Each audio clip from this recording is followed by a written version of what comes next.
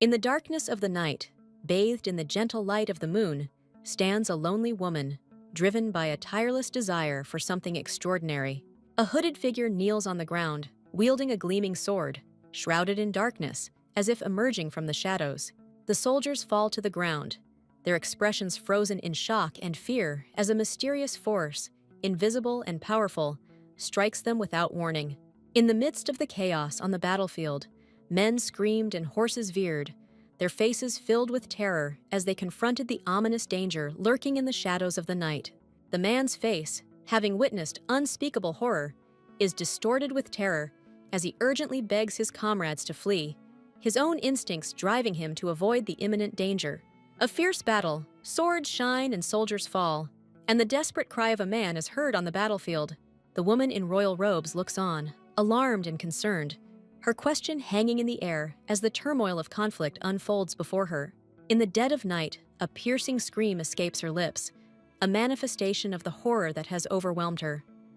The sight before her is simply horrifying. A mask of horror is imprinted on her face as the harsh truth of violence strikes her to the very depths of her being. A man stands with his sword, his long hair loose, a look of determination on his face as he prepares to confront an invisible opponent. In an instant, the woman's eyes reflect a deep sense of fear, reflecting the imminent danger that surrounds her and her struggle against the encroaching darkness. In the darkness of the night, Nazar's piercing blue eyes stand out. The eerie glow suggests that he is no ordinary man, hinting at untold secrets. The scene focuses on Nazar's eye, displaying text that translates as blue eyes. The reference to Nazar, which means sight in some Slavic languages, plays on the thematic elements of vision and perception. Rosetta, with golden hair and bright green eyes, seems to realize something important after meeting Nazar. Her face expresses sudden understanding, indicating a significant revelation. The woman exclaims in surprise, which translates as good. The shock on her face indicates an unexpected event or realization, perhaps related to the central story. A beautiful woman gazes into the distance, her green eyes full of emotion. The sunset creates a warm backdrop to her contemplative mood, hinting at a significant evening to come. Nazar is seen in action, his posture and the movement around him suggesting a quick, decisive move. This is a moment caught in the midst of what appears to be conflict or flight. In the purple hue of the night, the character reflects on what could have been, pondering the decisions and chance encounters that led to the present moment. Nazar's face shows his intense gaze and the rain around him, hinting at a dramatic moment filled with tension and perhaps some foreboding. Rosetta appears angelic, surrounded by a mystical light. Her expression is calm, hinting at a possible inner peace or a key moment of clarity. The carriage waits in a calm environment, foreshadowing a journey or significant departure. The calm environment contrasts with the previous scenes of action and tension. Rosetta, a girl with golden hair, stands by the open window, looking out at the lush greenery. She inhales deeply, anticipating the smells of fresh grass. In a moment of delight, Rosetta introduces herself as Rosetta Wilmar Fleece, with a bright smile and sparkling eyes, surrounded by flowers. With excitement in her eyes, Rosetta looks out the tram window as she sees for the first time the scenery that was inaccessible to her, exclaiming praise for the beautiful view and the new freedom. Leaning softly against the window frame, Rosetta, adorned with her hat, quietly reflects on the delicate scents of fresh grass, her expression calm and thoughtful. Rosetta finally feels free. The carriage drives away, marking her departure from everything that once held her back, her heart glowing as the leaves float around her. Her imposing husband, Rosetta's father, sternly reminds her that she must not participate in anything, his words carrying the weight of expectation and authority. Standing in the sunlight, Rosetta's father assures her not to worry about things that are beyond her control, assuring her that they will take care of everything else themselves. Rosetta stands before her father, dressed in blue, expressing a desire to share a bond similar to siblings, while outside her father commands respect and attention. In close-up, Rosetta listens attentively to her father, who says that the time will come when she will have something to do, but it is still too early. The grandeur of the kingdom and the man who rules it is revealed. Rosetta's father, a powerful figure in royal robes who looks out over his domain. Rosetta stands in the midst of a grand celebration, but she feels out of place, without need for the luxury around her. The scene around her is exquisitely elegant, but her heart is not in it. We then see Rosetta alone at the window, lost in thought. The soft light casts a gentle glow on her, highlighting the sense of longing in her heart for something more than the royal life she knows. In the bright, airy room, Rosetta can be seen working hard at her desk, surrounded by books and scrolls. She is followed in her sister's footsteps, delving into politics and magic, now a crown princess in her own right. Rosetta's brother, a stern and imposing figure, sits astride a horse. He is dressed in military regalia, a man of high rank. The air around him is filled with power and respect. We find Rosetta at the table, stunned by a proposal of marriage from a nobleman named Isella. Her face expresses surprise and intent as he considers the unexpected offer. An old man in a red uniform hands Rosetta a document with a smug smile. He questions her maturity, implying that she is old enough to make her own decisions, perhaps about marriage. Rosetta, elegantly dressed in a pink dress and wide-brimmed hat, looks overcome with emotion. She seems to be struggling with an inner turmoil, perhaps about her future. In the luxurious carriage, Rosetta sits gracefully but preoccupied. The movement of the carriage and the plush interior suggest travel, but her thoughts are elsewhere.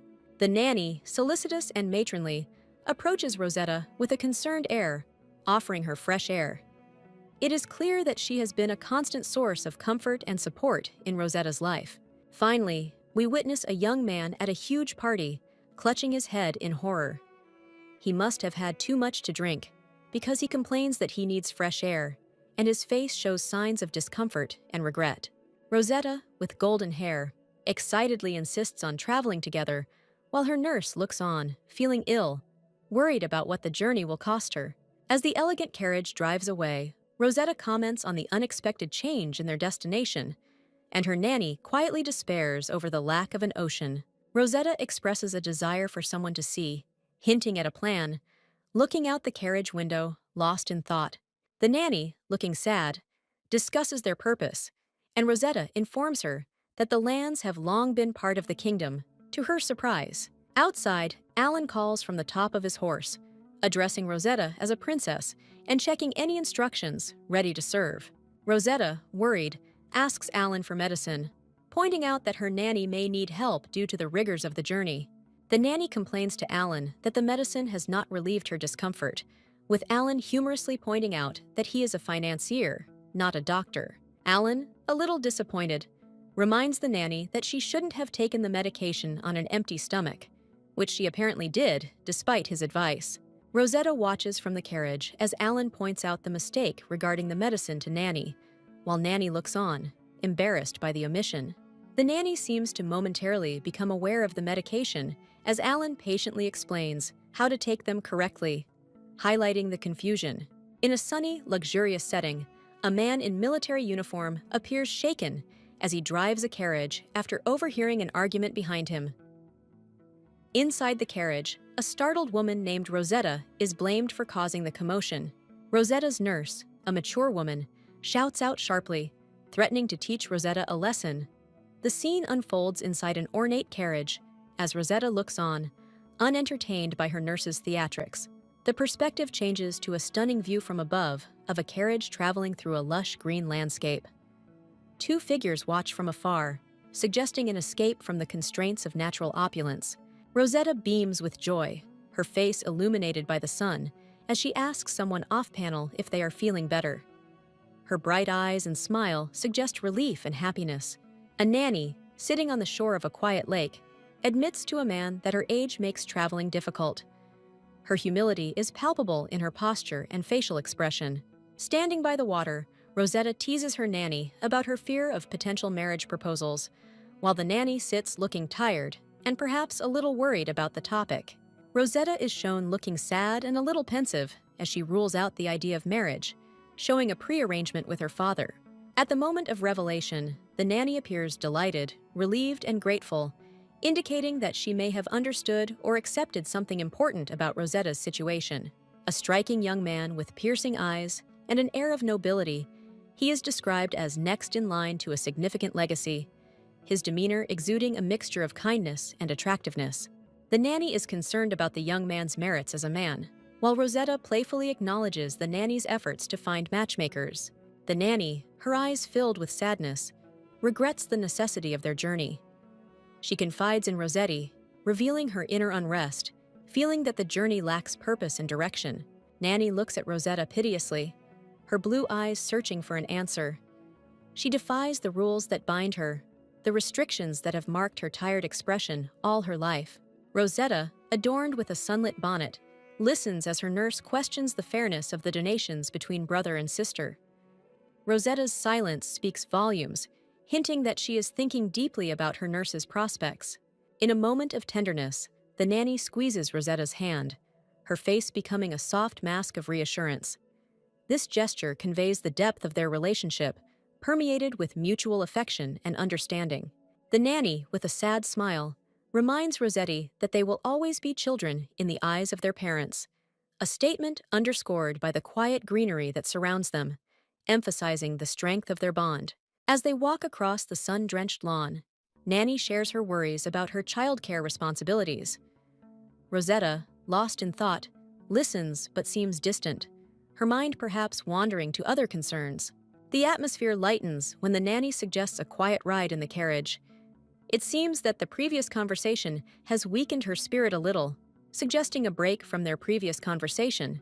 Rosetta's previously calm demeanor turns to intrigue as she notices something unexpected. She adjusts her hat, an action that indicates her growing interest in the new development. A sense of urgency permeates as the rider approaches speed. The nanny watches, concerned, with her shield under her arm, sensing the significance of the rider's haste. Rosetta, now visibly surprised, lifts her hat to get a better view of the approaching figure. The sense of anticipation becomes palpable as the rider approaches, signaling that something important is about to happen. Rosetta, with her golden hair and wide-brimmed hat, stops and seems to sense someone approaching. Her nurse, a mature woman, acknowledges the presence of another, agreeing that someone is indeed coming towards them.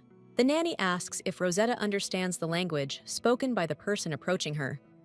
With an air of curiosity, Rosetta simply replies, "Well?"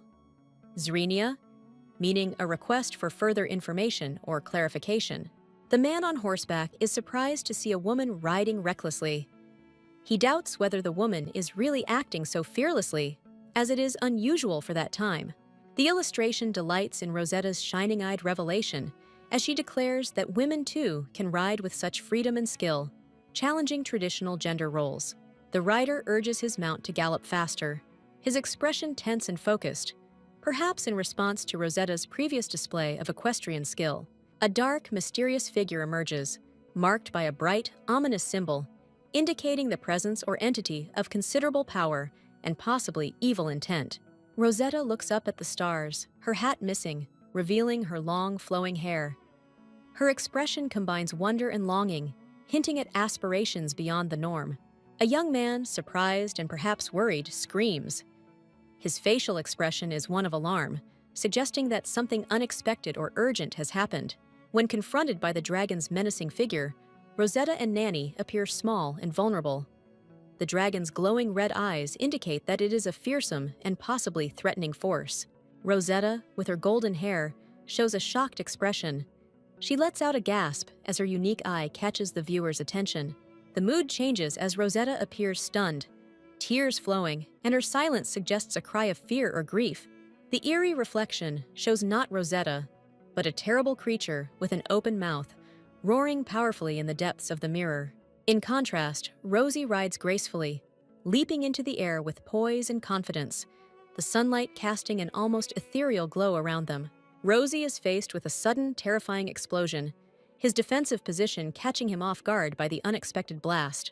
Kneeling gracefully, Rosie gestures politely to the lady in the lush field, demonstrating respect and poise in the tranquil setting. With an intent gaze, Rosie masterfully paints her bow, her posture, and the calm greenery around her, leading to a moment of calm focus.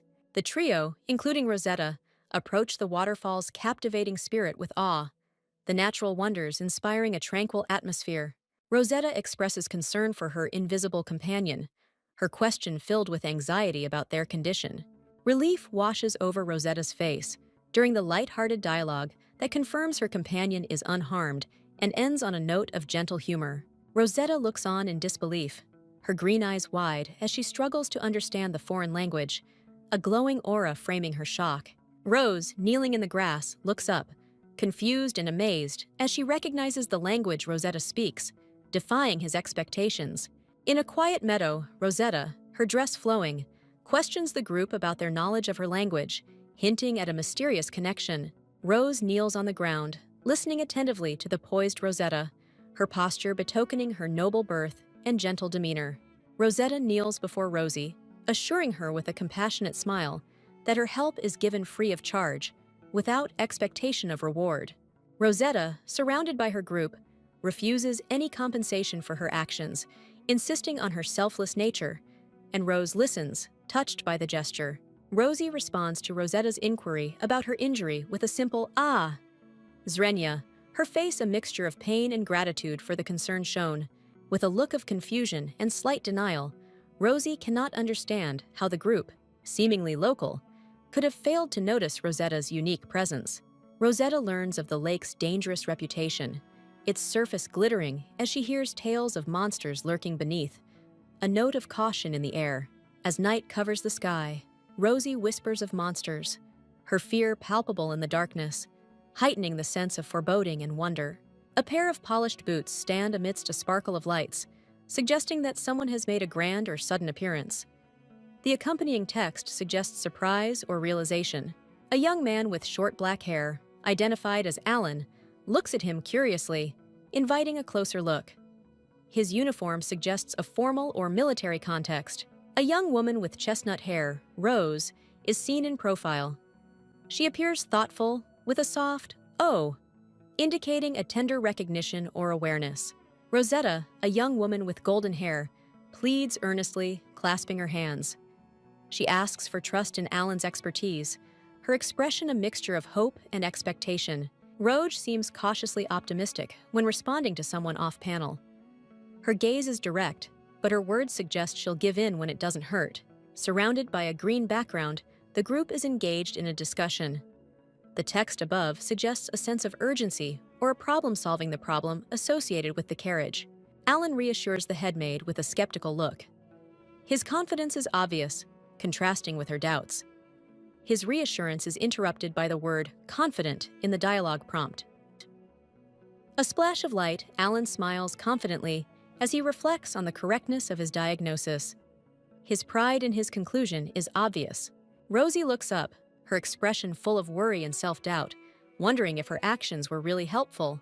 Alan, seen from behind, is talking to Rosetta and another woman.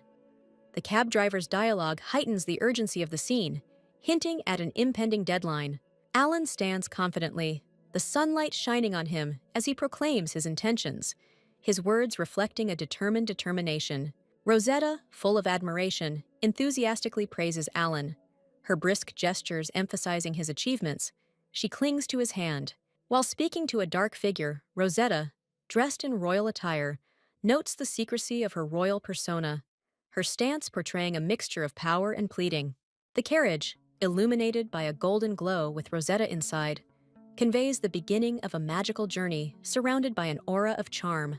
Rosie expresses her gratitude with a warm smile, her thanks expressing genuine appreciation amidst the grandeur of the lavish gathering. Rosetta reassures Rosa, her goodwill is evident as she insists on the need for their hospitality, her goodwill shining through. Rose invites someone to stay the night with a soft smile, her offer reflecting both thoughtfulness and warmth. Sitting close together, Rosetta and Rosie engage in a personal dialogue, the intimacy of their conversation suggesting a pleasant company. Rose teases about potential nocturnal vivacity with a playful smile, her premonition pointing to some pleasant excitement ahead. Rosetta's nanny reacts with a grin to the possibility of nighttime surprises, and her expression expresses gentle amusement in the cozy atmosphere. The sudden news of today's wedding takes the character by surprise, raising curiosity about future celebrations. Rosetta, with her golden hair loose, is stunned, questioning the peculiarity of a wedding taking place under cover of night, her confusion echoing the strange time. Rose, whose chestnut hair frames her face, explains their tradition of night weddings, giving Rossetti a glimpse into her clan's unique customs. The story unfolds to reveal that Rosetta is of noble birth, the daughter of a Sak tribe chieftain, making her a person of considerable stature in her community. In the middle of the field, Rosie comments that she is leaving the place because of a wedding, hinting at her personal connection to the long-standing tradition of outdoor weddings. The evening air is tense with Rosie's remark that there is probably panic among the wedding attendees, indicating an unseen commotion raging in the distance.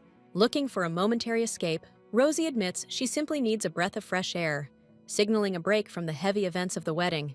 A sense of unease grips Rosetta as she expresses concern for her fiancé's safety, pointing out the violent turn of events that has put someone in danger. In the moment of revelation, Rosetta is confronted with the reality of the bride's misfortune, her compassion for the situation clearly depicted on her face. The character who asserts the importance of honesty hints at a deeper, more sincere conversation that takes place in the middle of a night of unexpected events. Rosetta, with her golden hair, is frightened, declaring that she does not want to marry. Her nurse, an elderly woman, looks at her with concern, deep in thought. Rosie, a brunette girl, discovers a startling fact. Her future husband is 30 years older than her, which prompts her to flee on horseback in a desperate escape. A secret conversation takes place in which it is explained that the union was chosen to strengthen tribal power, an alliance created by marriage, but not by desire. The tribal chief, who was supposed to be appeased by the marriage, soon dies, and the decision to marry is made hastily, under the shadow of his death. Rosetta, with tears in her eyes, reflects on her unwanted marriage, noticing the incredible resemblance between herself and her guardian. In a heartfelt moment, Rosie admits that she talks too much, and in an attempt to learn more, she asks her caretaker to tell her about himself.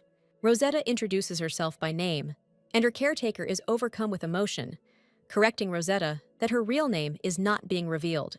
The caretaker, with tears streaming down her face, expresses touching feelings, calling Rosetta a wonderful daughter. The carriage waits under the starry sky, hinting at the beginning of the journey, a key moment frozen in time. As the carriage arrives, the announcement of Lady Rosie's arrival is heard, signifying an important arrival on a glittering night. Rosetta and the man stand under the stars. He cries, saying they thought something had happened to her when she didn't come back. She looks down, perhaps feeling guilty or sad. In the forest, Rosetta tells the child, who is looking at him with a determined look, that he must find their father, revealing his protective side. The focus on the child's gaze shows the child looking at Rosetta, hinting at a sense of hope or anticipation. The scene shifts to show a man screaming in rage, surrounded by a red aura, indicating a moment of strong emotion or transformation. The group, including a shocked young woman and an older woman, look in fear at something off-screen, assuming they have witnessed an unexpected and possibly horrific event. Rosetta kneels, defeated, as the man questions her appearance in a critical tone, emphasizing the moment of confrontation and humiliation. A man with an angry expression accuses Rosetta of intending to destroy their family, indicating a deep conflict. As the man yells at her, Rosetta clutches her head, stunned by his words, showing her distress. The man continues his verbal attack, berating Rosetta, but she is defended by the other, indicating a clash of points of view. In a calm setting, a beautiful woman against a backdrop of flowers says, "It's my fault," perhaps indicating a moment of realization. In the dim evening light, Rosetta stands with a surprised look as Alan holds her hand, introducing them to an elegantly dressed woman. With the burning carriage in the background, Alan stands in front of Rosetta, protecting her, confronting the invisible threat with determination in his posture. Under the night sky, Rosetta, dressed in an elaborate pink dress, is approached by Alan, who seems concerned as they exchange words about being outsiders in this area. Around a campfire, Rosetta reveals their identity to a group of skeptical locals, explaining that they are travelers from the kingdom of Ace. In a tender scene, Rosetta, with a hint of sadness in her eyes, begs for help, revealing that her daughter was injured, saving them from the monster. Amidst a tense, passionate discussion, Alan questions the effectiveness of the makeshift bandages, hinting that they are able to move afterwards. In a moment of revelation, Alan reveals an old superstition, still believed by locals, involving the hunting and expulsion of so-called good pranksters.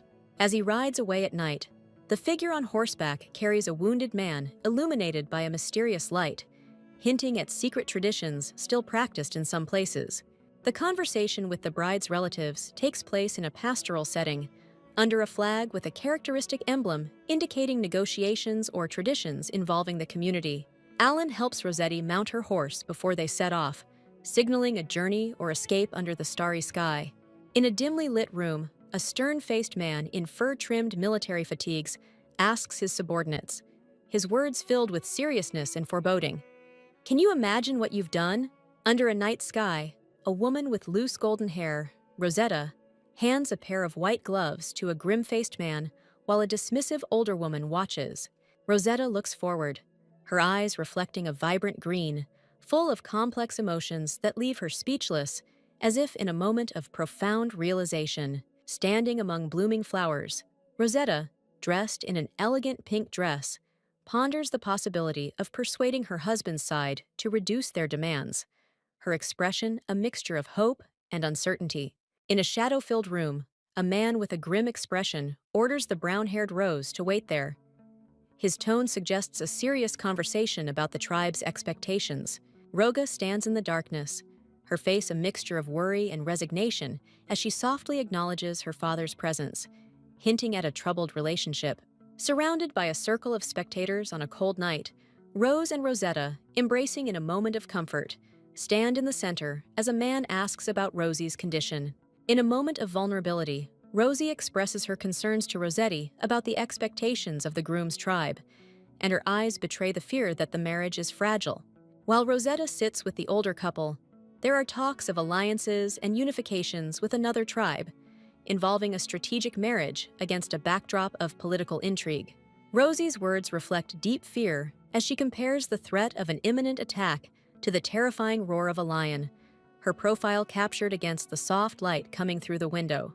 The lands, long under the rule of the most powerful king, are protected by knights in armor from any threat. Recently, the developing country on the opposite side has begun to gain strength. Its shadow figures are growing in power. Compared to the northern peoples, known for their ferocity, the character of this newborn nation is even more cruel and ruthless. The kingdom convinced these stern men to protect its borders by hiring them as bodyguards against the coming cold. The Quat clan gains influence, their power merging with other tribes led by the young but already infamous commander Nazar Quat. At the court meeting, the valor of the army under the young commander's leadership is recognized, especially for the victory over the northern Katanas.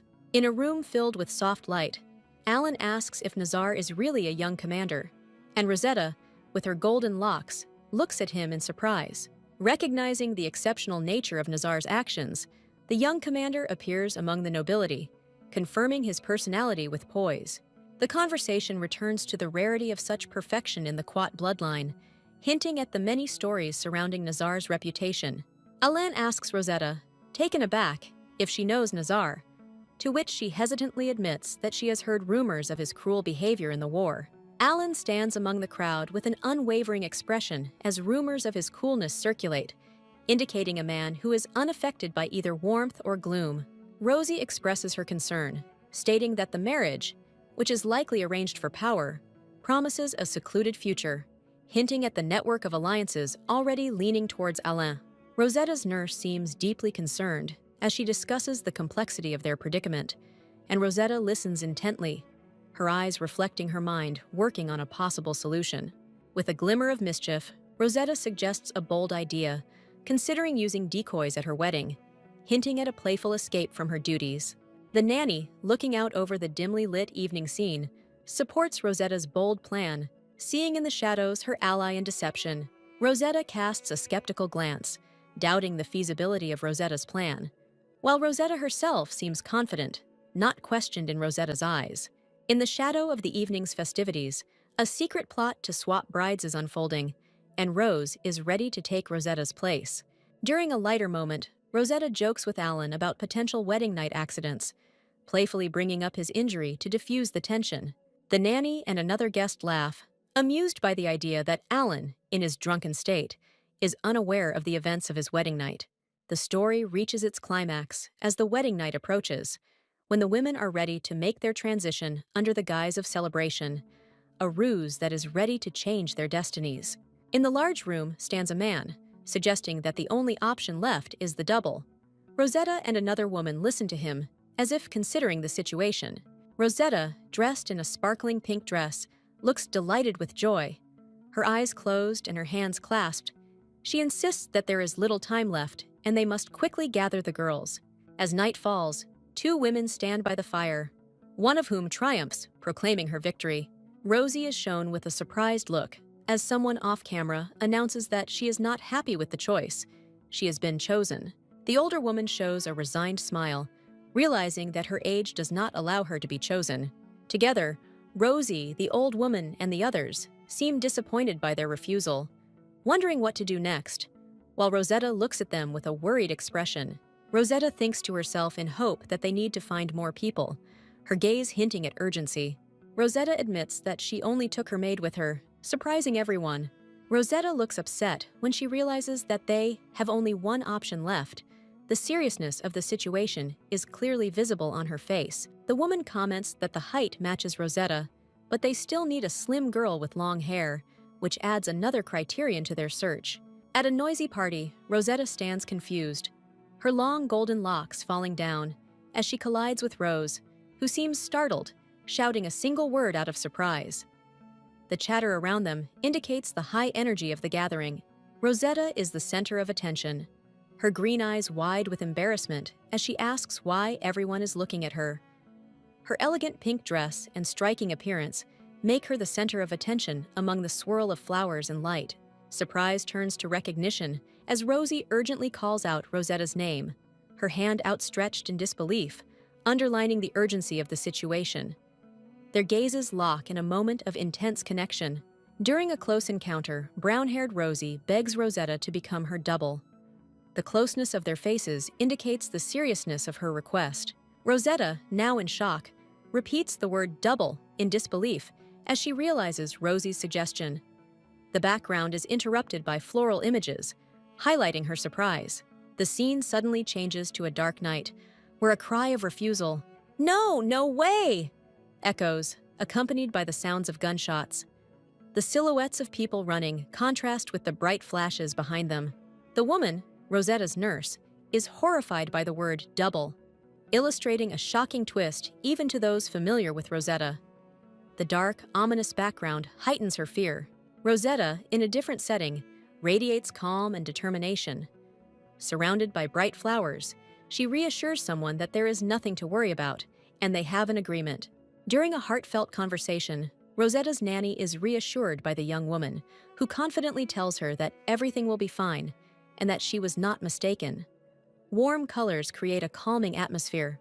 The nanny, desperate and pleading, tells Rossetti about the poisoning of the bride.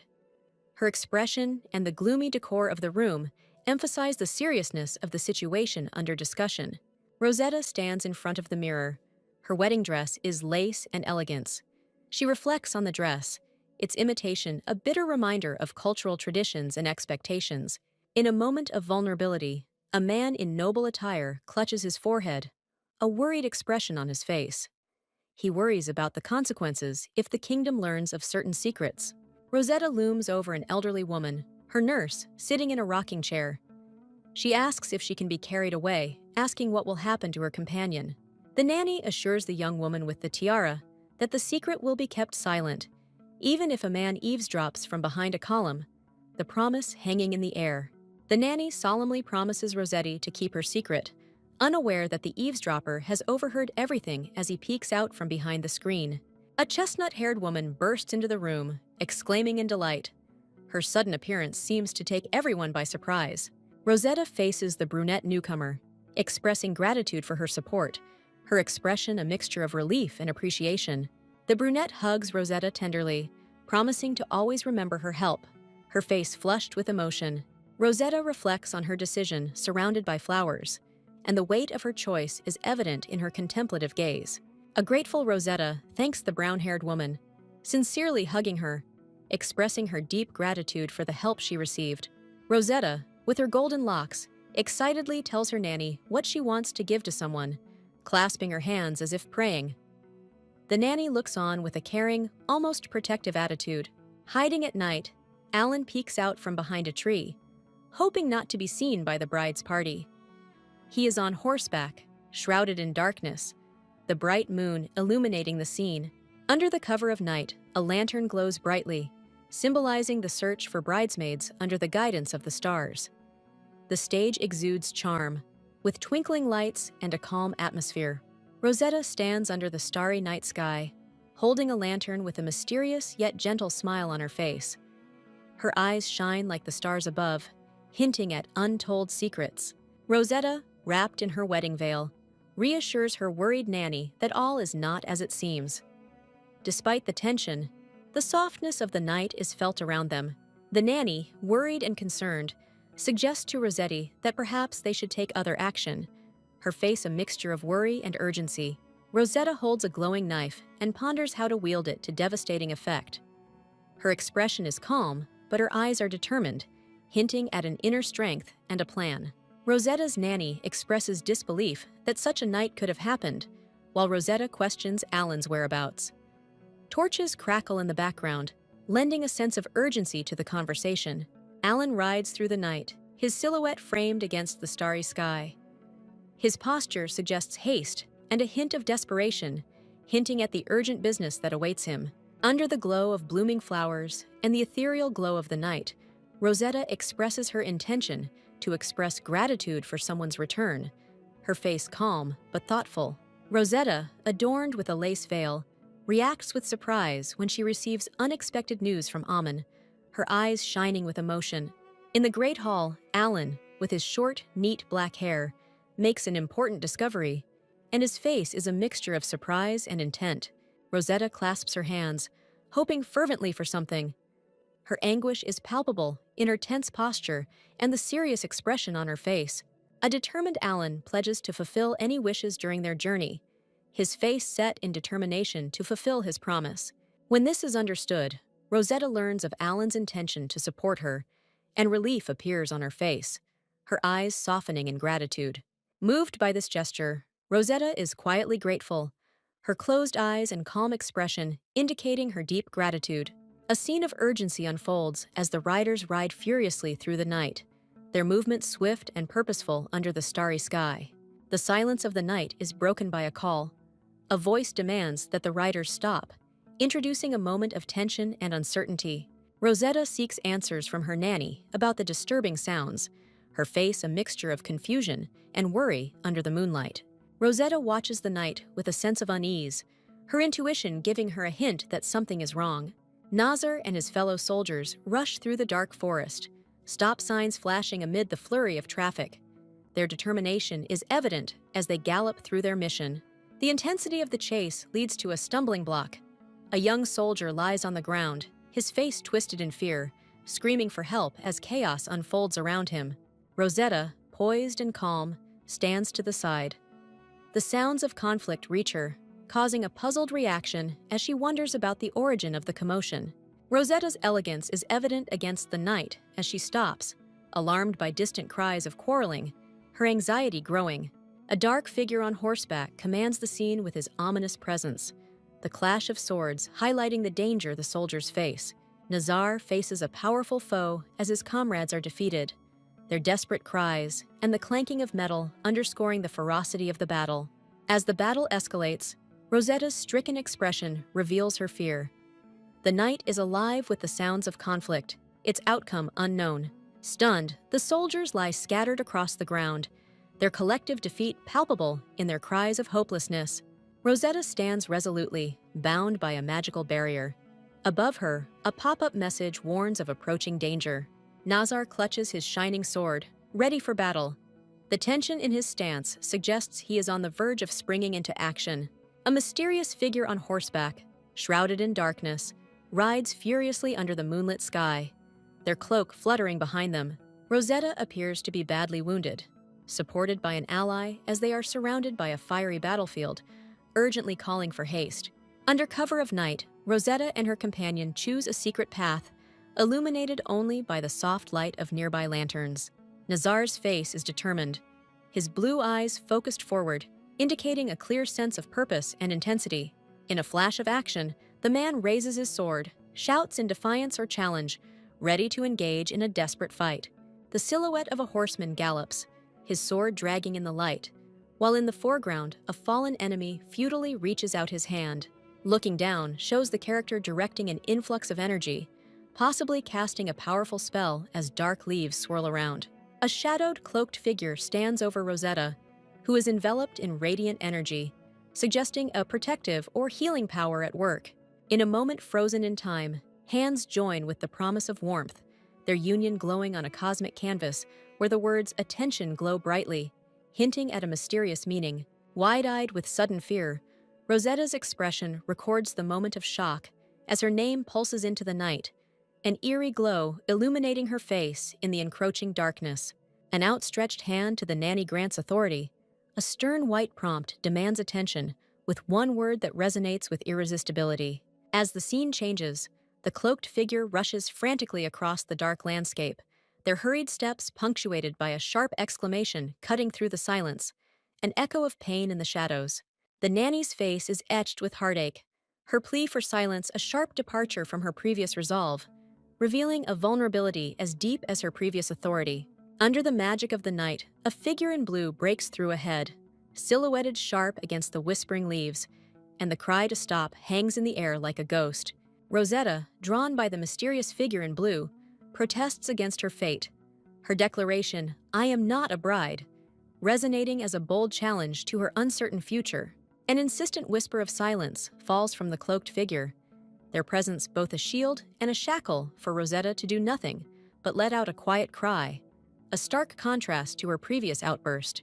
A single tear glistens on Rosetta's cheek, reflecting the moonlight as she whispers a plea, her vulnerability exposed in the tender plea of her gaze, begging for the compassion this night owes her.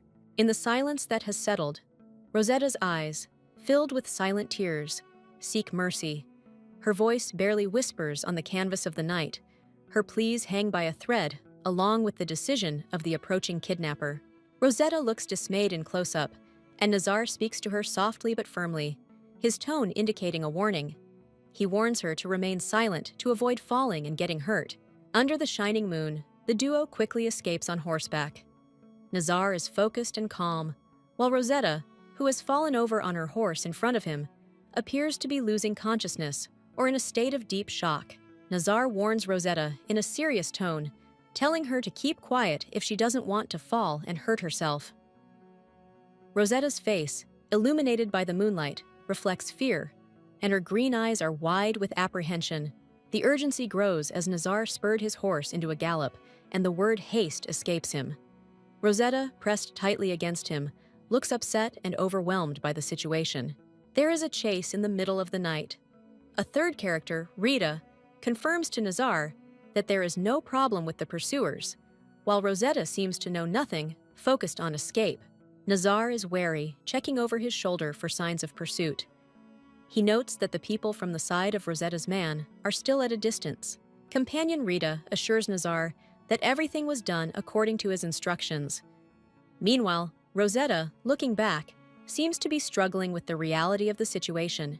The power of Nazar's name becomes evident when a character uses it to instantly calm a hostile group, demonstrating Nazar's authority and influence. Rosetta is shocked by the realization, wondering if she has been mistaken for someone else. Her face is one of confusion and surprise. As the escape continues, Rosetta tries to explain her intentions, but Nazar appears shocked by her revelation, causing tension between them. In a dimly lit scene, Nazar, a man with a confident smile and wearing a dress uniform and badge, asks rhetorically whether a body double was used at a wedding that is crucial to the future of his tribe. Rosetta, a woman with golden hair and a wedding veil, looks upset and lost in thought. She sadly admits that no one believes her. Under the night sky, Nazar wants to take Rosetta with him, but a cloaked figure briefly reminds him that he is not interested in women. Nazar's group, cloaked and mounted on horses, remains silent, prompting Nazar to challenge their loyalty and question their haste. Sitting on horseback, the cloaked figures ponder Rosetta's fate, suspecting that Nazar may have a plan for her. Nazar, daring and illuminated by a mysterious light, refuses to mock, insisting on the honor of his alter ego. Nazar confronts a dark figure about Rosetta's father's actions, which have consequences for their tribe. In a tense moment, Nazar looks at a group of cloaked figures in the forest, reflecting on the law of retribution. An eye for an eye, a tooth for a tooth. Amidst the gloomy gathering, Rosetta kneels on the ground, bathed in an ominous purple light as cloaked figures look on. Rosetta, surrounded by darkness and creepy thorns, ponders the strangeness of the situation and is surprised by the conversation taking place around her. Rosetta, with golden hair, is visibly worried, pressing her hand to her chest, thinking a terrible thought about herself, surrounded by darkness. In a dramatic scene under a twilight sky, Nazar, a man with piercing blue eyes, solemnly declares that Rosetta will be his wife, amid a rain of red leaves.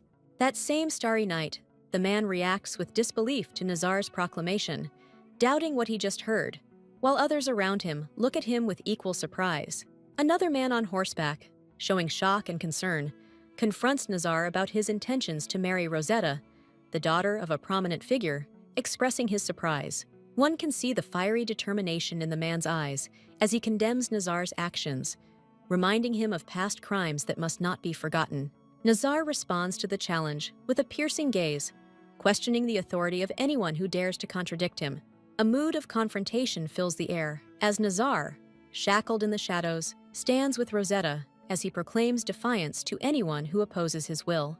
The tension rises as Nazar orders them to move forward, with Rosetta at his side, seemingly indifferent to the surrounding figures, shrouded in darkness. The moment of realization hits one of the men hard, his face reflecting a mixture of pity and sadness, while ghostly figures loom above him in the background. Rosetta, in a confused voice full of emotion, protests that her opinion has been completely neglected in the discussion of her own fate. Nazar, a man with piercing blue eyes, stands in the shadows, his gaze fixed on something off-screen. His face is serious, and the cool light washes it in a blue tint, hinting at a solemn mood. Rosetta, a woman with long golden hair, looks up with a sad expression.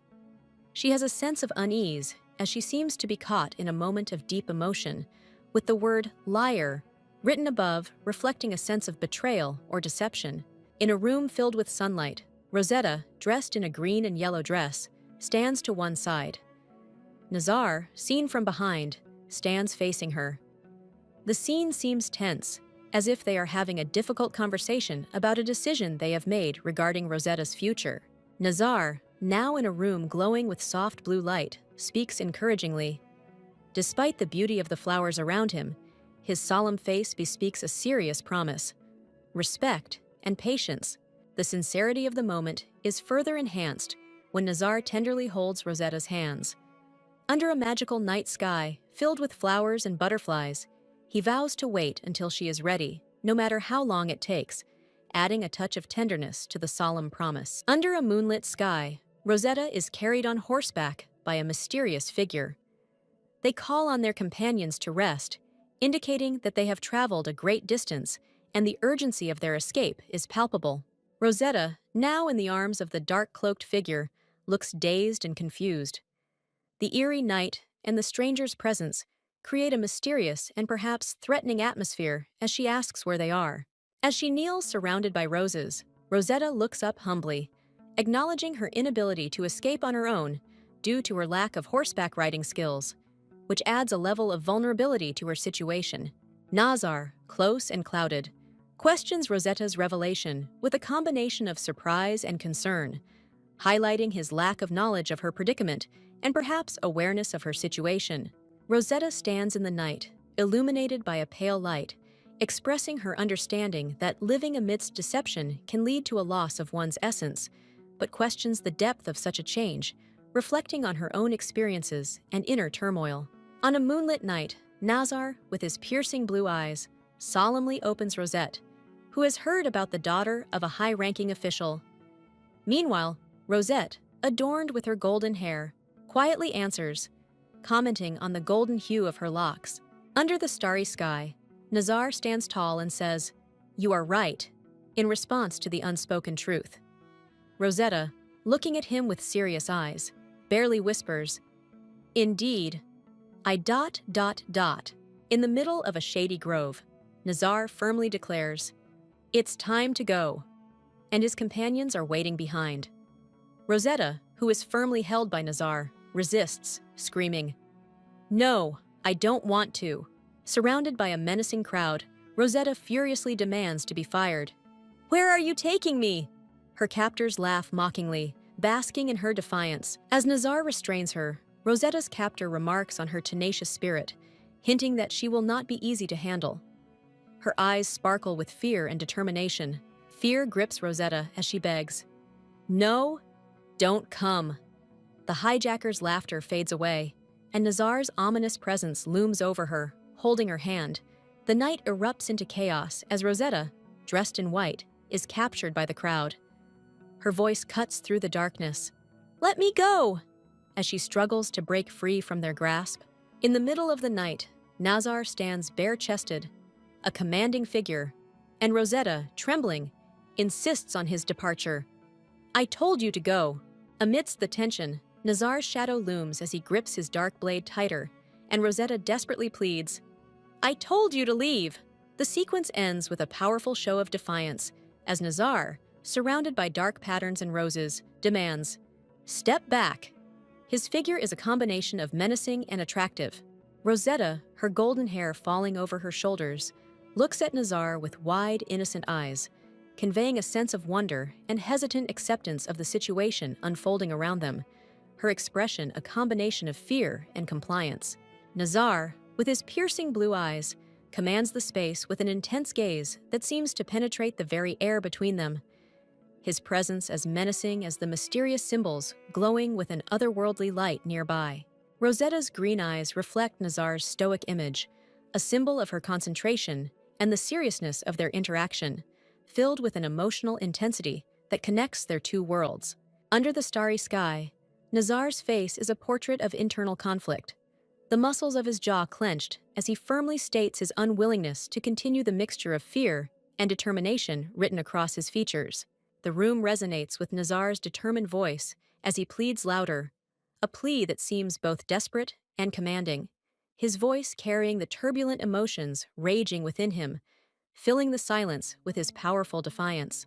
In a scene filled with anticipation, Rosetta remains motionless, her breath seemingly caught in her throat, as Nazar's hand hovers just above her, the decision he faces palpable in the charged air, his touch only a whisper away from changing everything.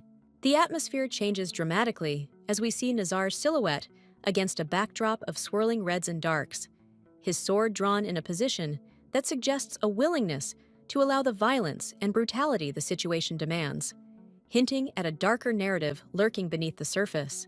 Clutching his sword tightly, Nazar's figure is one of determination and controlled power, his posture one of readiness to act, the blade an extension of his will, and the tension around him as palpable as the night itself. The visual narrative takes a sharp turn when Nazar and Rosetta find themselves surrounded by a flurry of petals and the harsh reality of their situation. Their first night as husband and wife becomes a battleground of emotions and unspoken truths, the stark contrast between love and excitement vividly painted around them. The saga ends with Nazar standing over Rosetta amid a sea of blood-red petals, the gravity of their shared situation reflected in their eyes, their facial expressions a complex tapestry of love and struggle that intertwine their destinies, leaving their futures shrouded in uncertainty. Rosetta, her golden hair loose, reflects on her tragic fate and someone's murderous intentions. Her face expresses shock and despair, captured in a moment of dark realization. Nazar stands nearby, his long black hair a contrast to the night. He speaks of taking drastic measures to rid them of their problems. Rosetta, kneeling with tear-stained eyes, begs for forgiveness, indicating deep remorse for the events that have unfolded. The scene changes. Nazar holds the dagger, his blue eyes intense. He mocks the sharpness of the blade, hinting at a dark decision. The fear and tension are palpable as he looks down at Rosetta, who recoils in fear. Amidst a cascade of cherry blossoms, Rosetta's eyes fill with tears as she silently presses her hand to her mouth. The petals suggest fleeting beauty and fragility, reflecting her emotional state. Nazar's figure is stoic as he suggests that self-harm may be a solution to not becoming a burden. His posture suggests determination and a cool detachment from the situation. As they sit side by side, Nazar's profile is illuminated by a dim light. He seems to be deep in thought, the weight of their predicament hanging in the silence between them. Nazar appears on horseback under the starry sky, reflecting on the recent event. The place is quiet, but there is an undercurrent of anticipation or unfinished business. An armored man, recognizable as Alan with short black hair, arrives on the scene. His cry, possibly a name, cuts through the darkness, creating an immediacy that contrasts with the silence. In a dramatic twist, Alan pleads for safety, ostensibly trying to prevent an ominous event. His face expresses desperation, underscored by the insistent repetition of his plea. The tension reaches its peak when Alan discovers Rosetta, seemingly unharmed, with another man. His shock is obvious, his scream cutting through the surprise and confusion of the moment. Alan's expression is tense and startled. Something has caught his attention. He speaks in horror, realizing the alarming act of the wife of 100. Alan, dressed in a ceremonial uniform, stands firm with a stern expression. He seems to be confronted with an invisible situation with a sound of krrksh, indicating sudden realization or action. Rose explains to Alan, with concern in her voice, that it wasn't them. The atmosphere is gloomy, and she seems to be seeking understanding or agreement. A shadowy figure appears against a starry background, referred to in the text clue as Freak Quat, indicating the discovery of a significant and possibly sinister character. Rosie speculates that the mysterious figure, presumably Quat, has taken the lady with him, which could mean a kidnapping or involvement in a larger conflict. Alan looks at the round object in his hand with concern, suspecting that it belongs to the Quat clan.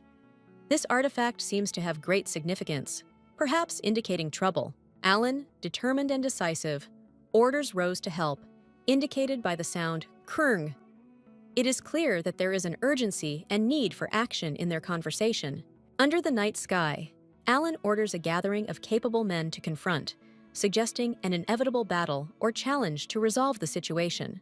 Alan rejects the idea of an immediate attack, marked by the krrng sound effect. He seems to believe that there is no need for rash actions, which shows strategic thinking. A new imposing figure appears, who says even better as a puzzled Rosie asks the meaning. This signals a new development, or a turn in their predicament. Alan stares ahead, pondering the character's motives for infatuation, suggesting that they may consider it a gift. He then laughs at Rose, telling her to prepare for what's to come. In a moment of tension, three characters stand under the shadow of an ominous warning. The uniformed male figure looks concerned, the middle-aged woman looks startled, and Rose is confused, calling out for her father. The man, who vehemently denies his guilt, argues with Rosie. Despite her emotional pleas, he insists that he is innocent, relieved by the mercy of God, and implies that Rosie escaped a terrible fate. Rose, overcome with anger, blames the man for her predicament. Her face is contorted with emotion. She holds back a tear, hinting at deep betrayal and grief. Under cover of night, the figure accuses Alan of kidnapping a woman. The man's posture suggests an imposing presence, enveloping the woman in a protective embrace. With a mixture of anger and accusation in his eyes, Alan seems to be confronted with a past misdeed. His facial expression reflects a mixture of image and defiance. On a cool night, a man in uniform stands, puzzled by the accusation. He notes his protective role in Rose's life, contrasting his honor with the claims made against him. The tension reaches its peak when the man in green confronts Rosie, full of indignation. His stance and facial expression convey deep hurt, hinting that he feels unfairly accused. A dramatic scene unfolds under the moonlight. The man begs for understanding, unable to comprehend Rose's accusations. Their shared history and the man's mistrust are palpable. In a somber mood, the man in green reveals his view of marriage, emphasizing its obligation. His tone conveys a sense of inevitability and preparation for what is to come. Alan looks away with a pained expression, as if struggling with a truth he doesn't want to reveal. His eyes, tired of untold stories, convey a mixture of defiance and resignation.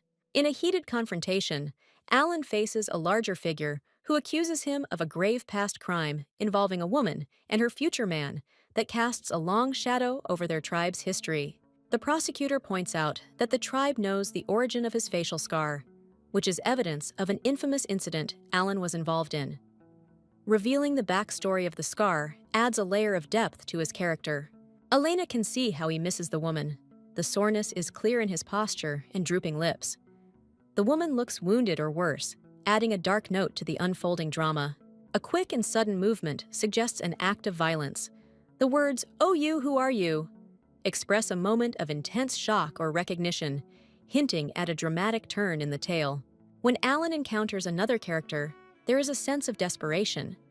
The dialogue suggests a refusal to submit, hinting at Alan's determination to challenge the status quo or resist invisible authorities. In a moment of self-assured declaration, Alan stands under the moonlight, determined to save the princess, positioning him as the decisive defender in the telling of the story. The sound of horse hooves at night creates a scene of urgency or pursuit, hinting at a race against time or an escape from impending danger.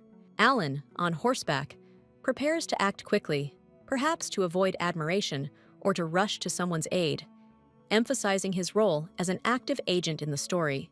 Alan's profile is illuminated against the night sky, his eyes wide with worry. He is reassuring someone, perhaps the princess, signaling a protective and perhaps heroic aspect to his character. On a dark and mystical night, a knight promises to restore the princess's honor, no matter the cost, as the stars twinkle above. With a mad determination in his eyes, the man exclaims, amazed and suspicious, when faced with an invisible enemy or revelation. The gloved hand holds a sword with a golden, ornate hilt that glitters with light, indicating its rarity and power. The same refined sword is shown to symbolize the power of the kingdom, with designs indicating its regal and sacred nature. In the majestic display, the kingdom's lineage is represented through shining symbols and two princesses next to the prince, emphasizing their royal status. A man in green clothes looks up in horror, his face disfigured with fear against an ominous dark purple background. Rosetta, a woman with golden locks, appears calm amidst floral beauty framed by delicate patterns, hinting at her royal importance. Alan, a man with short black hair, rides on horseback in front of an attentive crowd. A passerby calls him by another name of the princess, confirming his noble status. Alan appears troubled under the night sky, his eyes reflecting serious concern. The word defeat looms, hinting at a sad failure. A woman lies on the ground, screaming in terror, surrounded by an ominous darkness. The text hints that she is in danger, heightening the tension in the scene. Alan appears thoughtful as he watches the city burn. The future of his people hangs in the balance, as evidenced by the dramatic scene and the surrounding fire. Amidst the bewildered crowd, a man shouts out that the bride has returned to Earth. The resonance and surprise among the people is palpable. Two men engage in a tense conversation. One, surprised, learns that his marriage has been refused, hinting at unexpected social upheavals. In a heated moment, one man angrily confronts the other, who looks shocked. Their gestures indicate that a serious argument has just broken out. A cloaked figure on horseback delivers messages to men in uniform. The bride has been taken. The tone is dark, and the night adds intrigue. The hero claims that insisting on marriage could provoke a war, revealing the stakes of the situation. The worry is evident in his expression. Alan curses the traitors, his face contorted with rage. The betrayal cuts deep, promising dire consequences for all involved. On a moonlit night, a man named Alan appears riding a horse, looking at the two people. He speaks confidently, indicating that they seem to be in trouble. Alan, level-headed and noble, believes it would be wise to cooperate to rescue the princess. His stern demeanor reflects his seriousness about the mission and the potential consequences of their past mistakes. In the grip of intense emotion, Alan is determined that he cannot be defeated. His furious expression underlines his determination and the gravity of the situation he faces. Urgency is expressed in Alan's command, as he commands them to take up their swords in preparation for battle. His leadership is evident as he prepares his men for the inevitable conflict. Alan is in the very center of the battle, screaming about taking over a person without killing them, his voice commanding attention and humility. Amidst the chaos, Alan leads the charge with an air of haste, his figure illuminated by an otherworldly glow, blazing a path forward, determined and inexorable. In a moment of strategic thought, Alan ponders their next move. He is focused on finding the princess, and his determination is evident in his sharp gaze. Surrounded by darkness, Alan's resolve hardens. He knows their opponents will not give in easily, and he recognizes that the only way left is to remove all obstacles. With a commanding presence, Alan rides his horse into battle, his dynamic posture and the energy around him indicating rapid and powerful progress. In the dramatic confrontation, Alan stands resolutely with a gleaming sword. He warns the others to clear the way or face danger, radiating an aura of golden light, symbolizing his strength and determination. A stern man surrounded by soldiers lets out a commanding shout, insisting on stopping someone by any means necessary, with failure not being an option. Rose, her brown hair loose, declares that she killed Nano, her angry eyes revealing no remorse as she clutches her sword, while the other woman next to her is shocked and horrified. The man pleads earnestly, eyes wide open in fear, begging to save the princess, emphasizing the urgency and desperation of the situation. The man in uniform is surprised, his surprised face reflecting deep realization or shock, only one exclamation accompanying his expression. Under the moonlight, the calm night sky unfolds over the quiet greenhouse, the stars twinkling above, creating a carefree and beautiful picture. Lying in bed, a person reflects on how everything turned out, expressing dissatisfaction with his boredom, hinting at internal unrest or discontent. The character with the knife contemplates returning someone to their father when the time is right, offering a plan or promise to be fulfilled.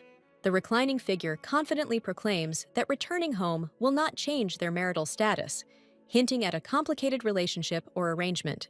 The reclining figure firmly states that they are not obligated to perform the actions, asserting their autonomy and freedom, while the other listens attentively. The listening person with shining eyes assures that he will fulfill his words, reflecting determination and decisiveness. Rosetta stands at the window at night, silently thinking, as if thinking about her loneliness. Nazar, looking outward, wonders whether this silent, inactive state will continue, pointing to a general feeling of stagnation.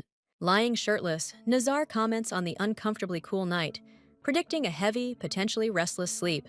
Rosetta turns away, asking if she could sleep with him and how she can trust him, showing her doubts and insecurities.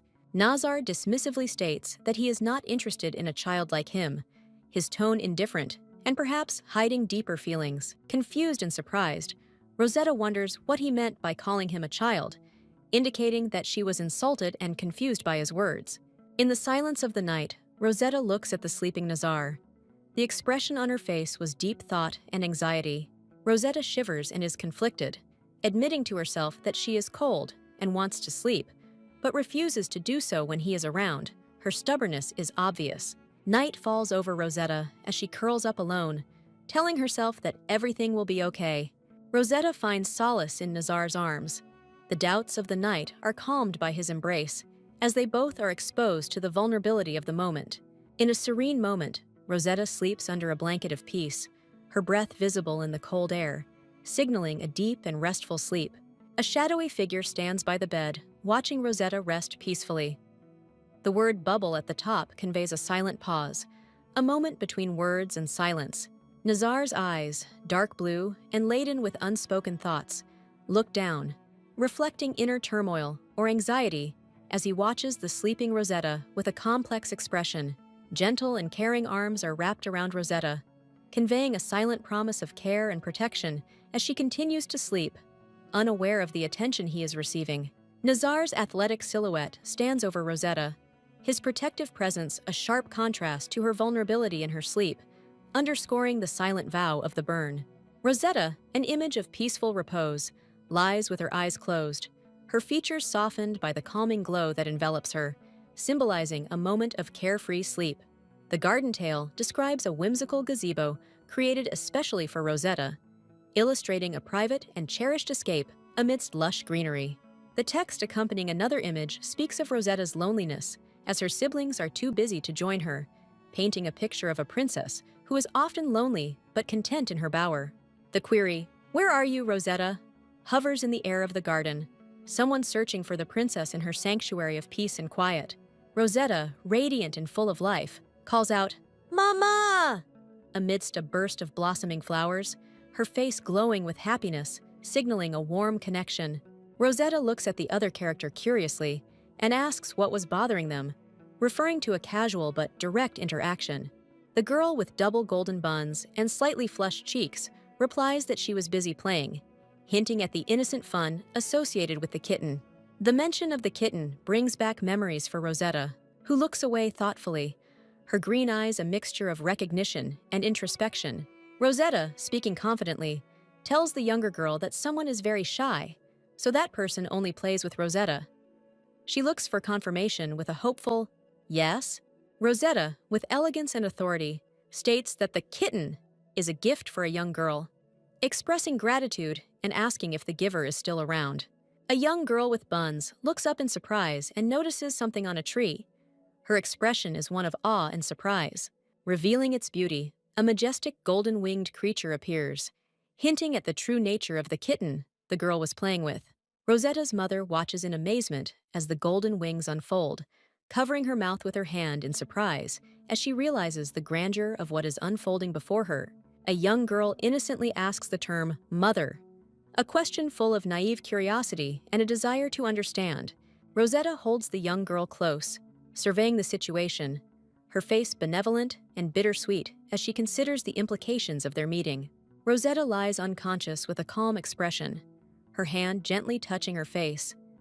A single letter pop-up indicates that she is about to speak. Rosetta wakes up surprised, wondering why she is in bed when she remembers that she fell on the floor.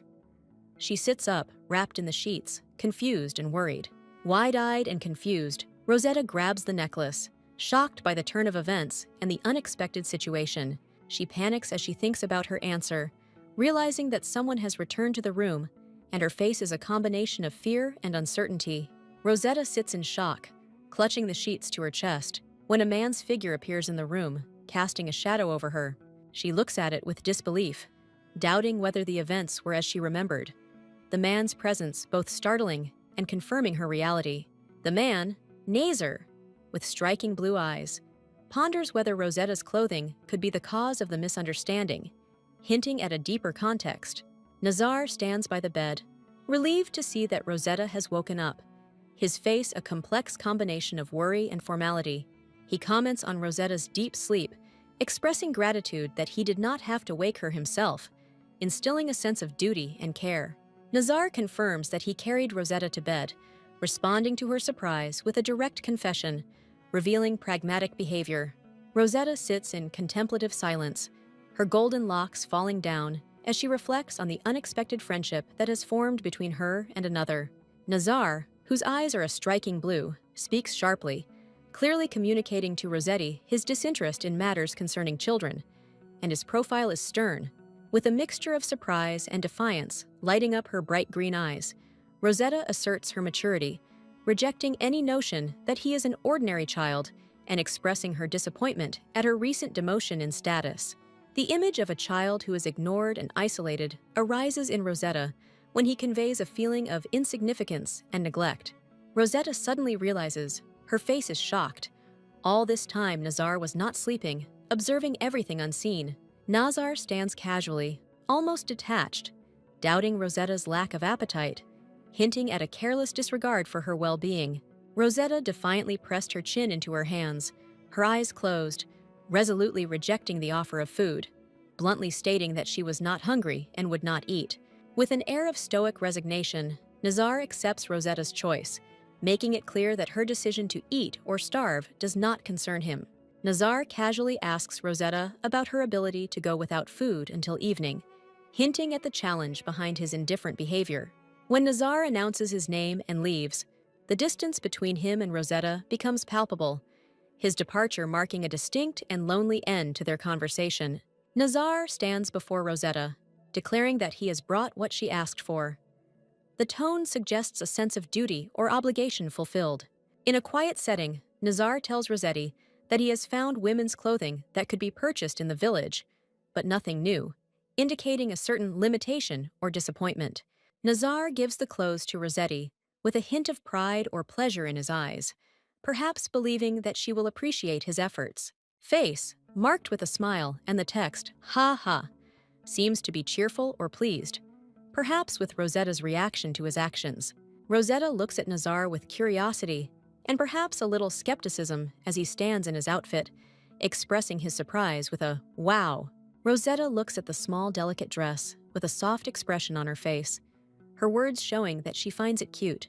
A mixture of surprise and concern can be seen in Rosetta's eyes as she wonders why Nazar took so long to prepare the dress and food, wondering about his intentions. Nazar urges Rosetta to hurry as the others wait, anticipating an upcoming trip or event they must attend.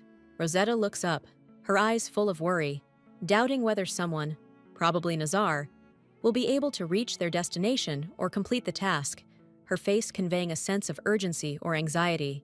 Nazar orders someone to stop. His profile is clear against a white background. The scene suggests a sudden intervention or a need to stop the action. Rosetta, with tears in her eyes, seems embarrassed, complains about her empty hair, which can get tangled. Nazar stands tall, his question directed at Rosetta, asking her to explain what she means, while she seems worried that her hair will get tangled if she changes into a certain dress. Nazar, depicted from the side, is quiet and thoughtful, with a hint of anxiety or intent. Rosetta sits in a stream of light, looking up with a pleading gaze, and asking Nazar if he can help with her tangled hair. Nazar is seen closer, a magical spark flickering around his fingers, indicating a hint of enchantment as he prepares to likely cast magic. Nazar has his back turned to the viewer, with 2 fingers raised in a mysterious gesture, sparkling with a magical glow, as if starting a spell. Rosetta seemed alarmed by Nazar's actions, perceiving them as a signal to turn around, like a dog. Feeling slightly offended, Rosetta looks at her with disappointment, her initial excitement now replaced by the realization that she is being treated like a pet. In the close-up, Rosetta appears resigned, her expectations diminished, as she comments that the current situation is not as favorable as she had hoped. Rosetta's profile is softly illuminated by the light, and Nazar's hand gently touches her shoulder, hinting at the moment of connection or the beginning of the magic of untangling her hair. Nazar stands tall in his unlaced shirt, and Rosetta looks at him with slight surprise and interest in her green eyes. Rosetta is contemplative, focusing on the purple ribbon in her braid, as she thinks it is the same one Nazar once owned. Rosetta politely declines help, her expression soft but firm as she reacts to the unseen man's concern. Nazar talks to Rosetta with his back turned, asking to turn the tape later, establishing a moment of trust between them. In a close-up, Nazar's blue eyes reflect seriousness as he reveals the sentimental value of the ribbon. It belonged to his mother. Shock and realization flicker across Rosetta's face as she realizes the significance of the ribbon that connects them. Rosetta stands, taken aback by the morning greetings, her elegance enhanced by the ribbon that now has greater meaning. An urgency creeps in on Rosetta's morning when she is ordered to quickly go to the square, leaving her a little puzzled. A new level of mystery is revealed when Nazar discusses finding evidence of a key event, the tension in his posture evident. Rosetta pauses, surprised by the word Griadna, showing confusion as she tries to understand its meaning amidst her amazement. Nazar peers over his book, pondering his ruse. He seems conflicted about his decision to deceive the bird, the reasons for which remain a mystery to him. Rosetta looks up, her face a mixture of question and intent. She tries to understand Nazar's mysterious behavior, the reason for his need to deceive the hawk. Nazar rides with fierce determination, reflecting on his right to punish his enemies. The silent recognition that no one will question his actions is evident in his posture and gaze. Surprise covers Rosetta's face as she reflects on Nazar's protective nature.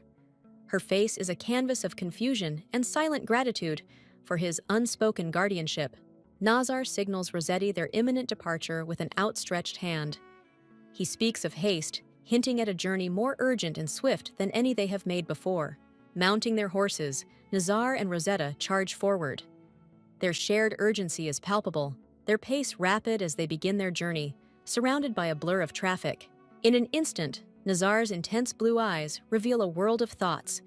His gaze is distant, hinting at deep contemplation or concern for what lies ahead. Rosetta's worried expression captures a moment of vulnerability. She seems startled, perhaps by a sudden revelation or an unexpected turn of events. her gaze fixed on something unseen. Their hands are clasped, a silent agreement of mutual support.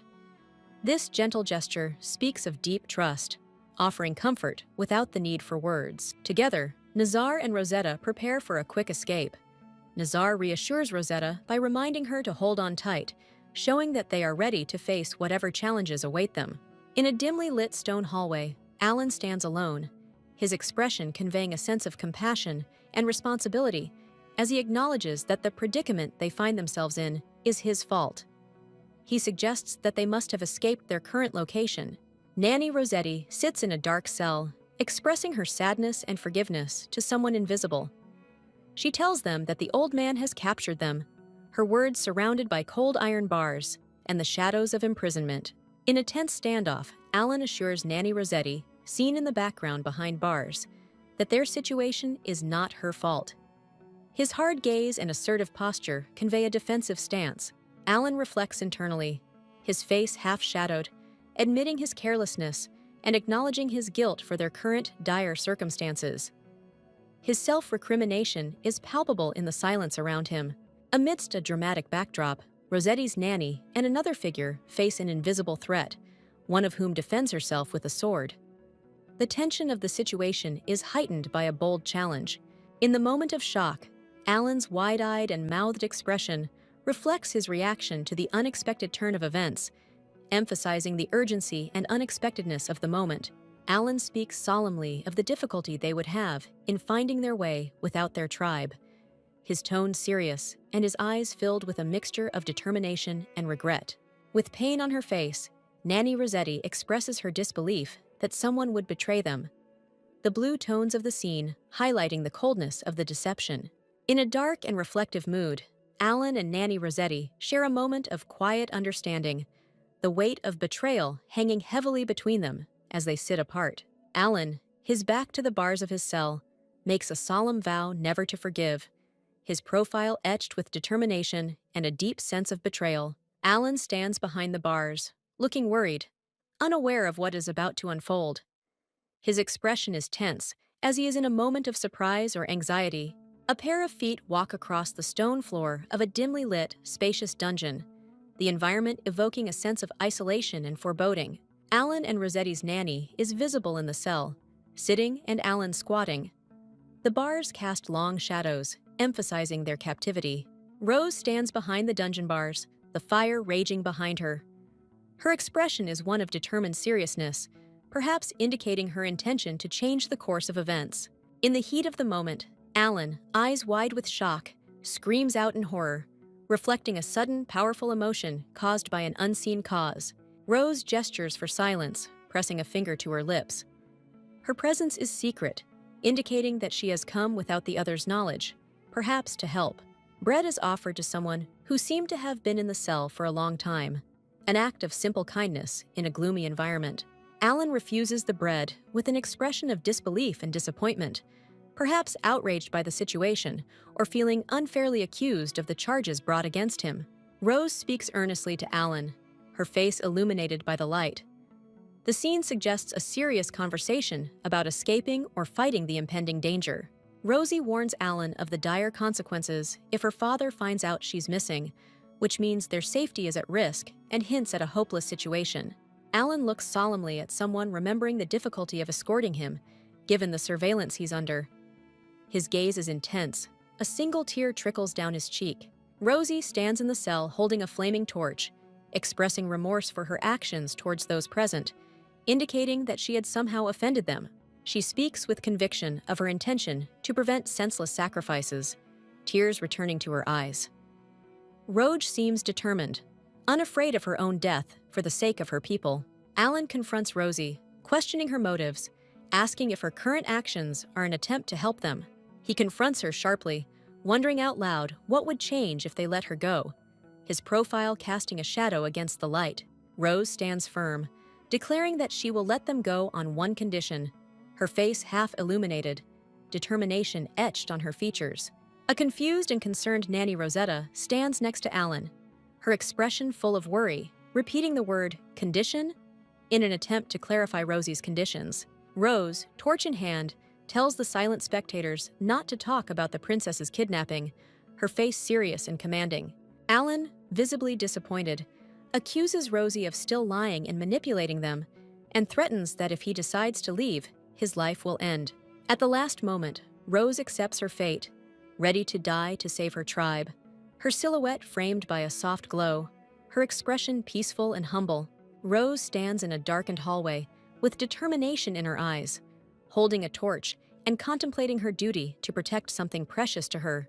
Alan, looking serious in his military clothes, thinks of a clock that is ticking, hinting at an urgency or deadline that needs to be met. Looking out the majestic window decorated with intricate floral designs, Alan thinks of someone who cares for Rose and can lead an army, symbolizing leadership and protection. Rosie peers out from behind the bars, her face filled with concern as she questions whether the perfect man could raise an army, her doubts about his leadership potential obvious. Under soft lighting, Alan declares his official support for Rose, demonstrating his devotion to her as part of his duty. In a sunlit garden, Rose, who sits next to a child in a pink dress, believes in the possibility of trust more than anyone else, hinting at hope and innocence. A man, likely Alan, stands with a serious expression against a background of flowers, his red eyes standing out, indicating depth of emotion or hidden pain. Rosie talks to Nanny in the dim light of the dungeon, planning to speed up their strategy by speaking out loud, indicating their tactical awareness. A hand holding a folded document speaks of imminent action or receipt of important information, hinting at developments that may change their circumstances. Nazar stands behind the bars, asking Rosetta what happened between her and the man named Quat. Rosetta looks at him, surprised and perhaps concerned by the question. Rosetta appears with firm determination, declaring that there is no point in hiding things any longer, and Nazar warns her not to pretend that she does not understand, since he heard everything. A close-up shows Nazar from a lower angle, stern and imposing, insisting on not being deceived by Rosetta's ignorance. Rosetta confronts Nazar, confessing that she will tell him everything. She reveals that this story begins before birth, 20 years ago. The tranquil scene depicts Rosetta riding a horse through a lush landscape with an unknown figure hinting at travel or escape. Rosetta complains about the endless horse riding, which makes her back hurt, which indicates that they have been traveling for quite a long time.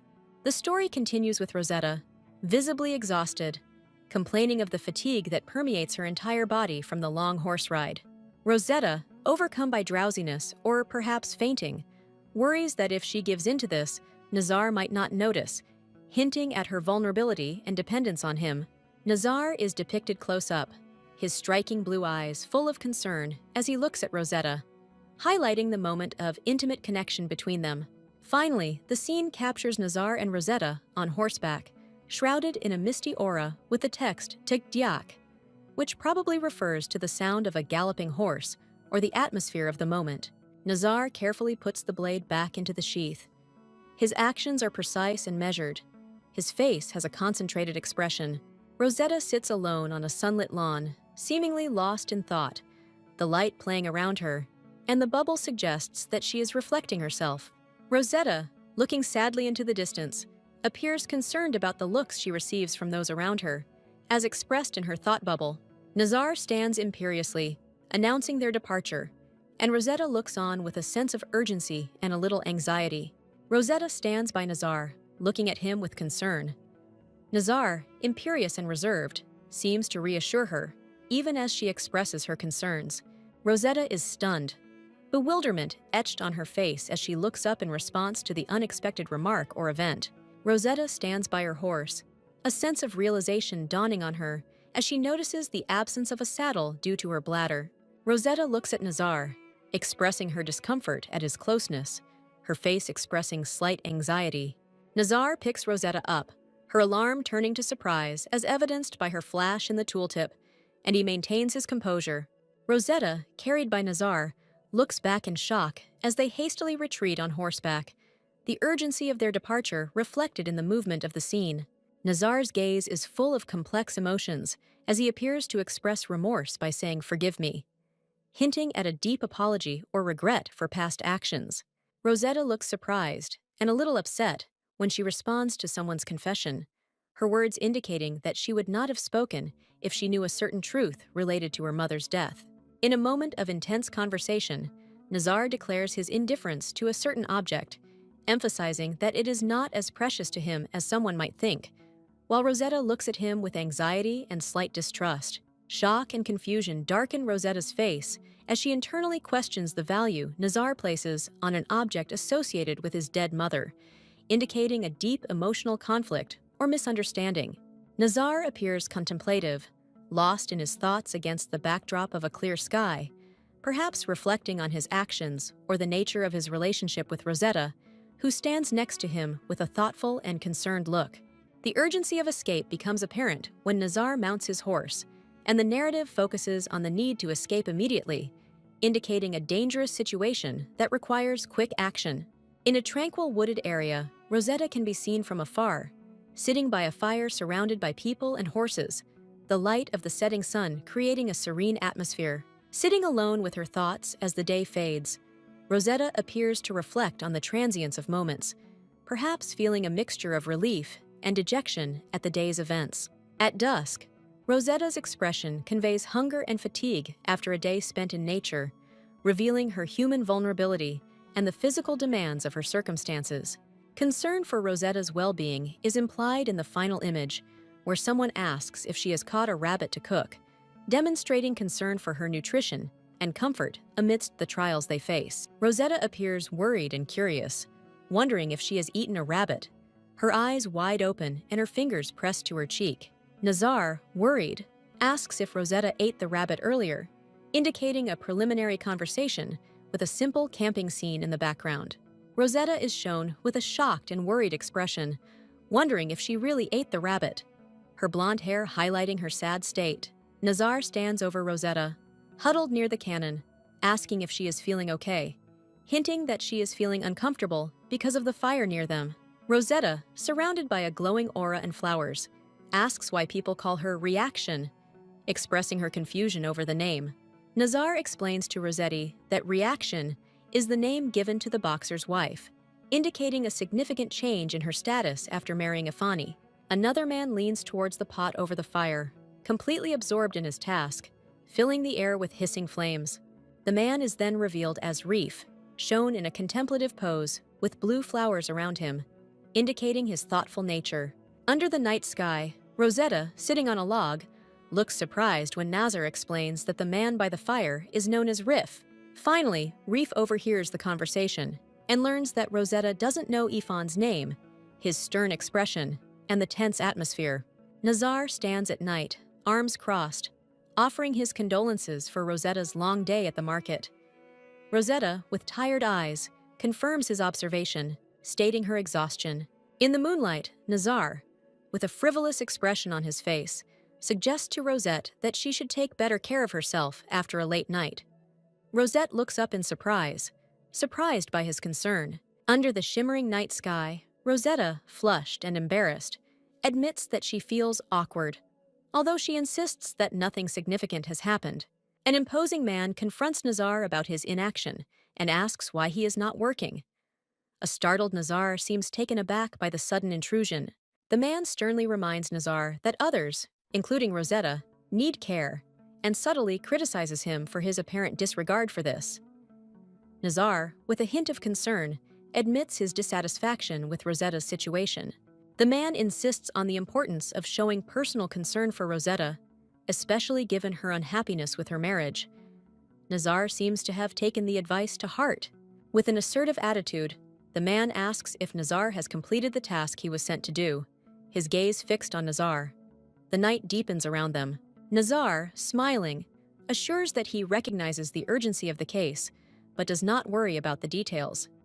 It seems that he is in control of the situation. With a playful cry, Nazar rushes away, full of strength, leaving the man looking at him.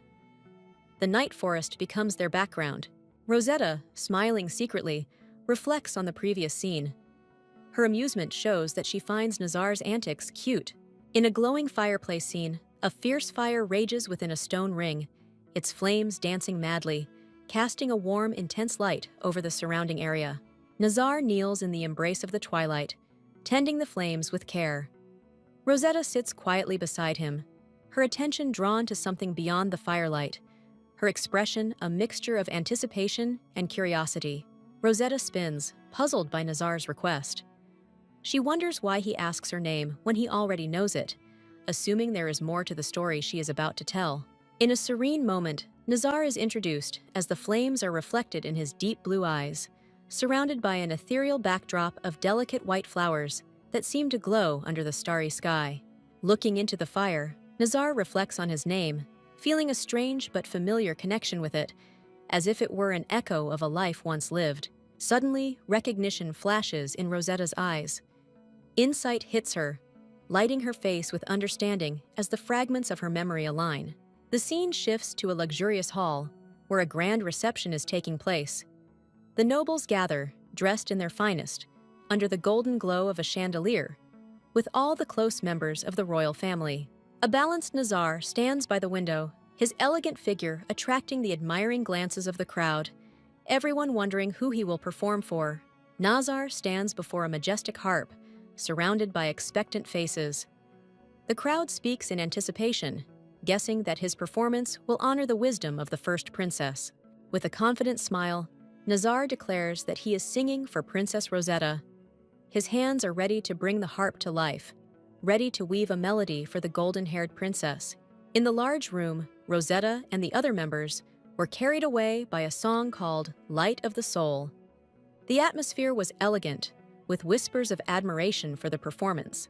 The crowd turns their attention to Rosetta as she enters, looking stunning in a blue dress. Her presence seems to captivate everyone around her. A close-up of Rosetta's eye is visible, sparkling with the reflection of her surroundings, symbolizing a moment of emotional resonance with the music filling the room. Rosetta is depicted standing poised, her beauty enhanced by the radiant flowers surrounding her. The scene conveys her sophistication and the aura of nobility she carries. When Rosetta comes forward, the crowd is drawn to her, indicating that she is a beloved figure. Her back is turned to the audience, giving her a mystical quality. Nazar questions the song's title, reflecting on its beauty. His intrigue is evident, showing his appreciation for art and his desire to understand its deeper meaning. The man answers Nazar's questions graciously, acknowledging his curiosity. The balanced response is indicative of a respectful exchange of cultural knowledge. In the quiet atmosphere of the night, Nazar learns Rosetta's name and confirms it with a simple affirmation. This intimate moment underlines the beginning of a personal connection. Nazar states that his past behavior will change, indicating a moment of self-reflection and a decision to turn over a new leaf. In a scene full of promise, Nazar assures acceptance and commitment, creating a key moment of transformation and devotion for Rosetta. Rosetta, with her golden hair and striking green eyes, looks surprised and somewhat puzzled. She seems to be pondering the sincerity of someone's words, experiencing a mixture of emotions. In her calm state, Rosetta seems to be reassured by someone's promise. The comfort she finds in their words is palpable when she discusses gratitude and the idea of reciprocating a kind gesture. Nazar, with his intense blue eyes, conveys a sense of protection. He assures someone that as long as she is his wife, she will be safe, although there seems to be a condition to that safety. Rosetta, looking over her shoulder with fear, warns of a dire situation. The warning means that a threat is approaching, like a flock, indicating a dangerous situation. Sitting under a tree, Rosetta appears to be talking seriously to Nazar. His words seem to offer a temporary respite, with the promise of returning her to her family. Nazar, contemplating by the fire, questions the permanence of the situation. On his face there is pity and thought, as if he had lost something priceless. Rosetta confronts the predicament head-on. She promises that those responsible for the current situation will regret their actions, signaling her determination to fight back. Nazar's eyes reveal a depth of emotion, perhaps reflecting a critical moment or realization, adding a layer of intensity to the unfolding events. In the darkness of the night, a white-haired figure runs through the forest in panic, screaming Riga's name, emphasizing the urgency and suffering. This figure is disturbed in the forest. The expression on her face is one of terror. It announces the presence of monsters, which increases the tension and suggests an imminent threat. Nazar stares out loud and asks about the presence of monsters, as if challenging an invisible opponent. His dark blue eyes are sharp and focused, emphasizing the seriousness of the situation. As the moonlight reflects off his sword, Nazar stands tall and imposing, asking rhetorically about those who dare to hunt, and Rosetta looks at him, her face a mixture of delight and concern against the night sky. In the stillness of the night, Nazar calls out for urgent reinforcements, his voice breaking through the silence as he experiences immediate danger around them. Nazar orders Rossetti to stay close and not move away, his defensive stance signaling the seriousness of their predicament in the shadow of darkness. In a soothing tone, Nazar assures Rosetta that staying by the fire will protect her from the monsters hiding in the shadows. Rosetta, her eyes filling with tears, agrees to Nazar's instructions, her trust in him obvious despite the fear that grips her. Contemplating her chances, Rosetta stands alone, her silhouette framed against the starry night and flickering flames, wondering if escape is possible. Nazar engages in brutal combat with his sword raised high and prepares to strike down the impending threat with unwavering determination. Surprised by the number of opponents, Nazar finds himself drawn into an ongoing struggle, his blade ready to continue the fight. Under the night canopy, a multitude of enemies gather, their forms disfigured and menacing as they rush towards Nazar and Rosetta, an inexorable tide of darkness. Nazar stands confidently, with a smile on his face, looking straight at the viewer as if he has just made a sensible remark or a bold move, and a text prompt above him shows his words. "Great, back off." Rosetta looks confused and determined, and above her head is written decisively, "No." Her eyes are shining with tears, indicating a deep emotional conflict or a difficult decision. An action-packed scene unfolds where a figure falls through the air surrounded by mystical light with a sword beneath them. Dynamic angles and lighting suggest a moment of intense drama. Nazar is shown with a tear rolling down his cheek and a shocked expression on his face. A speech bubble captures his persistent cry, "Hand for my son!" Rosetta, with a pained expression on her face, looks up, caught in a moment of despondency or despair. The dim lighting emphasizes the seriousness of his situation. Nazar is shown in the middle of the action, screaming loudly as he prepares for battle, the speech bubble repeating his powerful cry, "Rito, hold on!" Rosetta, illuminated by dramatic lighting, swings her sword over her head with great force, suggesting a climactic battle cry or decisive action. With focused eyes and flowing hair, Rosetta wields her sword in a dynamic pose that is a clear depiction of her fighting prowess and determination in the face of adversity. A level-headed Rosetta confidently states that the text prompt indicates a pause in the battle. "Rito, I had a little faith." Rosetta and Nazar stand over their defeated enemy, discussing the next step. Nazar's words, "Finish," are met with Rosetta's decisive command, "No, hide it." In a dimly lit night scene, Nazar, a man with blue eyes, stands wary with a tense expression. He seriously remarks that the monsters have become stronger than before. Behind him, a young man with silver hair, clutching a bloody sword, agrees, adding that no one has ever attacked him from behind. Nazar, holding a blood-stained sword, grimaces as he states that, according to the old saying, they cannot prevent the monsters from acting. His posture is tired, but ready for the next test, indicating a lull in the chaos around them. Rosetta, a woman with golden hair, stares at her with wide, terrifying eyes, her face illuminated by an eerie light. The black forest rises around her, heightening her vulnerability in this tense moment. A ghostly figure in a flowing white dress stands alone among the dark trees. The mysterious aura is palpable as she seems to wait silently, radiating an air of anticipation or foreboding.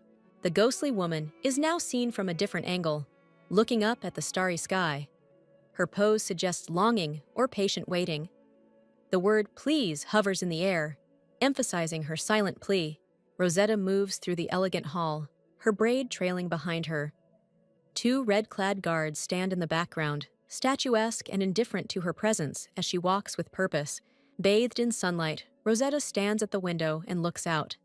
Her face is touched with hope, or perhaps a dream, as the light plays on her faces and flowers bloom nearby. Rosetta, in a white dress, opens the door to a blinding light that spills into the darkness, casting her shadow behind her. This marks a threshold, a step from the known to the unknown. In a light moment, a maid triumphantly raises a flag, announcing a playful hide-and-seek. Another person calls out to the princess, underlining the relaxed, joyful atmosphere that contrasts with the previous tensions. Rosetta stands at the edge of a mystical room, stars and planets floating around her. She remembers being told never to enter this room, her silhouette small against the vast cosmic backdrop. Rosetta, with her golden locks, looks up with a hint of worry in her eyes, wondering what might happen if she were to quarrel and then suddenly disappear. In a close-up, Rosetta's eyes widen in surprise, the green of her irises standing out against the night, reflecting her shock as she asks what is happening. In the darkness, Rosetta clutches her head in pain, her face twisted from crying. The night around her is silent except for her pain. Rosetta, anxious and cautious, asks who is present in the shadows, her posture tense and her eyes searching the darkness for an answer. Rosetta returns to find a mysterious man approaching her at night, her expression one of fear and uncertainty as she wonders why she is in such a place. The man stands confidently in the night, asking if Rosetta is trying to escape, his smile enigmatic, his stance relaxed. Rosetta stands with her back to the man, doubting his presence and intentions, her body language showing reluctance to go where he suggests. At last, something arouses Rosetta's curiosity. Her eyes sparkle with a contrasting interest to the apprehension that has colored her previous encounters. The man repeats his question with calm insistence, asking Rosetta if she is trying to escape, his eyes fixed on hers. As Rosetta watches, the man assures her that there is nothing to fear, his hand raised in a sign of peace, encouraging her to relax into the mysterious night. Rosetta stands surrounded by darkness, her eyes full of worry. Monsters have attacked the gallery, and she has lost her way, trying to hide. In the moonlit darkness, a man with striking red hair questions Rosetta's train of thought, seemingly unimpressed by her survival strategy. Rosetta is seen from behind, focusing on the man's shoes as he speaks. He uses a tone of disbelief, repeating his last word, lost? Zrenia, triggering his awareness of the situation. The conversation continues as the man points in the opposite direction to what Rosetta is considering. His stance and expression are skeptical as he questions her judgment. Rosetta is shown in a flashback, surrounded by golden light and flowers. She is categorically unwilling for anyone to approach her with any intention. Her expression is hard and serious. The man with the red hair listens attentively, a little surprised, as if doubting whether Rosetta's insistent words are really her own. Against the backdrop of the starry sky, Rosetta appears upset, contemplating the decision someone else will make about her fate, her face a mixture of hope and resignation. The man is seen in close-up, his face full of anger and hurt. He discovers that he never had the right to demand anything in the first place. Rosetta, leaning her back against the man, begs her not to kill him. Even if he has to die, she defiantly declares that she will not be afraid, even in the face of death. Rosetta is depicted at a low angle, looking down with a shadow cast across her face. There are tears in her eyes as she expresses a deep sense of hatred. Rosetta looks at her sadly, asking why she is being treated so cruelly, her eyes shining with emotion as the word no floats around her. The figure with amazing blue eyes and dark wings stands imposingly, recalling someone's eye color and suggesting a hidden meaning, creating a sense of mystery and foreboding. Next to Rosetta is a man with red eyes, which is proof of his illegitimate birth, hinting at a deep, dark family secret. A surprised Rosetta looks up at the bright light, an obvious symbol of hope or revelation contrasting with her excitement. A lonely and confused Rosetta is shown after a major event that marks the turning point that returns him to loneliness, mentioning the birth of a child with blue eyes. In the midst of an emotional standoff, the man holds Rosetta tightly, accusing her of deception and condemning her, while simultaneously defending his own honor. A man reflects on a past attempt to embarrass a woman, his expression showing that he is haunted by the memories and cannot shake off the feeling of guilt. The woman is thrown to the ground, her figure shrouded in shadow, indicating her loss of grace as she is thrown among the slaves, emphasizing the moment of intense despair. Through the reflection in the eye, we see one of the slaves looking at the woman and child, which speaks of a deep personal connection and reveals a family bond. Finally, the lone figure rides away, illustrating the pivotal decision to leave everything behind, leaving behind a complex history of honor and shame. In a somber scene under a dark, ominous sky, a woman in a purple dress, identified as Rosetta, kneels on the ground, overcome with despair. Her expression is one of deep sorrow, and the text suggests that she is reacting to the tragic death of a man who died like a dog. Standing with a sword in his hand is a man with a stern expression, Nazar. His grim demeanor suggests a heavy burden, reinforced by the text that hints that he was never destined to be born, adding a layer of tragic fate to his character. Nazar stands tall and powerful, surrounded by an aura of light. The text suggests a transformation or realization, perhaps of his true power or purpose, signifying a key moment in his journey. Rosetta is seen from behind, looking at a dark figure who represents peace and refinement. The dialogue speaks of a figure who bears a unique name, the name of the son of the sun and the descendant of the deity of light, a tender and intimate moment between Nazar and the newborn. The dialogue speaks of silence, perhaps reverence or secrecy about the child demanding recognition. The man looms over the reclining woman, criticizing her with contempt. His words suggest a conveyed judgment, likely regarding a perceived weakness or failure, suggesting a difficult relationship or conflict. A red-haired man smiles ominously as he speaks ominously to someone. His words hint at karmic retribution or punishment, hinting at a dark turn of events or a moment of reckoning. The red-haired man is shown overpowering another by shouting a word that signifies the end, a command, or an act of dominance. This suggests a confrontational scene, perhaps with high pawns or a dramatic climax. The same man leans closer to his victim, whispering a taunt or a promise that involves a distorted sense of pleasure or enjoyment from the suffering of another. Nazar, under a star-studded night sky, questions someone's actions. His pose and lighting create an ethereal atmosphere, perhaps confronting a key truth or revelation in the story. Nazar is depicted leaning forward with a serious expression on his face, while water drips in the background. The scene has a dark, tense atmosphere. Rosetta appears with a gentle expression, her golden hair highlighted by a soft light and her eyes reflecting emotional depth. Nazar stands with an intent gaze, his blue eyes standing out against the dark colors, giving a gloomy mood. Nazar stands next to the younger man with gray hair, seemingly thoughtful. The younger man watches, and their conversation seems to revolve around caring for someone important.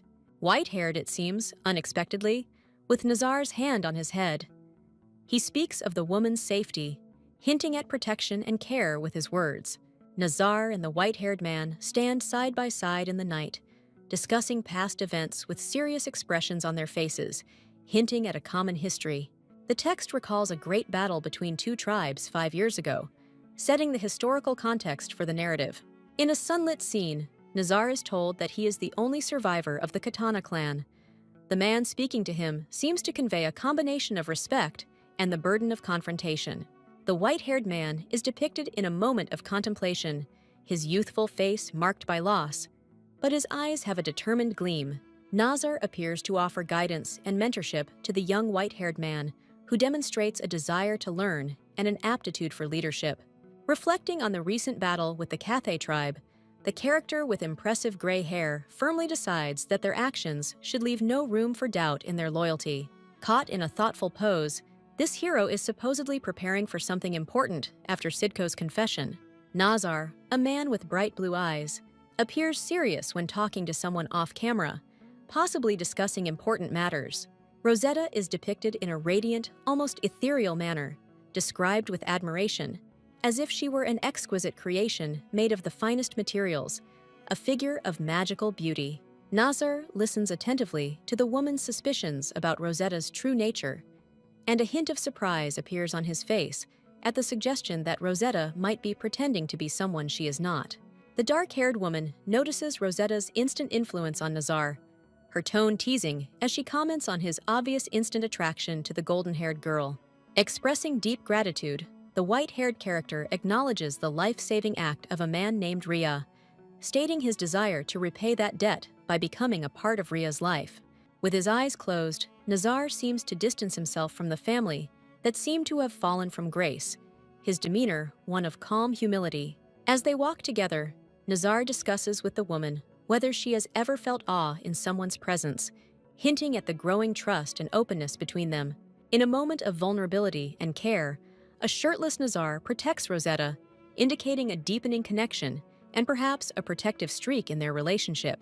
Rosetta rests with a pained expression on her face, complaining in her sleep, hoping not to wake up. Her dreams are shrouded in anxiety, which is visible in her furrowed brow. Nazar stands regal and tense, his gaze piercing as he looks down, a mixture of worry and severity in his eyes.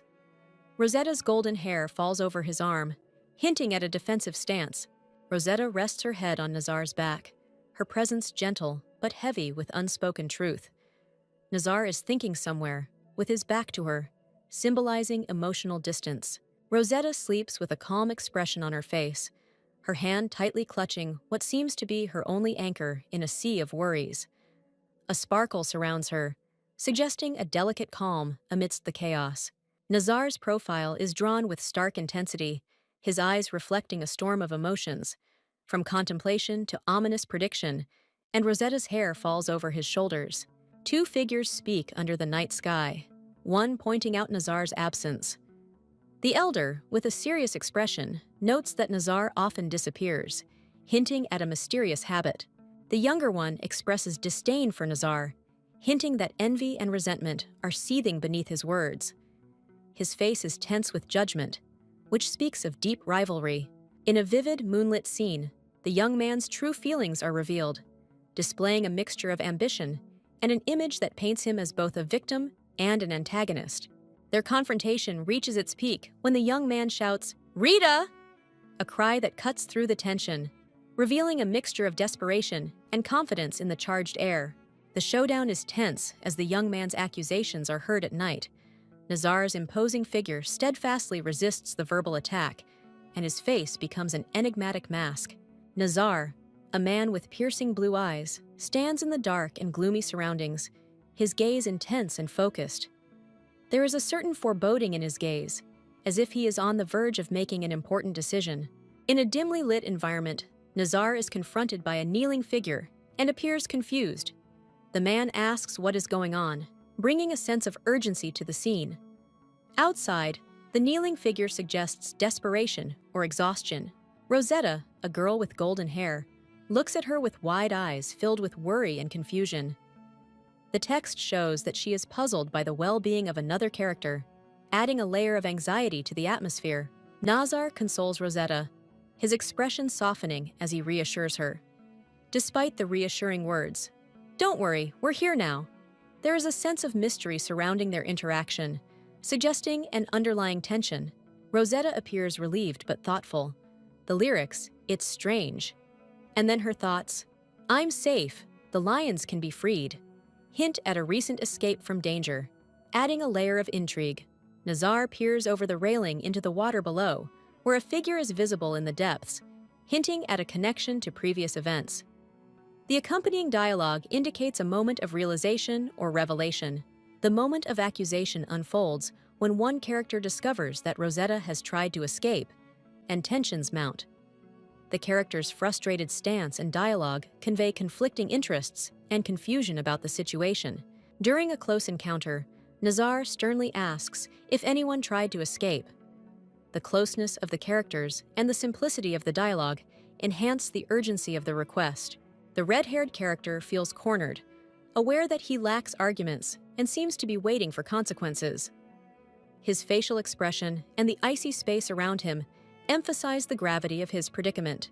Nazar is depicted in deep thought, unwilling to doubt without evidence. His determination is palpable, as is the seriousness of his search for truth in the ongoing drama. Nazar, smiling, challenges the validity of the claim due to lack of evidence, raising the possibility that evidence will actually be shown. Under the starry sky, Nazar calmly warns someone against certain actions, his face half covered by darkness. He confronts a group of shadowy figures, accusing one of them of intending to harm Rossetti, his words hanging heavy in the air. Nazar's hand is shown tightly gripping the hilt of his reed, his emotions on edge as he insists on honesty from the other party. Rosetta, who appears upset, is asked about her intentions to defend herself, whether she wants to run away or not. Nazar's enemy coldly proclaims Rosetta his wife by right of conquest, asserting her new status with a steely gaze. A bloodied Nazar mocks his enemy, doubting his ability to hide the violence of their encounter. Another character reacts with disbelief and anger upon seeing the extent of Nazar's injuries, looking for a reason for the confrontation. Nazar, with a weapon in his hands, silently warns that harsh words addressed to him will have consequences. Triumphant, the traitor proclaims understanding, standing proud and unbridled, his sword shining in the light. Under the night sky, Nazar looks up, holding a shining blade. Rosette, hovering above him, watches silently, her body graceful against the dark background. Rosetta, surrounded by a beautiful blur of blue and purple flowers, looks down with a mixture of confusion and dejection. She wonders about the purpose of the swords as she sees a hand nearby cutting the ribbon. Amidst the foggy atmosphere, Rosetta, with concern written all over her face, suggests that they must act immediately to punish someone. Otherwise, Nazar's position in his community could be at risk. A close-up partially shows Nazar's thoughtful face as Rosetta reflects on the recent wound he received, realizing the severity of its consequences. Against a backdrop of twinkling stars, Rosetta stands next to Nazar. She questions the need to keep the swords, while simultaneously acknowledging the futility of a situation where the wound was simply bandaged. Close to each other, Rosetta looks into Nazar's eyes, reflecting on his uncertain recovery and how he cannot guarantee victory in battle or avoid the shadow of shame. In a dynamic battle scene under the night sky, Rosetta's blade clashes with Nazar's. The impact illuminates their fierce expressions and the intensity of their fight. Nazar stands tall, his blue eyes piercing, and he wields his blade confidently in the heat of battle, exuding a sense of control and determination. Nazar is caught in the middle of a scream, his face fierce and focused as he appears to be in the midst of a tense confrontation or statement. Rosetta looks away thoughtfully, her face filled with worry and thought as she stands in the cool shades of the night, pondering her next move. In a quiet setting, Rosetta stands by a balcony decorated with colorful flowers, lost in thought, looking into the distance. The scene is carefree, with the beauty of nature encroaching on the edges of the man-made structure. The confrontation unfolds as Isel engages in a brutal duel with an unseen opponent, the onomatopoeic sounds of bzika punctuating the fighter's swift and precise movements. Rosetta, who seemed to be in the palace corridor, turns back to someone out of sight, asking if they have decided which prince to give the flowers to, her expression asking kindly. A poised Rosetta stands between two men with serious expressions. The atmosphere is formal and tense, and there is a silent understanding between the three. Isel looks directly at someone in an informal greeting, his red eyes and stoic expression contrasting with the friendly overture his words indicate. In a serene moment, Rosetta, surrounded by two young men, receives a chibi image, indicating victory in the tournament. The informal text suggests a relaxed celebration among friends. Rosetta looks startled by an off-camera event, her surprise echoed by the two men with her. The energetic cry indicates a humorous or unexpected event. As Rosetta, flanked by the two men, looks at them thoughtfully, a figure asks pointedly, "Me or Isel?" It is a moment of tension and unspoken emotion, as choice and loyalty seem to hang in the balance. Rosetta stands with another woman, possibly her sister, who looks upset at being teased. The chibi symbol at the bottom of the image lightens the mood, noting that this is all in good fun. The group is reminded of an official event they must attend, adding a sense of urgency. The dialogue reveals hierarchy and relationships, and Rossetti takes time to interact with someone named Isel. In a large room with tall windows, Rosetta, dressed in a bright blue dress, informs the others that they are leaving soon and will not be late. Standing nearby, Nazar, with his characteristic blue eyes, and a young woman in a light blue dress accept Rosetta's order, agreeing that they will follow them soon. In a more intimate conversation, Rosetta, with her golden locks, playfully encourages Nazar to give flowers to others, implying her desire to give him exclusive attention. Nazar stands before her, his face a mixture of surprise and curiosity, and the room glitters around them. Rosetta seeks reassurance, doubting the importance of her request to Nazar. Her expression is sincere, conveying the weight of her anxiety. She emphasizes that this is very important to her, trying to understand Nazar's feelings. Nazar smiles tenderly at Rossetti, confirming her special place in his heart, expressing his desire that she be the sole recipient of his support. His face is calm, content with the moment shared between them. The mood changes dramatically as Nazar's face becomes disfigured in agony, a dark force consuming him. His eyes, once blue, now glow with an unnatural light as he struggles against the overwhelming force. Under the darkness of the night, a shadowy figure watches the steam from afar, his gaze intense and focused. He stands to the side, hidden in the darkness, as the steam does not notice his watchful eyes. In the forest, Nazar appears troubled as he recalls an incident involving a fight and injury, which left him visibly dazed. His companion, worried, listens attentively as he shares his sad memory. Nazar's expression is haunting as he confesses to his companion the gravity of his situation, showing vulnerability. The night falls around them, quiet and expected. Faced with his own mortality, Nazar falls into deep thought, his features hardening as he contemplates his uncertain fate, the night casting eerie shadows around him. A figure with flowing dark hair faces an invisible opponent. His posture is defiant yet humble. He seems to have reached the limit of his strength, finding himself in a battle with superior forces. Rosetta, with her golden hair, is surprised, her eyes wide with an unknown realization. Her hand covers her mouth as if to hold back a scream, and her eyes shimmer with fractals, hinting at a surge of emotion or a sudden revelation. Nazar, a man with long black hair and blue eyes, stands in profile against a dark background, a single tear rolling down his cheek. He seems lost in thought, contemplating an experience far greater and more complex than what appears on the surface. Rosetta struggles with her emotions. She wonders out loud if she is worried about anyone, but then declines, expressing confusion about her own emotions. Her fingers are clenched tightly, and her face is downcast, shrouded in shadows, highlighting her internal conflict. Nazar, his face tear-stained and his expression disbelieving, his eyes wide open, reflecting deep shock or perhaps betrayal. The moment seems to freeze in place. From a high angle, we see Nazar looking down from a balcony at someone in an elegant white robe.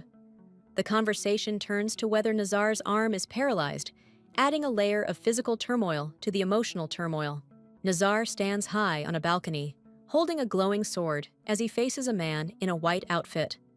There is a sense of confrontation as Nazar is positioned as if he is the judge of fate, with the night sky as his backdrop. A close-up of the red-haired man, identified as the traitor, shows a mixture of emotions in his eyes. The look could be one of remorse, determination, or a complex combination of both, as the light catches the sharp angles of his face. The man in the white coat, looking up, tells the redhead that his fate was sealed from the start. This fateful statement lends mythical dimension to their meeting against the starry night. Rosetta appears alone, her pale complexion contrasting against the dark background. Her eyes are downcast, and her body language suggests deep sorrow or submission, as if the weight of the world rests on her slender shoulders. The red-haired man stands imperiously, wielding a sword with an ominous crimson glow. The stance is confrontational, but there is a certain subtlety to it that suggests a dance with fate itself. Nazar, clenching his fist on the ground, feels sadness as he cries out in pain, thinking about his love. He is overcome with confusion and despair, tears flowing as he struggles with the feeling of betrayal. His red-haired traitor reveals the cruel intent of this act, standing over Nazar with a merciless stance. The traitor's eyes are cold and powerful, his gaze full of expectations of compliance and defeat. Rosetta talks about social norms over tea, explaining their unconditional acceptance by those around her. She discusses the difficulty of recognizing the flaws in her culture when that's all she knows. Rosetta suggests that it is difficult to label people as bad when they observe their customs. She reflects on the conscience of people who adhere to harmful traditions and questions the presence or absence of shame. The man calmly states that different levels of society have their own set of norms, implying a kind of relativism. The scene ends with an expression of longing under the night sky, leaving a silent desire for forgiveness. Nazar, with long black hair and blue eyes, confronts the red-haired traitor with a drawn sword, offering him a chance to live if he admits his mistake, but promises punishment upon his return. At another point, Nazar's cold demeanor softens as he acknowledges the traitor's wounds, but warns him not to expect to walk normally again. Gratitude mingles with capitulation on the traitor's face as he bows before Nazar, thanking him and swearing not to oppose him any longer. The traitor's refusal to accept Nazar's offer is met with stunned silence, his eyes wide with the realization of the gravity of his situation. Rosetta, the golden-haired girl, appears shocked to witness the traitor's humility and the looming figure of Nazar as the scene unfolds in a dark forest. Rosetta confronts Nazar in disappointment, admitting her innocence in the situation as the traitor remains on his knees, head bowed in defeat.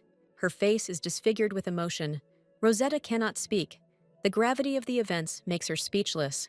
As the group gathers, the order is given to take the traitor away, his fate now in the hands of others, as he watches from his place on Earth.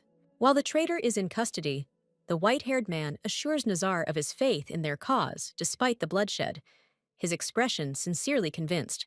Finally, the white-haired man doubts Nazar's well-being, noticing the blood on his clothes and a complex mixture of worry and awareness playing on his face. Nazar grips his sword tightly, contemplating turning back and facing the consequences of his wounds. His determination is evident even in the simplicity of his understanding. Rosetta stands in the moonlight, her expression stoic and unreadable. Her sharp gaze reveals an inner strength and an untold story hinted at by her piercing blue eyes. In the darkness of the night, Rosetta seems uneasy as she watches Nazar loom over her, obscured by the darkness. The tension between them is palpable, though his intentions are not yet clear. Nazar and Rosetta are together, but her pale and bloody lips indicate that all is not well. Nazar, with his back to us, seems to be leading them somewhere, perhaps away from danger. A calm scene unfolds with two horses grazing peacefully. This calm moment is in sharp contrast to the tension of the previous scenes. Nazar confronts Rossetti, his tone commanding and protective. He asserts his authority by insisting that she remain where she is, a clear sign of his concern for her safety. Rosetta's eyes are wide with fear and confusion. The word choice is in the air. I think she is facing a big decision that could change the course of her story. Rosetta looks at this with sadness, her downcast eyes, and the word forgive, expressing deep pity or a plea for understanding. Finally, in a tender and vulnerable moment, Rosetta places her hand on Nazar, implying a connection deeper than the conflict hinted at, while Nazar admits he means her no harm. Nazar looks at Rosetta, expressing his reluctance to cause her pain. It is clear that no matter what their past, he does not want to see her in pain. Rosetta appears upset, tears welling up in her eyes, as she is surrounded by an icy landscape that contrasts with her flower-adorned attire. Nazar looks ahead with deep blue eyes, a single tear betraying his otherwise stoic demeanor as he asks why Rosetta is crying. In a flurry of movements, Nazar pulls Rosetta into a tight embrace as the sounds of impact are emphasized, suggesting a sudden, passionate action. With a tear rolling down his cheek, Nazar firmly declares his intention to return to Rosetta, his face a mixture of determination and emotion. Their encounter intensifies when Nazar squeezes Rosetta's wrist, his words cutting off mid-sentence, heightening the tension of their interaction. The appearance of a gray-haired young man who comes with a tray of medicines and bandages, and his entrance is marked by surprise, will interfere. The young man stands frozen, embarrassed as he makes his presence known by locking himself in, clearly not expecting the scene before him. His exit is as sudden as his entrance, and he leaves hastily with a loud cry that emphasizes the awkwardness of his interruption. Nazar and Rosetta are left alone. She is noticeably emotional, while Nazar remains protective, their connection highlighted by blue text. Their isolation is broken by a young man's cry from afar, his hasty retreat leaving a trace of awkwardness in the air. Rosetta, visibly upset, expresses her thoughts by asking why anyone would provoke a confrontation if their goal is different. Nazar, his blue eyes contemplating, ponders what would be the path to infiltrate the population if they belonged to the kingdom of Lisa. Suddenly, Rosetta's eyes widen as she utters a single word that betrays her shock at the unexpected discovery. Reflecting on the past, the hero solemnly talks about the signing of a treaty in the kingdom of Lisa about 20 years ago. It is remembered that the Vasco had already faced a similar challenge once, which forced them to turn to the kingdom for support. Depicted is a resolute king who officially refuses to participate in any matters related to marital unions.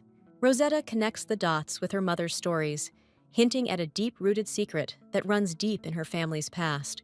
A historical scene unfolds, showing the young ruler who occupied the throne of the kingdom 2 decades ago. In a moment of reflection, Rosetta admits that her memories of the young king are fragmented and limited.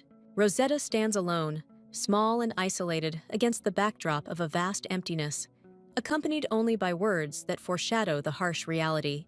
Rosetta shows her surprise and confusion as she asks what the kingdom did, her green eyes wide with worry. The story continues with Nazar dismissing Rosetta's concerns, briefly telling her that it is none of her business, while Rosetta watches, shocked by his abruptness. Rosetta, in a sunny field, playfully muses that she is like a sunflower. Her mood improves, but she worries about arousing suspicion if she talks too much. A neatly dressed man steps into view, hinting at his official nature. The text suggests that he has taken Rosetta for specific reasons. Nazar reveals to Rossetti his strategic claims that she is his wife, protection from potential threats. A conversation unfolds where Nazar stoically announces the upcoming wedding in a month, for which he will return Rosetta to her father, leaving her visibly upset. Rosetta contemplates returning to the kingdom in a month, looking forlorn and thoughtful, as if struggling with an internal conflict. Rosetta and Nazar stand next to each other. He exudes a calm confidence, while she seems smaller, uncertain, lost in the dynamics of their complex relationship. Nazar, visible only for his astonishing abs, rebuffs Rosetta's attempts at humor, illustrating the tension between his strictness and her playful nature. Rosetta looks up with concern, seeing the pain on Nazar's face as he struggles with his work wounds. He reassures her that injury is a normal part of the job. Rosetta insists on helping Nazar with his injury, expressing gratitude and taking responsibility as she believes it happened because of her. He sits patiently, as if touched by her concern. Nazar gently corrects Rosetta's misunderstanding, clarifying that he is simply dealing with the wound that tried to kill him. He appears thoughtful, and she looks up at him, misunderstanding his initial statement. Nazar winces as he tends to the wound, expressing the importance of proper care to avoid infection. Rosetta, her hair neatly curled, offers her assistance, concerned for his well-being. Rosetta begs Nazar to let her help, as she feels responsible for his injuries. The flowers and light surrounding them suggest a delicate and caring interaction. With a restless gesture, Rosetta bandages Nazar's wound, emphasizing her willingness to help him. Nazar seems to accept her help with restraint but tenderness. Nazar is stern, his blue eyes meeting Rosetta's as he explains that the injury is serious and could get worse without proper care. Rosetta listens intently, her face filled with concern. With genuine emotion, Rosetta thanks Nazar for enduring the wound for her, feeling deep gratitude. Nazar observes her gratitude, the seriousness of the situation reflected in his eyes. Rosetta gently bandages Nazar's wound, her face a picture of concentration and concern. Nazar sits stoically, enduring the pain without complaint. Nazar, with a grim expression, tells Rossetti that he has dealt with a dangerous threat. She looks at him, her eyes full of confusion and worry as she begins to realize the seriousness of his words. Nazar stands solemnly, acknowledging the problem within himself, hinting at the deeply troubling internal conflict. Rosetta, with excitement on her face, offers her help to Nazar, demonstrating her readiness to support him. In a calm setting, young Rosetta can be seen in the company of a boy, reflecting on his educational journey, full of determination. Rosetta, now all grown up, lies on the examination table, looking up, remembering her childhood visits to the doctor with a little wonder. Nazar prepares to treat the wound with concentration and attention, emphasizing the severity of his condition.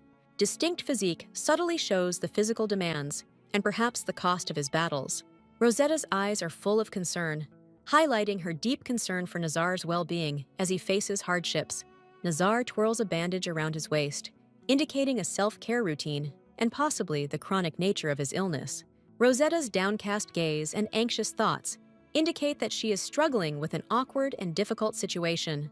Finally, Nazar looks at him with a piercing gaze, perhaps explaining something important, trying to clear up any confusion that may have existed. Rosetta firmly orders Nazar not to move, warning that the paint will run. He looks back at her, surprised by the severity of her voice. Amidst the stream of glittering lights, Nazar touches his forehead with tears in his eyes, as if puzzled, muttering under his breath, embarrassed by what Rosetta just said. Rosetta stands in the shadow of ominous vines with a tense expression as she declares that if she leaves, the enemies of the royal family will rise up. She fears that her disappearance will lead to a power struggle, with the nobles scheming behind her. With a somber expression, Rosetta reflects on being called a witch and a cursed princess, indicating her problematic status and how others perceive her. Rosetta, illuminated by a soft light among the flowers, innocently asks if people still think she is naive, and her face is the image of sincerity. In a skeptical tone, Rosetta questions the norm, suggesting that perhaps the roles have been reversed, hinting at a deeper misunderstanding or shift in perception. Nazar kneels down, with an expression of pain on his face. It is clear that his mother considered Rosetta faithful even before their marriage, but no one decided to listen to her. In the next scene, Rosetta, dressed in a royal purple gown, stands with her back turned, looking over her shoulder at a group of dark figures, contemplating the scandalous rumor that she was born from an affair with a servant. The man broods in the darkness, his gaze intense as he plans to make the illegitimate heir legitimate, hinting at a dark scheme unfolding. Nazar, sitting shirtless at the table, listens to Rosetta's conversation, but internally rejects the need to listen to the words of the discouraged woman, demonstrating the gap between them. A woman with a mysterious smile holds her finger on her lips, hiding her eyes, hinting at unspoken thoughts or a secret. Rosetta looks away thoughtfully, her face clouded with sadness, as if the words about her mother have a weight that is personal and deep. The man Nazar lies on the ground, his face submissive. He tells of the cruel label a woman gave him before she died, instilling a history of neglect and tragedy. The woman ponders the nature of the last words, her eyes cold with skepticism. She implies that people often consider others' last words important, but her tone raises doubts. She continues by suggesting that perhaps for her mother, acknowledging the divine union was more important than being there for her, showing a conflict between duty and affection. With an air of barely perceptible amusement, she states how ridiculous the situation is, her eyes looking into the distance, suggesting irony in the face of an absurd or unexpected turn of events. Rosetta's eyes, full of emotion, reflect a complex past as she recalls her father's actions, driven by his love for the woman he loved. Rosetta appears thoughtful and sad, reflecting on protective intentions that failed to protect anyone, instilling a story of loss and broken promises. The woman is told that she is impeccable in an intimate conversation that shows deep understanding and perhaps contrasts with the majority opinion of forgiveness.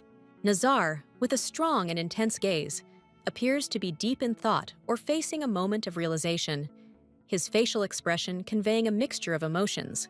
Rosetta, with her golden locks, looks up with concern, making a faint sound as if she is worried about what will happen next. Nazar, with his piercing blue eyes, sharply warns Rosetta. He declares with cold indifference that he will no longer save her, even if she is drowning. Rosetta accepts Nazar's harsh statement with a humble, "I understand," acknowledging the pretense of their relationship. Nazar, looking away sternly, repeats his previous words. He firmly tells Rosetta that he will no longer save her, showing no signs of softening. Rosetta looks sad, her face a portrait of sorrow, reflecting on Nazar's words and their seriousness. In a vulnerable moment, Rosetta, surrounded by a frosty atmosphere, admits to herself that she did not want to complicate the situation because of her feelings. Rosetta, lost in her melancholy thoughts, reflects on the futility of her attachment, as if realizing the depth of her situation. With her eyes wide open and filled with unspoken pleas, Rosetta seems on the verge of tears, perhaps realizing the truth in Nazar's words. In an instant, Nazar looks down at Rosetta, seemingly delighted by her eyes, which he compares to precious stones. Nazar and Rosetta are in a delicate, almost ethereal interaction as he gently holds her hand, establishing a rare connection between them. Rosetta, caught in the moment of surprise, holds her doll tightly, her eyes wide open, expressing her shock at her own words. In the silence of the room, Rosetta proclaims her intention to sleep, her voice a clear whisper beneath the comfort of the blanket. Nazar stands with an air of quiet strength, his striking blue eyes holding many unspoken thoughts.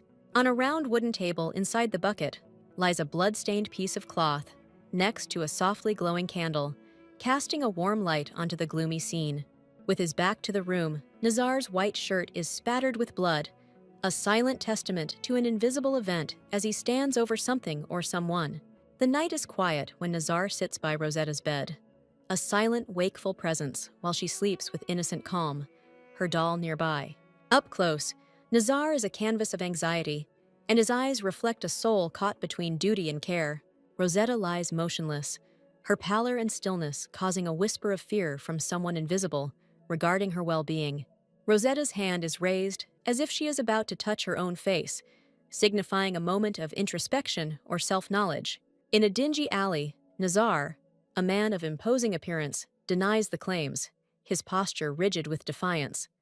Next to him, another man seems hesitant to admit an unwelcome truth.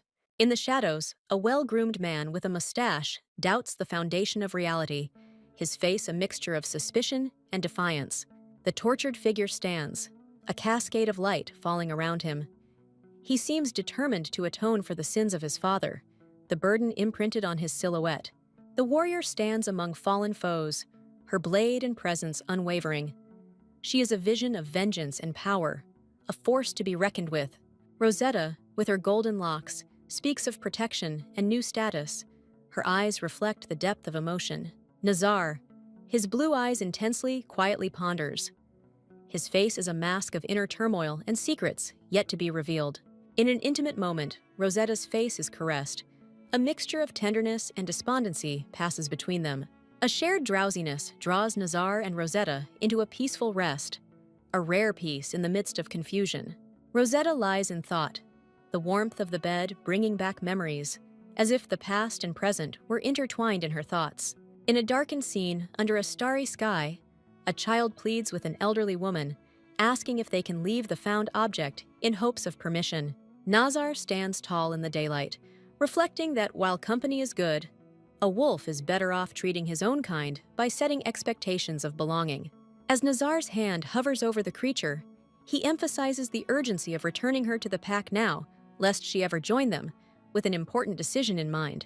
Rosetta weeps silently, her golden hair shining in the light, mourning a loss or a difficult choice, hinting at deep emotional distress. Rosetta's hand rests softly, betraying her tender emotions towards the creature or the situation it faces.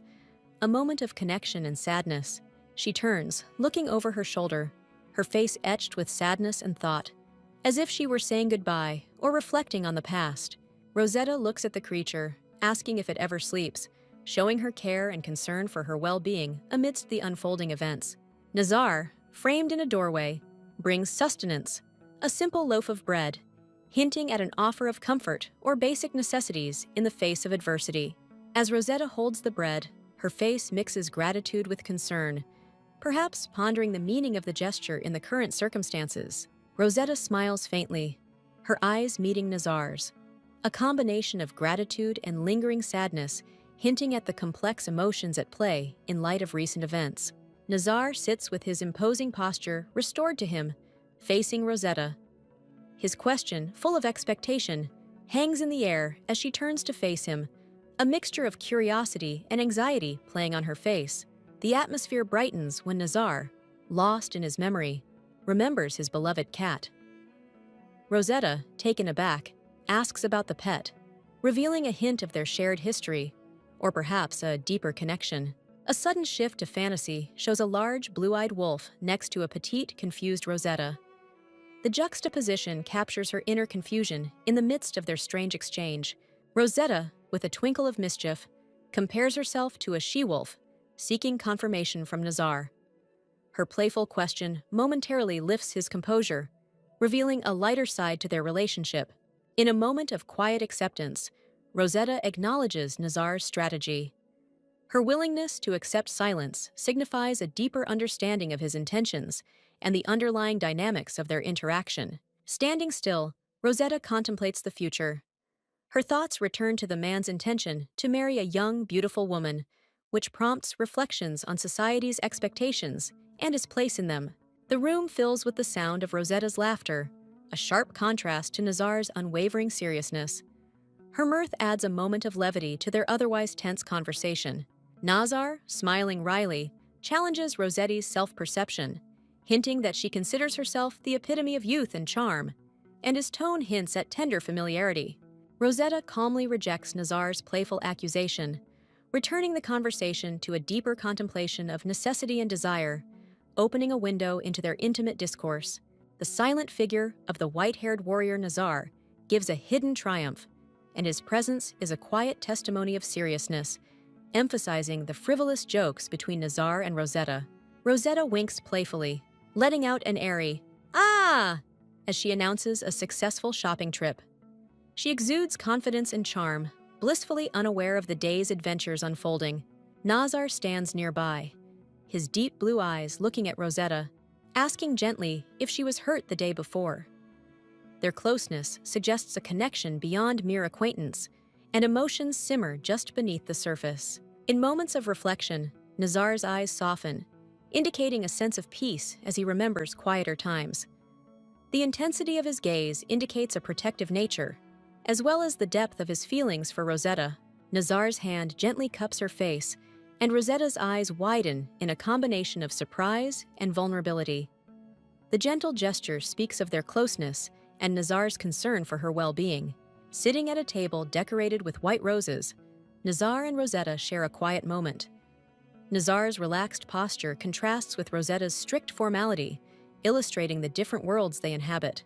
Rosetta watches curiously as Nazar gives her a mysterious old ointment, a relic of the past that has great significance. His offer is a testament to the shared experience and history they have encountered together. Gratitude shines in Rosetta's eyes as she accepts the myrrh from Nazar with both hands, a symbol of their mutual respect and the care that binds them. Nazar's voice carries a note of authority as he allows Rosetta to leave the table, but remain awake. His command underscores their duty to each other, binding them to an unspoken pact of loyalty and vigilance. Rosetta looks longingly into the distance, her expression a mixture of hope and thoughtfulness. She seems lost in thought, pondering the future and her place in the world alongside Nazar. A closer look at the ointment reveals the intricate details and care taken to preserve it. Nazar's fingers are gentle yet firm, a testament to his strength and precision. A man with long black hair and a traditional embroidered shirt stands in a room filled with glow and floating orbs, looking poised and somewhat confused. Two men stand in elegant military uniforms, one with a shocked expression and the other with a serious, almost suspicious look. A man in a traditional shirt towers over two soldiers, one of whom looks at him questioningly. The dialogue suggests a combination of bewilderment and denial of something undefined. The next scene focuses on a conversation between two soldiers, where one seems to infer a reaction that did not occur, prompting the other to question faith. The conversation continues with a mention of a girl who went into the forest after hearing about a monster attack, indicating bravery or impulsiveness, with a shadow of doubt hanging over the statement. During the discussion, there is distrust expressed about the girl's actions, and one of the men recalls hearing laughter that seems to have a double meaning. One of the men points to the side, indicating that someone has left an important person behind. The context seems to revolve around loyalty or an unexpected act. A close-up of one man shows an intense and slightly threatening conversation about the veracity of the previous reaction, demanding honesty. The focus shifts to the white-haired man, who looks thoughtful and upset, and the discussion turns to gratitude, acceptance, and perhaps societal expectations. Finally, the man is shown in a darkened setting, expressing the exhaustion and heaviness of the ordeal they have been through, with a strong sense of shared experience. Nazar stands in the shadows, one tear on his cheek, muttering under his breath, clearly preoccupied and searching for answers. Standing side by side, Nazar and his white-haired warrior exude a quiet strength. Both are dressed in elegant military attire, symbolizing their status and sociability. The white-haired warrior is deep in thought, expressing an unwillingness to forgive someone who crosses the line, hinting at a sense of justice and personal boundaries. Caught off guard, the warrior looks out the window, and Nazar playfully asks if he is scared. which sparks a moment of light-hearted banter between them. Rosetta appears surprised, her green eyes wide open and looking forward, indicating that she is either surprised or startled by an unexpected event or revelation. The interaction between Rosetta and the white-haired warrior is cordial. She asks if he is well. There is a sense of concern and politeness in her inquiries. The warrior playfully insists on a less formal address, pointing out that Rosetta is, after all, his wife, bringing a casual, intimate dynamic to their relationship. Amidst a whimsical backdrop filled with furry creatures, Rosetta happily accepts the warrior's offer, her face beaming with enthusiasm. A tender scene unfolds as Rosetta strokes the warrior's head. They both smile in the idyllic setting, signifying a moment of affection and communication.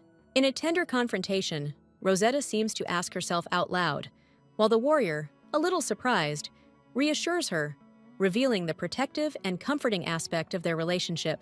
Rosetta, with her golden hair, looks confused when Nazar, a warrior with white hair, raises a calming hand, suggesting there is no need for alarm.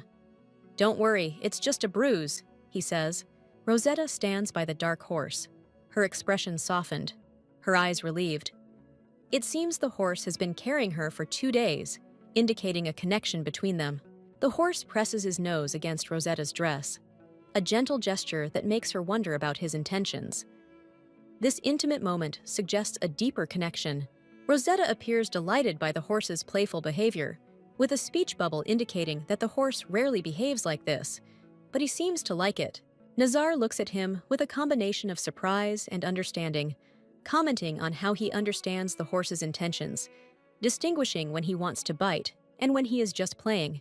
When young Rosetta and Nazar reminisce, Nazar jokes about the horse's playful kick, comparing it to a childhood memory, pointing to ancient society.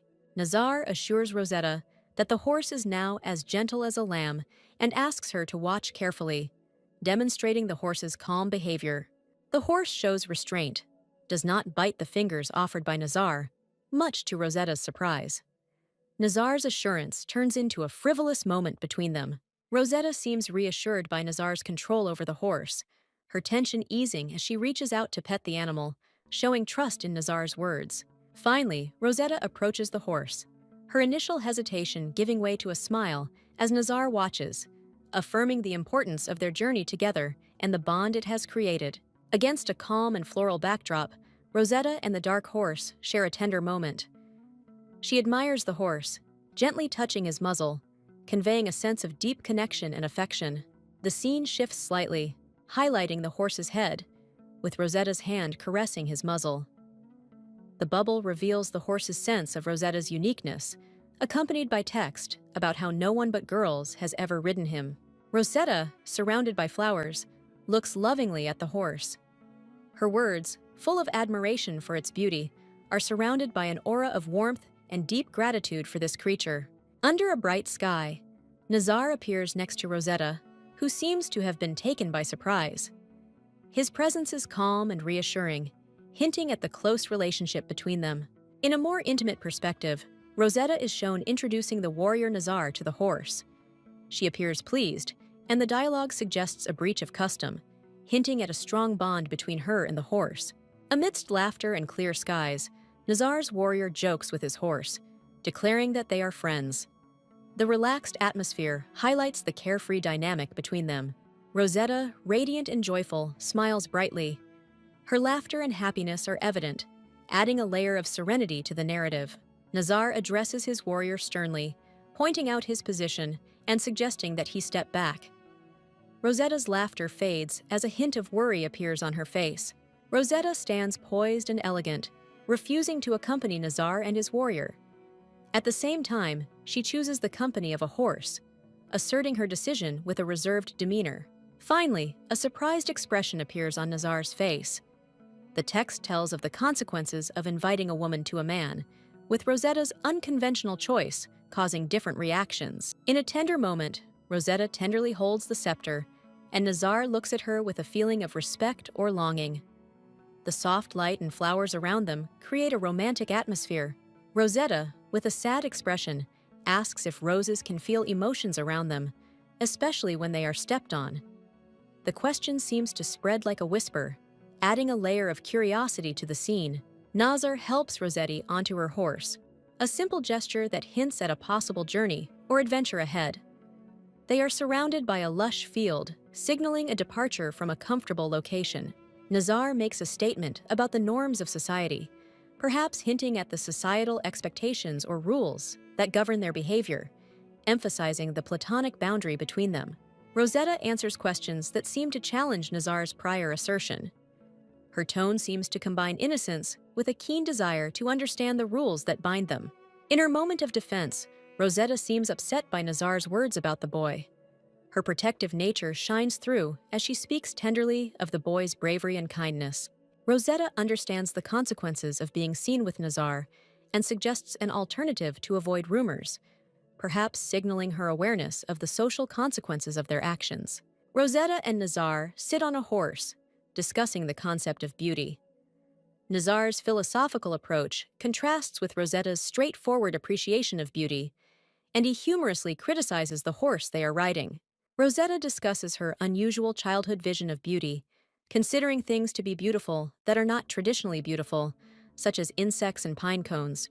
Nazar agrees with Rosetta's ideas about beauty, appreciating the uniqueness in the ordinary and recognizing its perspective. Rosetta finds beauty in the blue sky and the sleek black horse, linking nature and animals to her idea of beauty. Rosetta asks Nazar to let her know if his wound opens again, showing concern for his well-being, while Nazar remains silent, perhaps contemplating. Nazar assures Rosetta that they will reach their destination by tomorrow, bending down to her level in what could be a consoling gesture. Rosetta expresses regret at no longer being able to ride due to her condition, revealing feelings of loss and longing. Nazar offers to teach Rosetta if she wants, and encourages her to find new interests, indicating support and a caring attitude. Rosetta's face is disfigured by sudden pain, which attracts Nazar's attention, emphasizing the alarming change in her state of health. Rosetta refers to Nazar's previous advice that she needs rest, perhaps indicating a discussion about her health. Nazar holds Rosetta's hand tenderly, showing his care and willingness to stay close, strengthening the bond between them. Rosetta, with her golden locks, laughs heartily, expressing gratitude from the bottom of her heart, surrounded by a bright aura of happiness. Nazar, a man with striking blue eyes, stares ahead, embodying determination and quiet strength. Together, Nazar stands next to Rosetta under a clear sky, their position demonstrating a bond of mutual support and alliance. Nazar carries Rosetta's consciousness in his arms across a green meadow, hinting at a journey or escape to a safe place. The scene takes place in a darkened room, where the man decides that Nazar will not come today, reveals his plan to stay with the hostess, and holds in his hands a letter intended for Nazar, wondering what to do next. A man in military uniform explains an unexpected situation to his surprised comrade, pointing out a turn in their plans. The man with the letter inquires about the sender, his face tense as he learns that it comes from Prince Baskov. He asks to deliver the letter, his tone polite but firm, hinting at the urgency and importance of its contents. The nobleman's surprise becomes evident when he receives the letter, his face a mixture of curiosity and apprehension about what the message might contain. The letter shows Princess Rosette's bracelet, accompanied by a loud sound, hinting at an important discovery or turning point in history. The man holding the letter asks who delivered it, asking where that man is. The attendant, calm and composed, tells him that the supplier is waiting at the gate. Next, we see another man, seemingly of high status, speaking with authority. He instructs someone off-camera to immediately deliver the letter carrier to his office and assures them that after that they can return to their place, since the matter no longer concerns them. A cloaked figure kneeling on the ground respectfully greets someone and asks if he belongs to a certain tribe, indicating a difference in social or cultural environment. The hooded figure confirms their identity in the fourth scene, acknowledging what was said earlier, revealing that they were sent by the tribe's chieftain's daughter and that their name is Amal. The man, probably of noble birth, doubts the truth of the words written in the letter with a mixture of skepticism and curiosity. The cloaked figure appears disappointed or unsure, responding with ellipses, suggesting that they are either withholding information or are unsure of the situation. The nobleman then states that he will not hold the hooded figure responsible for the events described in the letter, but demands an explanation of what happened. A man of noble status explains that the princess is important to him, and his son, who is not at the castle, is unable to help the hooded figure, suggesting a complicated relationship and possibly a call for help related to the princess. The mysterious figure admits that he does not have all the information, creating an atmosphere of uncertainty and intrigue. Finally, the hooded figure reveals that unlike the said lord, the tribe's leader is against releasing the princess, revealing the political tensions and possibly a rescue mission. In a dimly lit room, a shadow-shrouded figure gravely speaks of ignorance of the princess's true status, allowing a trace of sadness to seep through her. The man stands with his back to the viewer, dressed in an exquisite suit, his posture frozen as he claims to have been overheard. A regal woman in an elegant dress with a sad expression on her face asks for the honor of reading the letter, her eyes shining with curiosity. A hand holds a letter with a legible font. The text in the hint asks the reader what to do next. Tension rises as a man standing in front of a woman of noble stature debates the need to inform the healer, placing his hand to his forehead in a gesture of concern or frustration. The woman's profile exudes calm against the dark background, the whisper of sound signifying the silence of the room. When confronted with a man, a woman's words carry the weight of possibility, questioning whether the moment they are in could possibly be the chance they have been waiting for. Her face is a picture of peace and expectation, the only word, chance, hanging in the air between them. The man, his eyes narrowed in determination, ponders their engagement, questioning the only question. The final text asserts the law of succession to the kingdom, where the eldest child ascends to the throne regardless of gender, while the illustration of the queen on the throne represents the grandeur of the narrative. A young man with golden hair is carefully crafting something, surrounded by magical sparkles. The text suggests that this place allows one to become someone important, such as a commander of a prestigious order, if one has the appropriate talent and determination. The princess named Rosetta is depicted sitting gracefully, her demeanor gentle and welcoming. From the text, it seems that she has been ill since childhood, but her good nature shines through.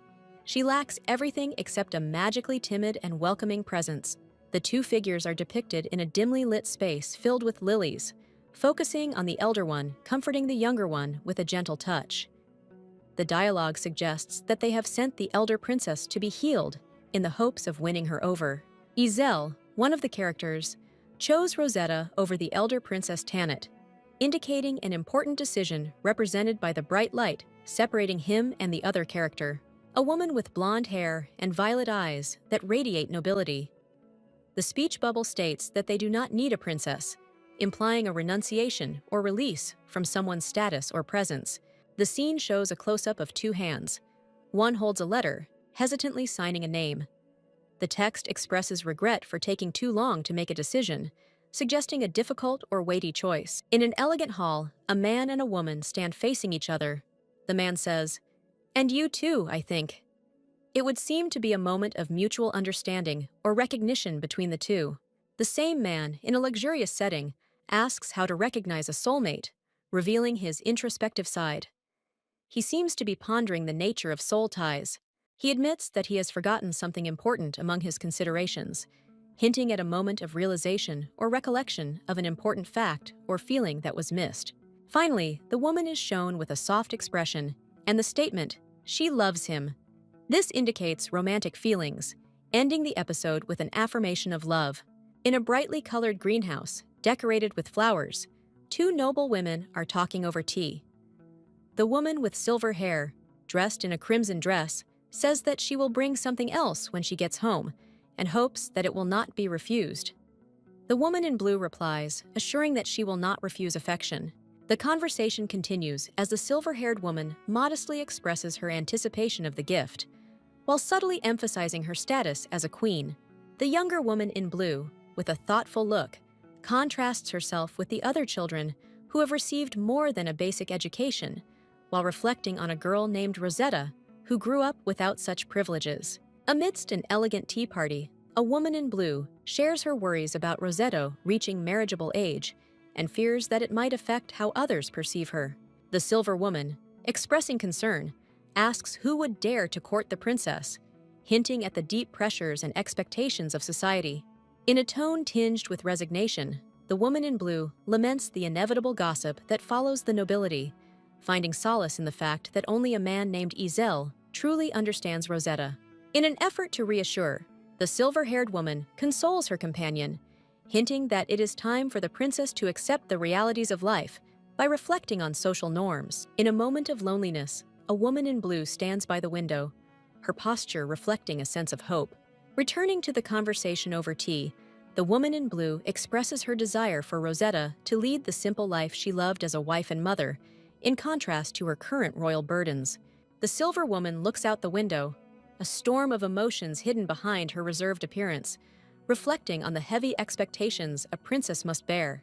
In a quiet setting, a man with silver hair and a sincere smile reflects on the person he is staying with, hinting at a moment of recognition or decision. Another man with golden hair and a worried expression asks why he was not told the truth sooner, indicating that the revelation came too late. A woman in an elegant dress confronts a golden-haired man from behind, sarcastically questioning whether a certain action will change the king's mind, hinting at a scheme that may not work as intended. The golden-haired man claims that they can and should do nothing, suggesting that they resign themselves to their fate or a situation beyond their control. The note is burned, an act that ensures that the secret remains within one person, hinting at a secret or hidden plan that is crucial to the plot. The woman, with strikingly white hair and lavender eyes, admits that she did not see who delivered the mysterious object, adding to the mystery. Finally, the golden-haired man looks on, lost in thought, perhaps pondering the weight of the invisible contents of the letter or document, pondering the situation that could change his course. Nazar holds Rosetta's hand tenderly, a worried expression on his face. The dialogue reveals his thoughts. This is зрение, указывающее на его беспокойство или осведомленность о их ситуации. Rosetta, her golden locks cascading, leans on Nazar for support. Her tears and Nazar's dialogue, it's, and then it's dangerous, hint at the imminent threat they face. The couple looks out over a majestic city bathed in the golden light of sunset. The city's intricate architecture and bustling environment suggest that this is an important place, perhaps their destination or home. Nazar, with a stern but caring expression, tells Rossetti that they must quickly ride back to the castle, urging her to hold on tight, pointing out the haste and potential danger. The figure holds a blue flag aloft, whipped by the wind. Below, in bold letters, is the command back.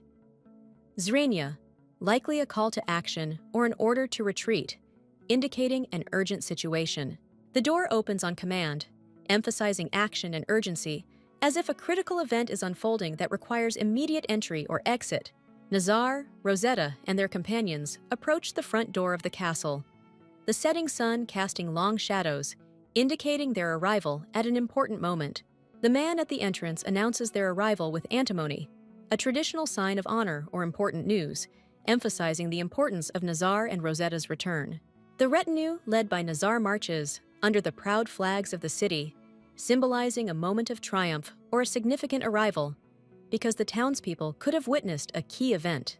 Rosetta's gaze, filled with complex emotions, is framed by her exquisite attire, suggesting that she is of high status or importance, perhaps reflecting the seriousness of their situation. In a market full of fresh produce, Nazar is pleasantly surprised as he carefully selects apples, while the saleswoman, proud of her goods, holds one up, declaring the freshness of the fruit. They are both immersed in the lively atmosphere of the market. A woman in a purple dress takes the hand of a man dressed in a dark blue coat, adorned with elaborate gold embroidery. His stern demeanor as he walks beside her through the sunlit streets suggests a sense of duty or purpose in his actions. The page, filled with elegant, sophisticated design, is accompanied by reflective text that seems to ponder the nature of humans, contrasting their free and easygoing behavior with the past learned expectations of the elves. A group of dark figures stand in a dimly lit alley, their faces covered, as the caption recalls 3 years ago in Terry's capital. The mystery of the scene suggests a secret or a premonition. Rosetta, a girl with golden hair, asks why there are so many poor people in a city that is known to be the richest in the world. She asks the question of a woman sitting by the window and sewing, highlighting the contrast between the city's reputation and the reality she observes. In a close dialogue, the woman advises Rosette not to question such matters, hinting at the complexities or perhaps unspoken rules of their society. Rosette looks out the window, a gesture that may indicate a desire for understanding or change. Rosetta shows her surprised reaction, her green eyes wide with surprise or realization, as if she had witnessed something unexpected or suddenly understood. A gloomy group of people with their eyes closed or looking away expresses grief or shock. The mood is heavy with emotion, underlined by the word lie in italics, which means revelation or deception. Rosetta, covered in a black cloak that shields her from view, reflects on someone's intentions to protect her from the judgmental eyes of others, hinting at her vulnerability and refuge from public scrutiny. Durno Castle stands majestically against the night sky, its name etched across the top as if to announce its heritage. The woman's face, covered in worry and wet with tears, shows relief as she talks to someone invisible, relieved when they return, while Nazar stands in the background, his blue eyes revealing no emotion. A mysterious figure in nun's garb introduces a stoic woman on horseback to the assembled crowd, conveying the arrival of the distinguished "This is." Rosetta's face stands out. Her golden locks frame her face, and her eyes, a bright green, contain a depth of emotion that words cannot yet convey. At the decisive moment, the nun declares Rosetta her wife, finally breaking the air, leaving no room for questions. The woman in black clarifies that Rosetta, who was once a nobleman's daughter, is now her wife and under her command, causing a mixture of emotions among the audience.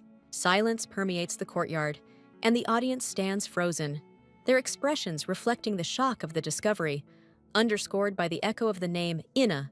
A powerful but calm woman in black orders her servants to escort Rosetta to their rooms, hinting at the grueling trials of days past. Nazar refuses the invitation to follow, insisting on looking into some protracted matters, his calm as unshakable as his determination. Left alone, Rosetta whispers into the night, a quiet echo of resignation as Nazar moves away, leaving her to struggle with the burden of recent events.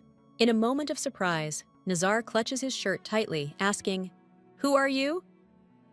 There is a sense of urgency and anxiety in his actions. During the formal meeting, complete shock fills the room as the servant stands still. Rosetta is in the center, expressing disappointment that her behavior is inappropriate for a child, indicating that he feels out of place. In the close-up, Nazar's fingers touch delicately, the feeling of compassion conveyed by his gentle "sorry," hinting at a moment of tender apology. During a quiet conversation on the street, Nazar tells Rossetti to rest while he speaks to the elders, and she reflects on his words. Their interaction is solemn and symbolic.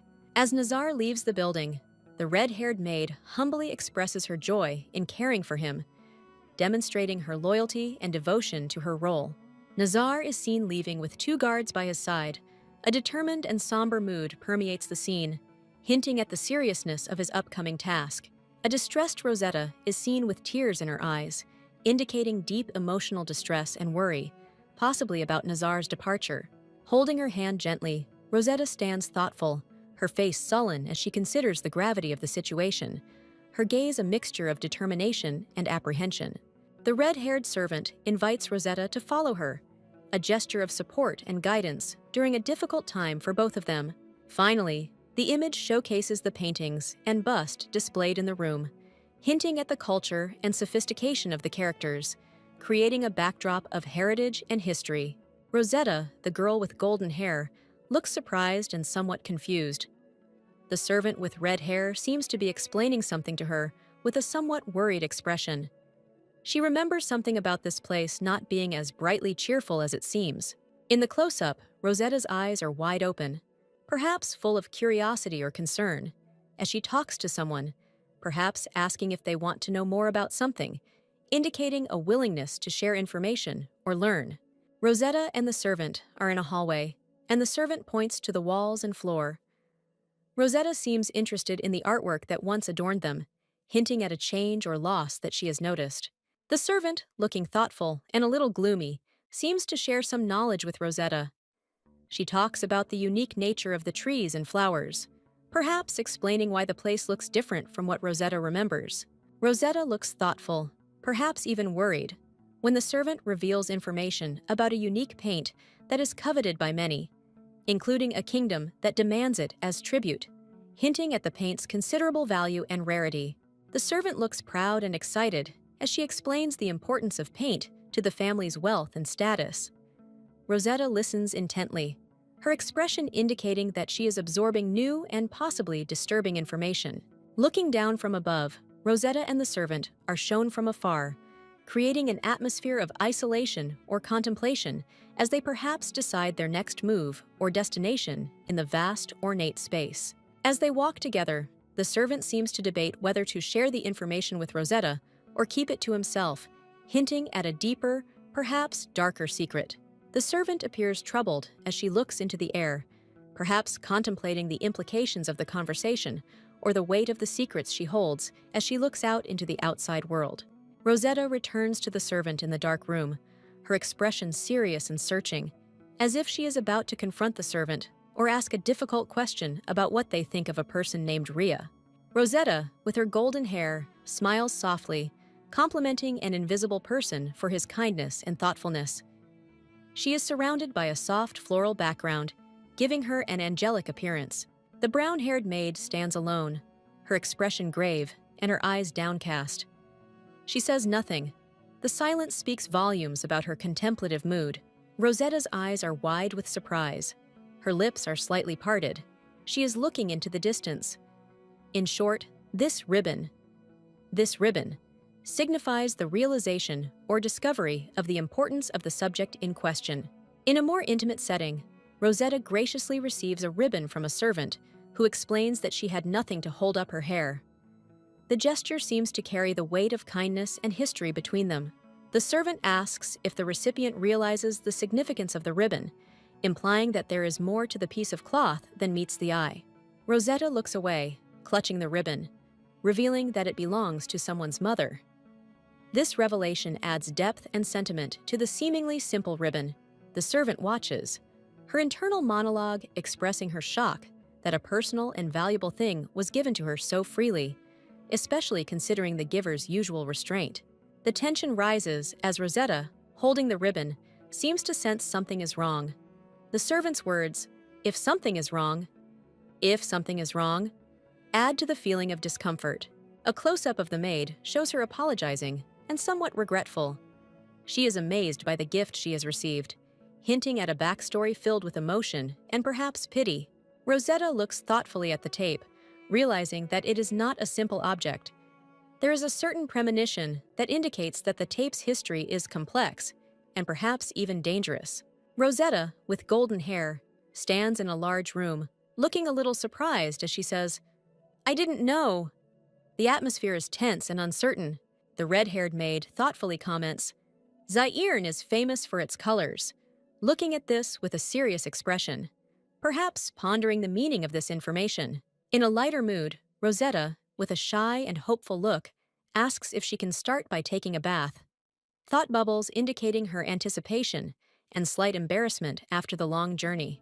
The servant, taken aback by Rosetta's request, looks surprised and a little flustered, her wide eyes and raised eyebrows expressing her astonishment. The assembled servant politely asks Rosetta if she would like to dine, formally and respectfully opening the next stage of hospitality. Rosetta's request for a bath is confirmed by the servant, who understands the importance of feeling refreshed after the journey and agrees to boil water, demonstrating his attention to Rosetta's comfort. The young maid's face shows a look of joyful surprise as she eagerly asks about Rosetta's identity, and the glitter around her indicates her excitement and curiosity.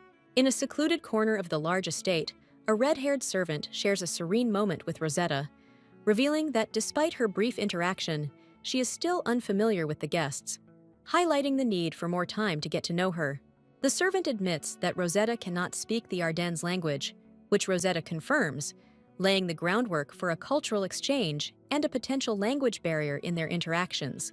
Rosetta looks on impatiently, putting her finger to her lips, as if about to share a secret or ask a question. The brown-haired maid boasts of her knowledge of Latin, claiming that she is the best among the staff, while Rosetta and the red-haired maid listen. The red-haired maid looks a little resigned when she agrees to take Rosetta to another lady, her expression a mixture of duty and reluctance. Rosetta seems amused when the chestnut-haired maid playfully hints that Rosetta can brighten up any conversation by emphasizing her social charm. A solitary figure stands in a majestic room, the decor of which is as majestic and cold as the owner's reputation, instilling an austere and regal atmosphere. The same figure looks out of the window at the city below, the darkness of the room intensifying the distant light, hinting at a light beyond her reach. The chestnut-haired maid gently knocks on the lady at the window to let her know that her bath is ready, interrupting her quiet contemplation. The scene becomes comical as the maids unexpectedly bring a bathtub into the room, leaving Rosetta astonished at the break with tradition. In a moment of formality, the red-haired maid announces that she will take care of the lady, indicating that the guest may leave as the scene focuses on a set of elegant clothes. The maids leave after making sure the bath is prepared to their woman's satisfaction, their silhouettes receding from the bright bathroom, leaving the scene calm. The brown-haired girl excitedly introduces herself, saying her name is Benny. She makes a peace sign over her eyes, obviously delighted. Benny, a servant with brown hair, tests the temperature of the water with Rosetta, asking if she likes it. A thoughtful Rosetta looks away, not answering. Rosetta quietly muses, dipping her toes into the water, muttering to herself about the dreamy quality of the bath, falling silent with a thoughtful expression. Rosetta's face is one of triumph, framed by her golden locks, as she pensively muses, her only company being her deep thoughts. Rosetta is caught in an unexpectedly playful frolic when Benny, her lively, brown-haired servant, appears behind her, leading to an uncomfortable silence between them. Rosetta's elegant dress, adorned with detailed embroidery and ribbons, hangs gracefully, hinting at the luxurious surroundings that surround the characters. The scene shifts to a more intimate setting, where Benny helps Rosetta into the bath, offering his hand with a caring smile, while Rosetta maintains a demure pose. Benny admires Rosetta's beautiful golden hair and soft, delicate skin with a combination of awe and outright flattery that highlights the physical contrast between them. The maid's gentle touch is evident as she carefully washes Rosetta's back, indicating the bond of trust and service between them. Finally, we see a side of Rosetta that reflects gratitude and peace as she acknowledges her rare, enjoyable interaction without any anxiety or stress, thanks to Benny. Rosetta looks thoughtful and feels relieved, thinking that, other than Shiki, this is the first time she has been treated well, which eases her anxiety. In the bathhouse, Rosetta, a golden-haired girl, is approached by her servant Benny, who fearfully lets in his jar, locking himself. No, when Rosetta asks about her concern. Rosetta reveals her refined profile, highlighted by her blonde hair and striking green eyes, as she turns away, leaving an air of mystery. Rosetta dismisses Benny's concerns about her shoulder, explaining that the scar is from a childhood injury that has long since healed, rejecting the idea that it still affects her. Hearing Benny's recollection of the arrows, Rosetta's face became confused. She had not mentioned any such incident in her past. Benny, wide-eyed and sincere, insists that Rosetta's scar is indeed an arrow wound, challenging Rosetta to deny the idea. From a high angle, we see Benny kneeling by the bathtub, expressing his belief that despite some claiming that Rosetta is only a guest, she perceives it as a genuine reaction. A sense of urgency grips Rosetta as she asks Benny about the whereabouts of a man named Vinny, his gaze filled with concern. Benny, with brown hair, looks up intently when Rosetta asks about a woman named Calanthe. Benny reveals that she is her maternal grandmother. Rosetta looks out the window, lost in thought, having come to the conclusion that the man she is waiting for is unlikely to return. In a light-hearted conversation, Benny, the servant, playfully suggests that Rosetta might be afraid of ghosts, to which Rosetta, half submerged in the bathtub, nervously denies.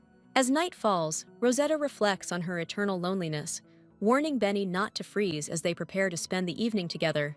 Rosetta, holding the purple flowers, marvels at them. Benny informs her that they are lavender, used for fragrance or as a medicine. Rosetta admires the flowers carefully, considering their use, while Benny watches with a tender look of pleasure. Benny helps Rossetti, now dressed in noble attire, as they share a moment of connection, highlighting the close bond between servant and master. Rosetta's expression softens as she looks at the delicate petals, reflecting a moment of quiet gratitude for their beauty. A sense of urgency arises when Rosetta suddenly realizes that her tape is missing. Benny watches, surprised by his mistress's distress. The tranquility of the scene is shattered when Benny rushes off, determined to find Rosetta's missing ribbon, her concern evident. In a heated argument, Benny, the brown-haired servant, argues with Rosetta over her lost outfit, indicating urgency and confusion. Rosetta, with her impressive golden hair, declares her intention to go off somewhere on her own, despite Benny's obvious concern and attempts to follow. By holding the ribbon tightly, Rosetta reveals that it is the only memento of her mother, emphasizing its sentimental value and her emotional attachment to it. Benny, standing boldly, asserts himself in a tense situation, demonstrating his determination and protection of Rosetta. Benny frantically questions the man about Rosetta's clothes, her expression one of panic and alarm, hinting at a situation with dire consequences. A moment of intimacy shows Rosetta and Benny united in a quiet, darkened space, suggesting a deep connection and shared care. Rosetta stands amidst the flames, her hand pressed to her mouth in shock, signaling the catastrophic turn of events and her horror at the destruction. In a desperate attempt, Rosetta extends her hand, as if trying to stop the engulfing flames, emphasizing the sense of helplessness and urgency. Benny's scream for Rosetta is marked by fear, her face contorted in alarm, indicating the immediate danger Rosetta faces. Rosetta watches her expression change from worry to determination, as she seems to acknowledge the gravity of her situation. A character in a dark coat stands on a shiny floor with a hexagonal pattern, calling out in surprise or insistence, probably to someone named Rita. Nazar, a character with long black hair and blue eyes, is greeted by a silver-haired face. The latter expresses relief at seeing Nazar safe, admitting that they had planned to visit. The gray-haired man waved off Nazar's apologies with a gentle smile, grateful that Nazar had come to them immediately and resolved urgent issues. Nazar assures another character that there will be no more reasons for unrest, to which he simply replies, "Good." 2 cups of tea are on the table, and one character notices that the king has returned from the previous evening, recovering from his morning wound. Nazar ponders the elderly advisor's reaction thoughtfully and a little worriedly, doubting the consequences of certain decisions. Sitting across from Nazar, the Silver Man thinks deeply, concerned about the loneliness caused by the king's actions, and wonders what else they can do.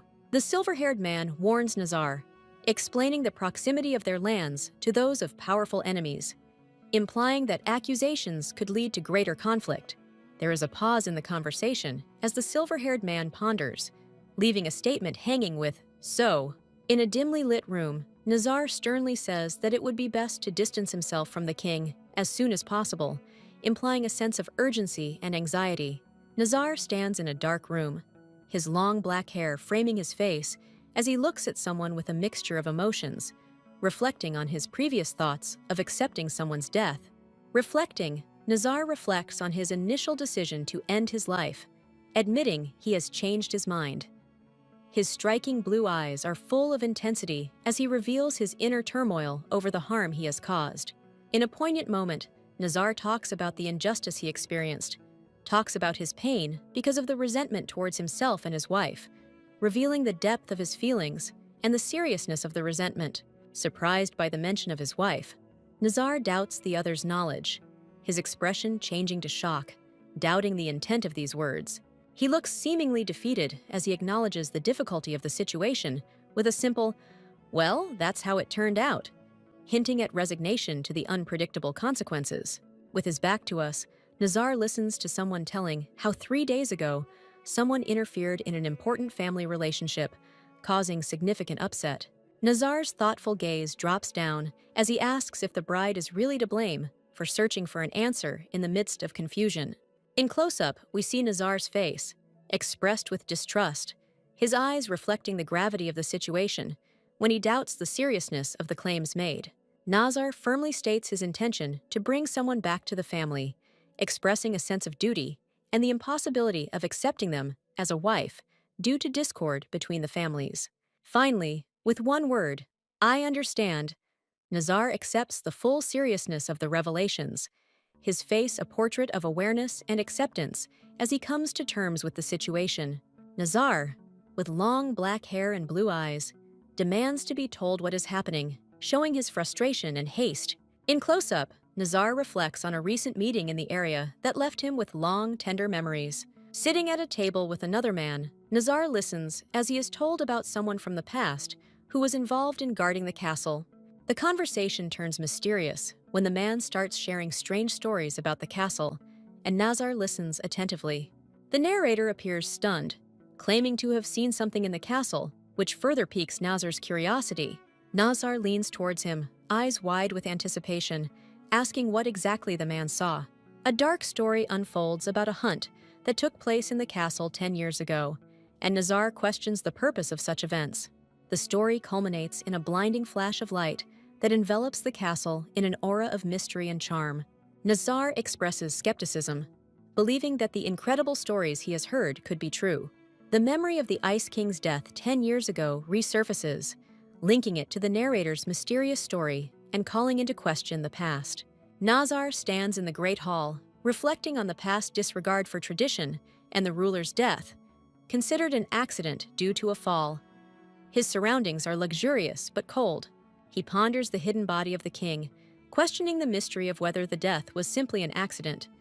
The decorated coffin hints at a noble but untold story. Amidst the opulent decor, Nazar recalls the story of the king's death by monsters, a rare claim. His skeptical gaze hints at doubts about the true cause. Nazar sits, finding the claims of monsters in the royal forest strange, since they believe they cannot enter. The elegance of the room contrasts with the gloomy discussion. In a dimly lit room, Nazar reflects on the time of bird hunting and the assassinations of the monarch, hinting at a connection. His solemn face reflects the seriousness of his thoughts. Nazar ponders the possibility of killing the king, who is associated with monsters, with a trick that suggests he is assembling a puzzle. The environment is dark and reflects the mood. Deep in thought, Nazar is lost in thoughts about Atracine. His thoughtful mood indicates an important discovery. Captivated by the shining bird, Nazar connects it with the Atraxin, hinting at an epiphany. The bird's brilliance stands out in an otherwise bleak room. Nazar seemed to be struck by some opinion. His attention was drawn to something unusual. The expression on his face was intense concentration. Looking thoughtful, Nazar thinks about Atracine, which may be creating a secret. His serious demeanor indicates a critical moment of insight. Nazar, a man with long black hair and blue eyes, reflects on the disturbing incident involving the Ice Kingdom that happened 10 years ago, stating that it is his only concern. A character with gray hair, glasses, and a bow tie makes serious remarks about Nazar's behavior during the war a decade ago, hinting at a burdened history. A gloomy gathering of people in uniform is visible on the seashore, suggesting a scene of contemplation or recollection. Quiet conversations. A tearful man stands before Nazar in a black cloak. The dialogue suggests that the man expected to become a leader looks lost, not meeting Nazar's standards. In a dynamic scene, a man in a fighting stance with a drawn sword confronts a shrouded figure, the tension between them crackling with lightning speed. Nazar, sitting in a richly decorated room, explains that the golden sword signifies belonging to a royal family or a significant government position, hinting at the Ice Kingdom. Nazar broods alone in the darkness, her confusion evident as she questions the necessity of her past actions, hinting at deeper plots. Nazar stands, assertive and determined, insisting on revealing the truth about the real reasons for the past events. His position demonstrates determination.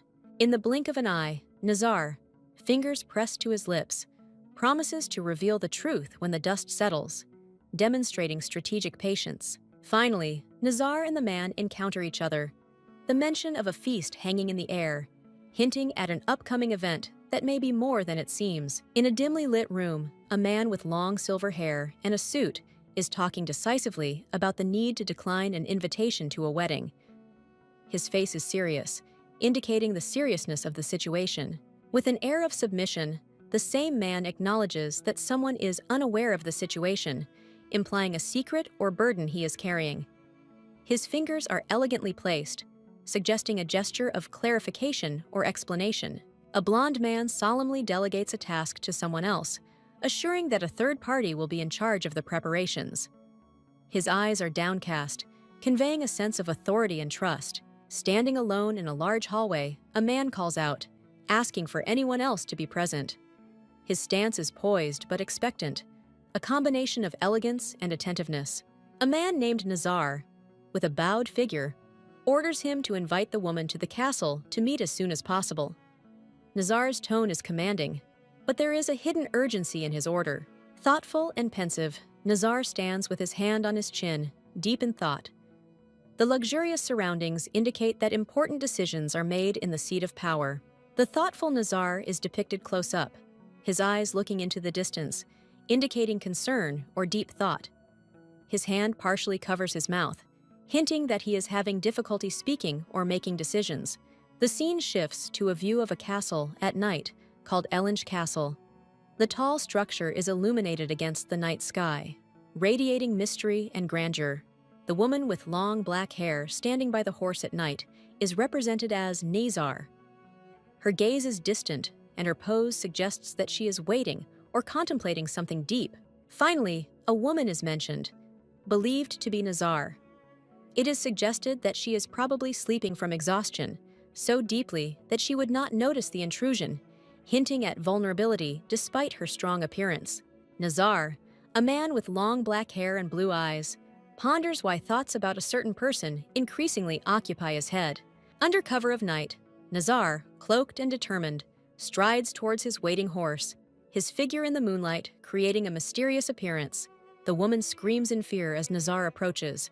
She asks out loud when he will return, regretting that she missed his arrival. The bottle falls to the ground with a soft thud as Nazar pauses in his steps, perhaps surprised or considering his next move.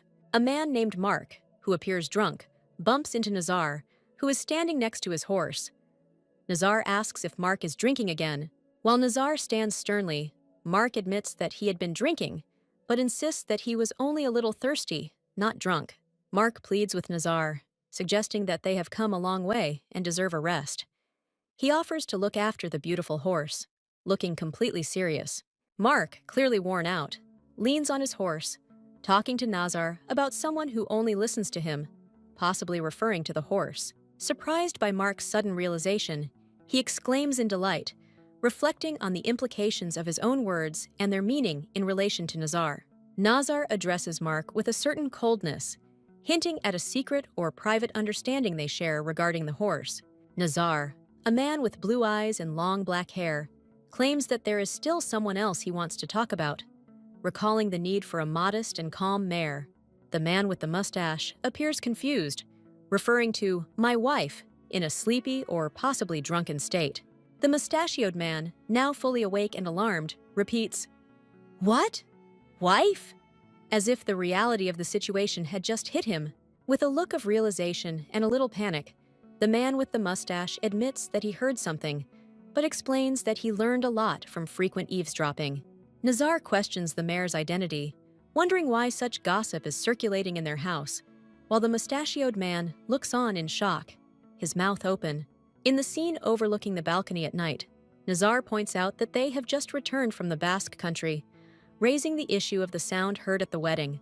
Nazar, looking thoughtfully at the night sky, is focused on the aroma of the Basque lands, hinting at some deep thoughts or recognitions. The shock on the faces of Nazar and the woman in the maid's clothes is palpable as they witness something, perhaps shocking or unexpected, right next to the balcony. Nazar's gaze falls on the maid as she asks the reason for the loud sound they heard, expressing concern for her well-being. The woman, obviously upset and possibly injured, receives Nazar's attention and concern when he asks about what happened that led to her current state. In a bustling kitchen, Rosetta, a girl with golden hair, is surrounded by other maids, including one named Benny with brown hair.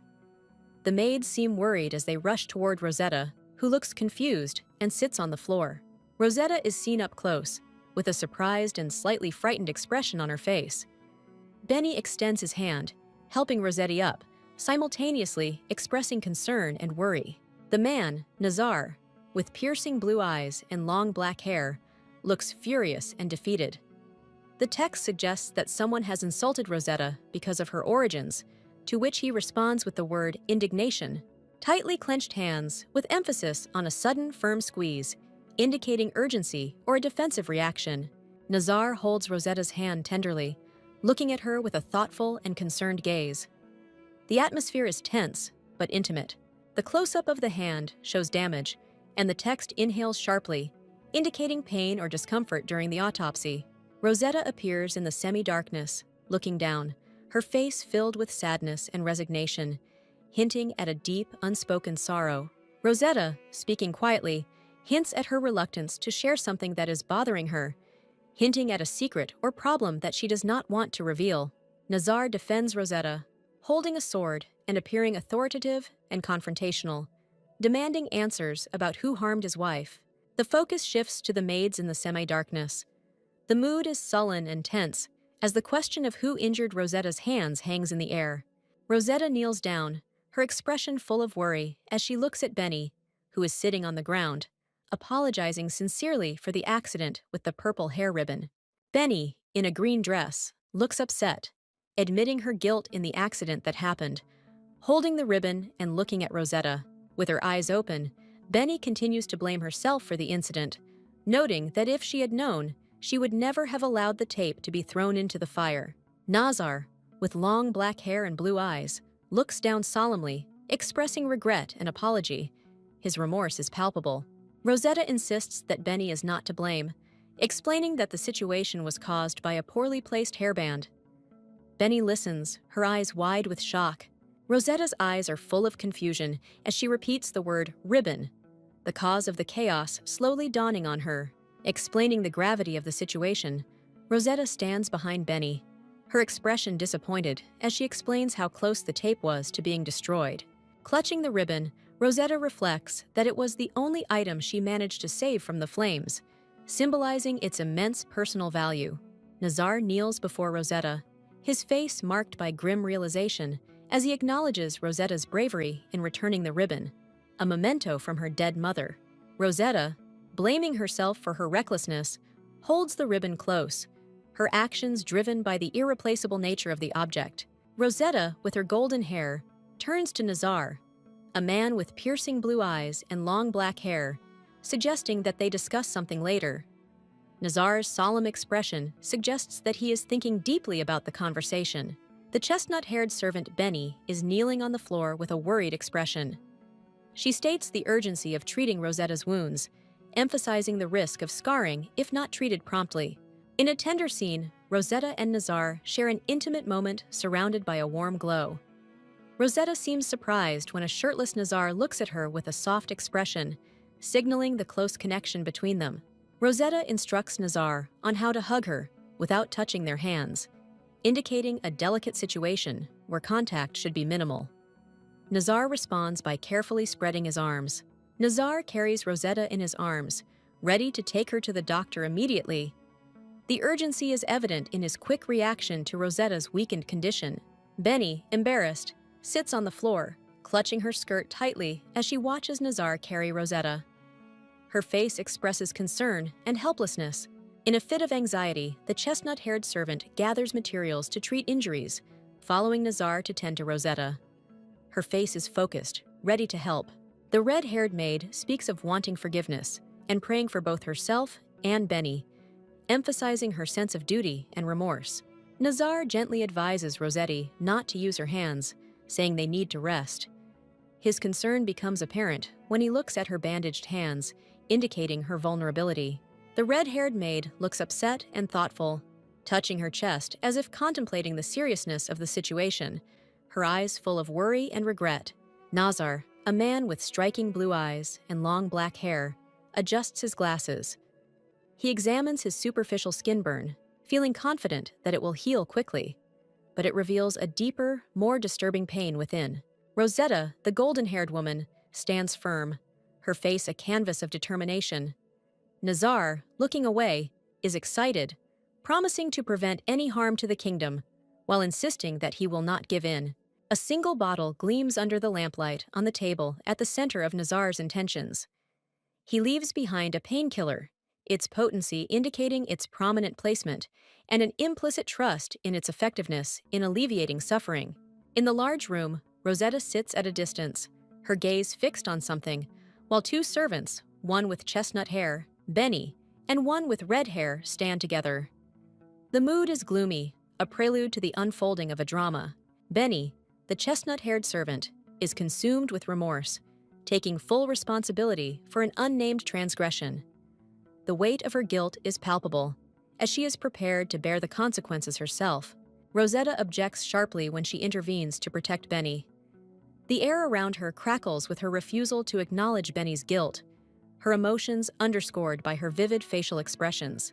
Nazar raises his hand with a final air, signifying the end of the dispute. His words justify all those present, insisting that no blame is placed on anyone. His authority is not in doubt.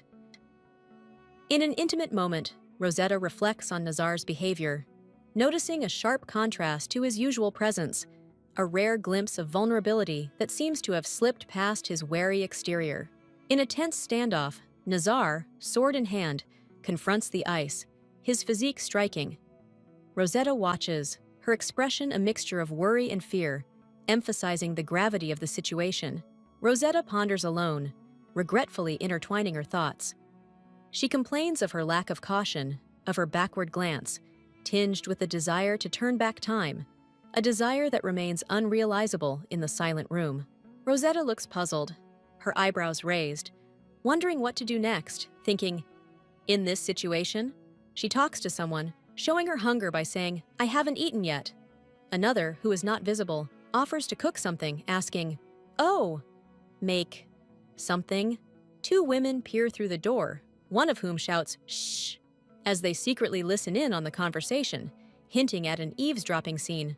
Rosetta is relieved to thank someone for being discreet about a potentially awkward situation, saying, "Thanks for covering it up. That was awkward." She touches her cheek, feeling awkward. Nazar, with his striking blue eyes, joins in the conversation, acknowledging that everyone heard the incident, asking, "How's your belly?" in a slightly teasing tone. He continues, somewhat playfully, revealing the melodic sounds his stomach makes, a light-hearted admission of a natural phenomenon. In a refined setting, Rosetta talks to Nazar, recalling her caretaker's concern for reputation. She seems surprised by their interest in integrity. Rosetta appears shocked and flushed, pulling her handkerchief away from her face when she experiences a moment of unexpected emotion or revelation. In the royal chamber, Rosetta and Nazar share a moment. She seems to be in a state of suffering or deep thought when Nazar extends his hand, perhaps offering consolation. The interaction intensifies when Rosetta is visibly moved, wiping a tear from her eye, and Nazar watches the worry etched on his face. The moment feels tender and touching. The hand carefully places a round, patterned object on the surface, hinting at its value and the delicacy required to handle it. Rosetta, with her golden hair, looks surprised when she meets Nazar, who shows a gesture of deep respect or apology by kneeling before her. A moment of unexpected intimacy occurs when hands gently touch Rosetta's neck, prompting her to ask in surprise about the intentions of the gesture. Nazar sits thoughtfully, looking down with an expression of pity. He holds his hand in a delicate embrace, signaling a moment of consolation or remorse. Rosetta stands by the window, her eyes downcast, her body language reflecting a sense of defeat or acceptance of an unsettling truth. The tightly clenched hand in the bandage, along with the mention of a kitchen quarrel that escalated to a sword being drawn, illustrates a tense scenario. Nazar, looking sincerely at Rosetta, communicates not with his own words, but through a meaningful look, hinting that there is more to their conversation than seems at first glance. Delicately holding the purple ribbon, Nazar comes to a revelation, indicated by his dialogue, offering new insight into the event involving his mother. Rosetta, surrounded by bubbles, reflects on the greatness of the actions taken in her name, questioning their purpose and necessity with a mixture of wonder and skepticism. Finally, Nazar expresses a heartfelt confession to Rossetti, perhaps about a memory that the tape brought to the surface, revealing his vulnerability. Rosetta, the girl with golden hair, firmly tells the other not to continue his actions. There is a determination in her eyes that matches the seriousness of her words. Nazar, a man with long black hair and piercing blue eyes, reminds Rossetti that she is not in her homeland. He assures her that she does not need to worry as long as he is with her, but stresses the importance of her being able to take care of herself when he is not there. Rosetta turns away thoughtfully, asking a question that seems to question their future together. Her expression is worried and thoughtful as she seeks reassurance about their relationship. Nazar, with a strict but caring nature, agrees to protect her, but advises her to avoid reckless actions like she did that day. He emphasizes the need to stay away from dangerous situations, emphasizing a protective but educational tone.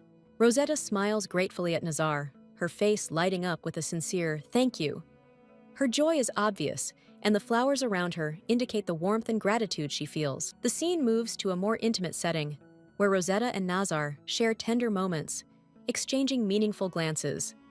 The atmosphere is calm and full of unspoken understanding.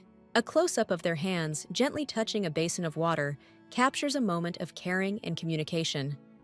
The name Nazar floats on the surface, symbolizing the presence and tenderness between them. Rosetta, holding her hand over her heart, expresses a deep-seated fear. The worry in her eyes is clear as she contemplates the strength of her heart and the impact of potential grief. Two women dressed as maids serve Nazar food. They are ready to serve, indicating formality and hierarchy in the family.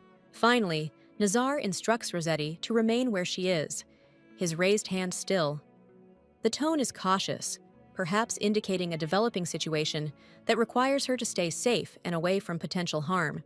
Rosetta, her golden locks of hair, exclaims joyfully at the sumptuous meal before them, insisting that they eat together, her voice ringing with excitement. The dishes shimmer beneath the great chandelier, promising a feast for the senses. The next moment, she asks with interest about the plate of shrimp, a dish unfamiliar to her. Nazar, a man with deep blue eyes and long black hair, confirms that it is indeed shrimp, suggesting that she has not seen them before. Rosetta, smiling quietly, admits that her family doesn't serve such food, her eyes widening in novelty at the sight of the exotic cuisine laid out on the table. Holding the shrimp tenderly on her fork, Rosetta looks at it with a combination of intrigue and hesitation, unsure of what to expect from this new culinary discovery. Nazar flippantly suggests calling a doctor, perhaps teasing her about her cautious approach to the new food. Rosetta declines with a gentle smile, asking him to simply continue feeding her or to let her taste the food in the dark. With a raised eyebrow, Nazar asks if she really intends to eat in her current state, hinting at the unusual nature of the situation as he holds a fork filled with food. Rosetta looks depressed, her excitement fading at the unexpected turn in the conversation.